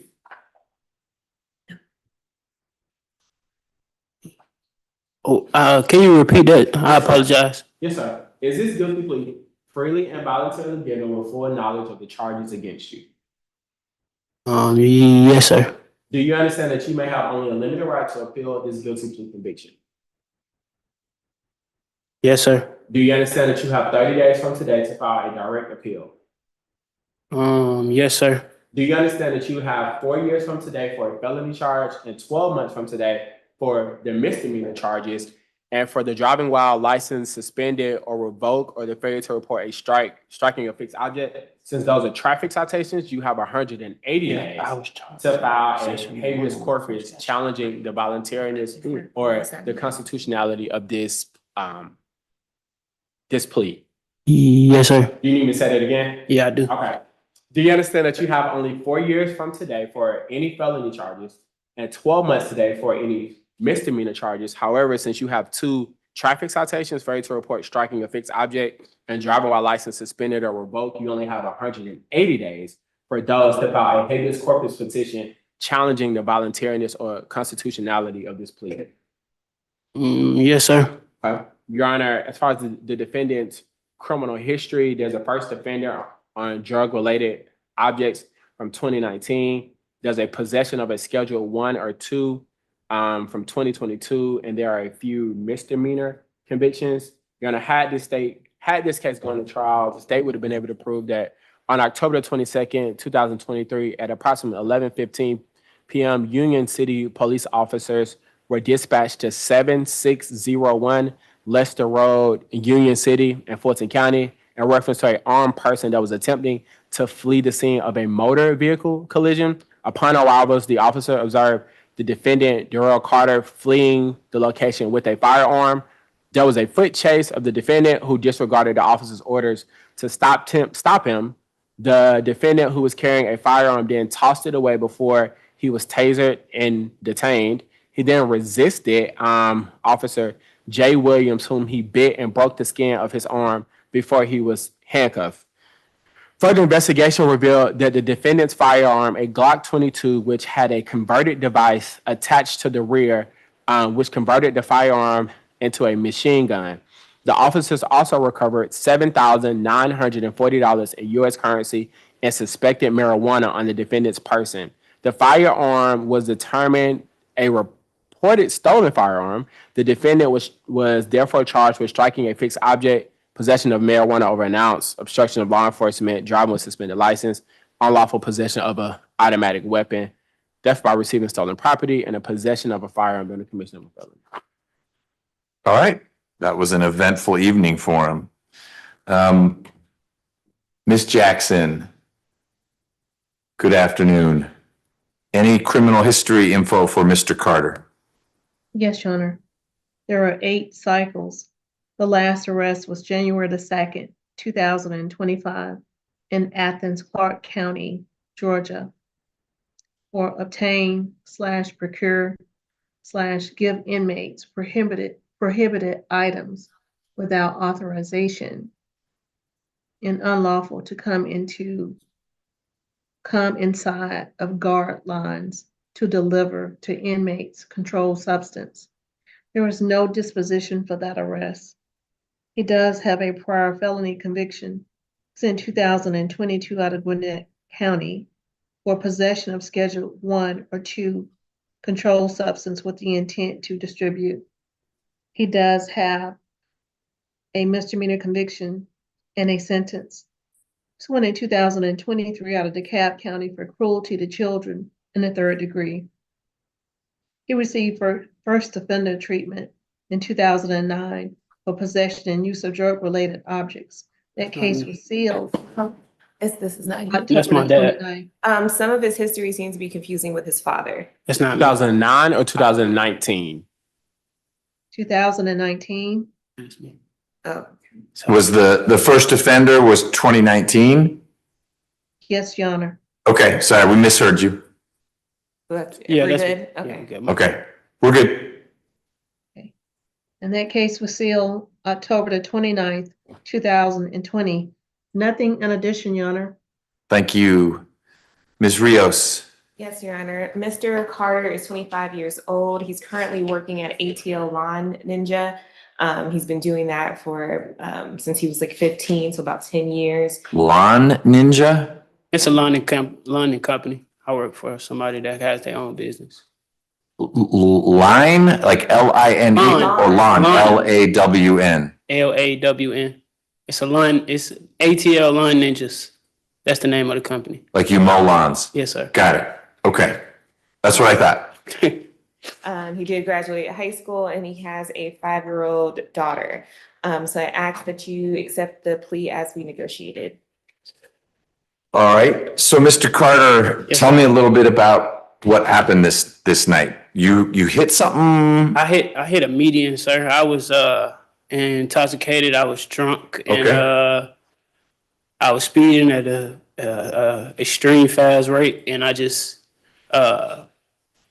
honestly, Your Honor, I blacked out. But I remember hitting the object and I don't even know how did I end up behind somebody's house, but I ended up behind somebody's house, and I just remember running from the police. Okay. So you were driving too fast. You hit something, not someone, but like your car hit a fixed object, like it's charged. You take off, they catch you, and you had some kind of souped up gun. Yes, sir, Your Honor. Okay. Got it. But for work, you cut lawns. I cut lawns, and on my when I'm not mowing lawns, I DoorDash and Uber Eats with my baby mother. Okay. And he does have family support. His dad wasn't here today, but I've been in a lot of contact with his father, and I believe he came for the first court date. Okay. All right. And is your household you and your daughter's mom, or who? Like, if I knocked on your door, wherever that is, who's there? It's just us three. Just the me. three of you. Yes, sir. Do you guys have a house or an apartment? We have an apartment at this time. Okay. And what's the last name of your daughter's mother? Moore, Ms. Moore? Yes. Does she work? she do. What does she do? She is a bartender. A bartender? Yes, sir. Okay, so she works and you work and you guys are taking care of your household. Yes, sir, Your Honor. All right. Anything you want to add? When I was arrested, my mom, she tried to collect my money and I was having trouble with it. I just wanted to know about that process because I had a settlement right before I got locked up, maybe like 2 months. So I had all cash on me at the time when I Yeah, that was a little suspicious too. That's a lot of money to be carrying around. Yeah, but at the same time, Your Honor, I just hit for a settlement and I pulled all cash off. Like the whole settlement, I got cash and I just carried cash around. Settlement means what? I got into a car accident. Someone hit you? Yes, sir. And what was the settlement size? 13,000. And you just got 13,000 in cash?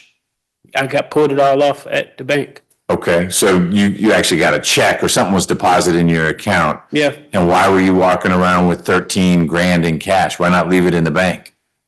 I don't know, flashy, young, not thinking, to be honest, sir. Okay. Where's the money now?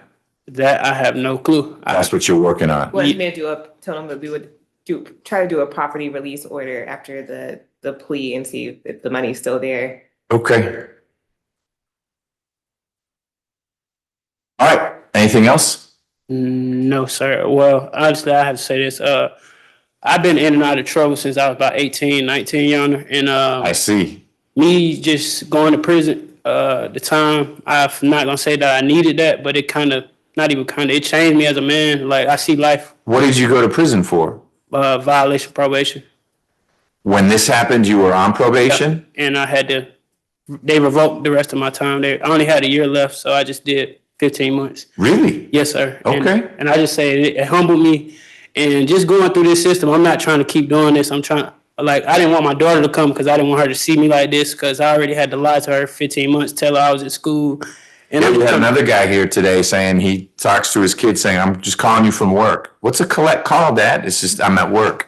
And he's been doing that for months. That's embarrassing. Yeah, definitely not trying to go back down this road. Your Honor, I'm just trying to honestly ask you, can you accept this plea and complete the drug evaluation or, cause I feel like I honestly need help with a drug evaluation, what I'm gonna let the probation officer know. But I honestly just want you to accept the plea and I just do better and get help as well. Okay. I hope you get better as well. Your daughter needs that. Her mom needs that. It sounds like your dad maybe was in trouble in the past as well, since you were trying to blame him for some of your criminal history. He wants you to not follow in his footsteps in that way, I am sure. Yes, sir. All right, Mr. Carter, I find there's a factual basis for your plea. That your plea was knowing and voluntary. I'm glad you weren't seriously hurt in that accident, and I'm glad that that foot chase didn't result in something worse. With a gun like that, Yes, the police don't always ask questions first. Right.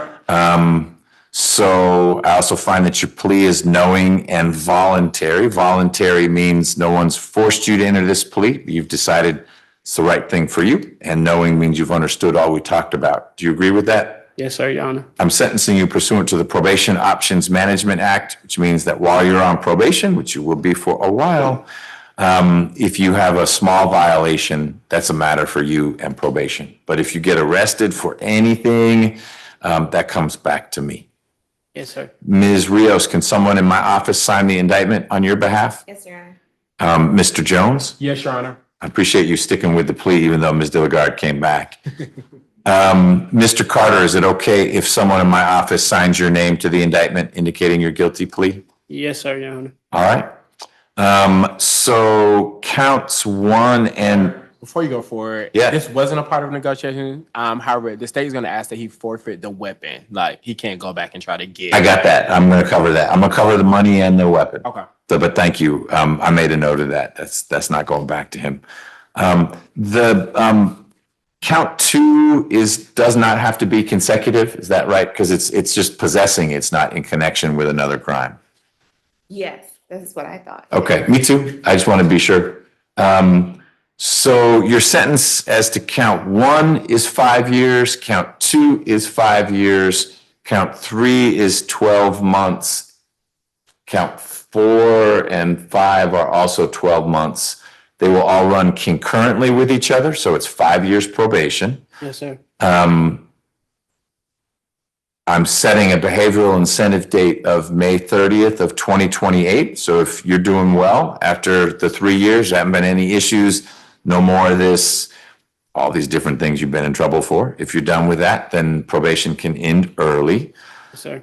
Special condition of probation number 1 is that you submit to a drug and alcohol abuse evaluation. And if that medical professional recommends any treatment, that treatment is part of your probation. Whether that means going to classes, getting therapy, whatever it would be, that's part of your probation. Okay. You'll need to complete 50 hours of community service. You will forfeit the firearm, and if Ms. Rios can get, right now, you're forfeiting all the money. But if Ms. Rios can get me proof of this settlement, the $13,000 settlement, then I'm going to turn that forfeiture of all the money into a $3,000 fine in connection with your driving violations. Okay. And I would return 4.9. So 4,000. It sounded like you had just under $8,000. Yeah, I did. And so if I get proof of that settlement, then I'll modify your sentence to say you have a $3,000 fine What's the $3,000 fine for, Your Honor?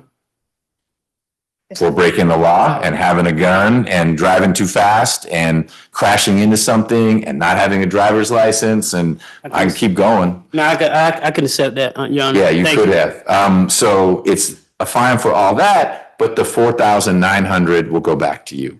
Yes, sir. Okay. Appreciate it. I think I covered everything. Ms. Rios, anything else? No, Your Honor, thank you. Ms. Simpson, he's not on probation right now. I mean, there are a bunch of different cases. They're all closed out. This will be his only probation. Mr. Carter, what city do you live in? I stay in Ellenwood. In Ellenwood? Yes, sir. Okay, that's Clayton County? It's 3 counties. Oh, Huh? do you know what? Henry? Yeah. Okay, so I asked that only because that determines where you report for probation. Ms. Simpson's going to talk to you about that, but it'll be Henry. So you'll report somewhere in Henry County, and you'll need to report within 48 hours. Say, here I am, here's my case. They will supervise you out of Henry. And your sentence is exactly what I described, but I will change it if you're motivated and get proof of that settlement to Ms. Rios. She'll get it to me. And then, like I said, I'll turn the forfeiture of all the money into, nope, it's not a forfeiture. It's a fine of $3,000. The rest of the money you can get. The gun is gone. Okay. Yes, sir. Your Honor. Okay. In fact, you don't have any business having any kind of gun because you're a convicted felon. In particular, a gun with a switch on it, but any gun needs to be out of your household, out of your life. If you want to threaten someone, do it with a lawnmower blade or something. You've got that kind of equipment. No guns. Okay. Yes, sir, Your Honor. All right. Thank you, Mr. Jones. No problem. Thank you, Your Honor. So you're welcome. Good luck. We are going to take a lunch break. What do we have left to work on when we come back from our lunch break? I have one definitely, maybe 2, Woohoo. and then a probation revocation. So we've got Garvin, Yes. and he's here and up. She, right, she. So we've got Ms. Garvin, and what about Moment? That's what I'm working on that one currently. All right, is Dilgard being difficult about it, or she just wasn't here, so you couldn't talk to her? All right, so that may be a plea. And then on our revocation calendar, we still have Hawkins and Thomas. Yes, Thomas is probably gonna be reset because I referred him to drug court and I'm wanting to hear back, like what's the status of that? I know they went out to see him last week. Okay. We have a new case that we're trying to work on getting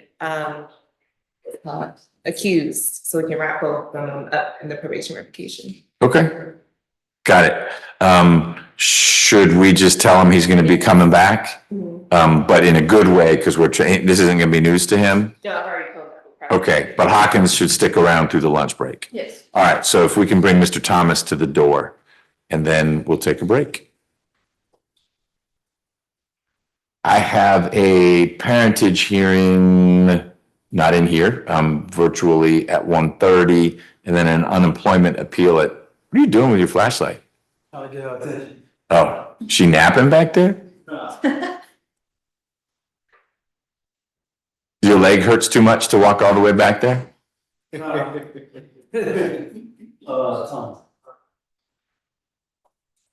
Deputy Gordon just about broke his tibia. Walking through the back row, one of the benches sticks out a little bit, and I could hear it over here. Ouch. Yeah, he went down to one knee.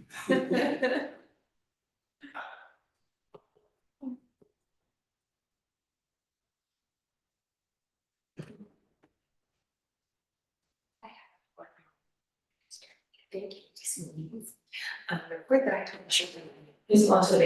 Yeah. Oh, Mr. Thomas can just stop right there. Hey, Mr. Thomas, I'm Judge McBurney. I wanted to give you a quick update on your situation. It sounds like your team is trying to get you into drug court, which is a good thing. You have these new charges, and they're trying to get those new charges accused so that you could plead to the, assuming you want to plead, no one's forcing you to do anything, but plead to those new charges. Those could go into drug court as well. It's going to take a few days for the state to accuse those new charges to make it look like an indictment, but you're waiving indictment. And Ms. Ms. Rios, Ms. Wood, one of them needs to check with accountability court, just make sure you got into drug court. So I'm going to bring you back here real soon, next couple weeks, and make sure both you're into drug court and that thing's been accused, and we'll just take all of it at once. Okay? So I wanted you to know we're not wasting your time, but we can't do that stuff today. We need the good news from drug court, and we need that accusation. Then we'll get you back here, okay? Thanks. All right. So can you all be back? I don't know who that will be from the state side, but the state side at 2? I forgot to introduce you to our intern. I've been waiting. She's been sort of lurking back there. I'm like, maybe. This is Kaylee, please not Turlop. Turlop. All right, that's a cool last name. Thanks, it's Slovenian. Slovenian. And Ms. Turlop, you are where in school now? I'm a rising 2L at UGA. UGA. All right, we got a rising 3L at UGA right there.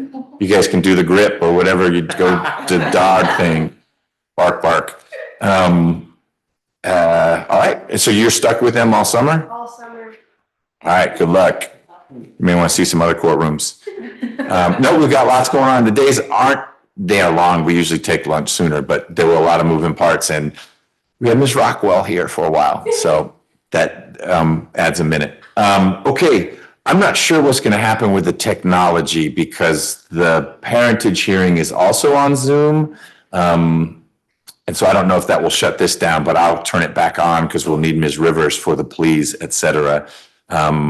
And then the unemployment appeal is out here, but we'll work our pleas and the unemployment appeal together. All right. I have a discovery dispute teleconference at 3, a pro se plaintiff who also is a defendant with poor Cat Lake, and she emails Cat on everything that's on the civil side. She claims she was assaulted at a Mexican restaurant. And Yeah.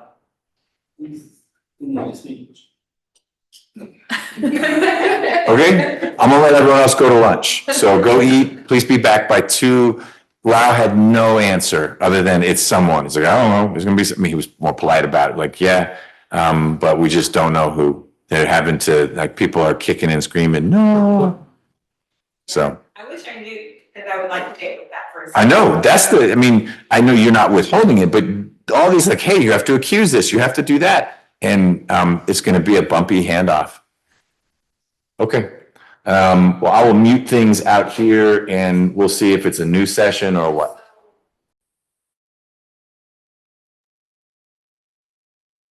Judge, can you check your instant message, please?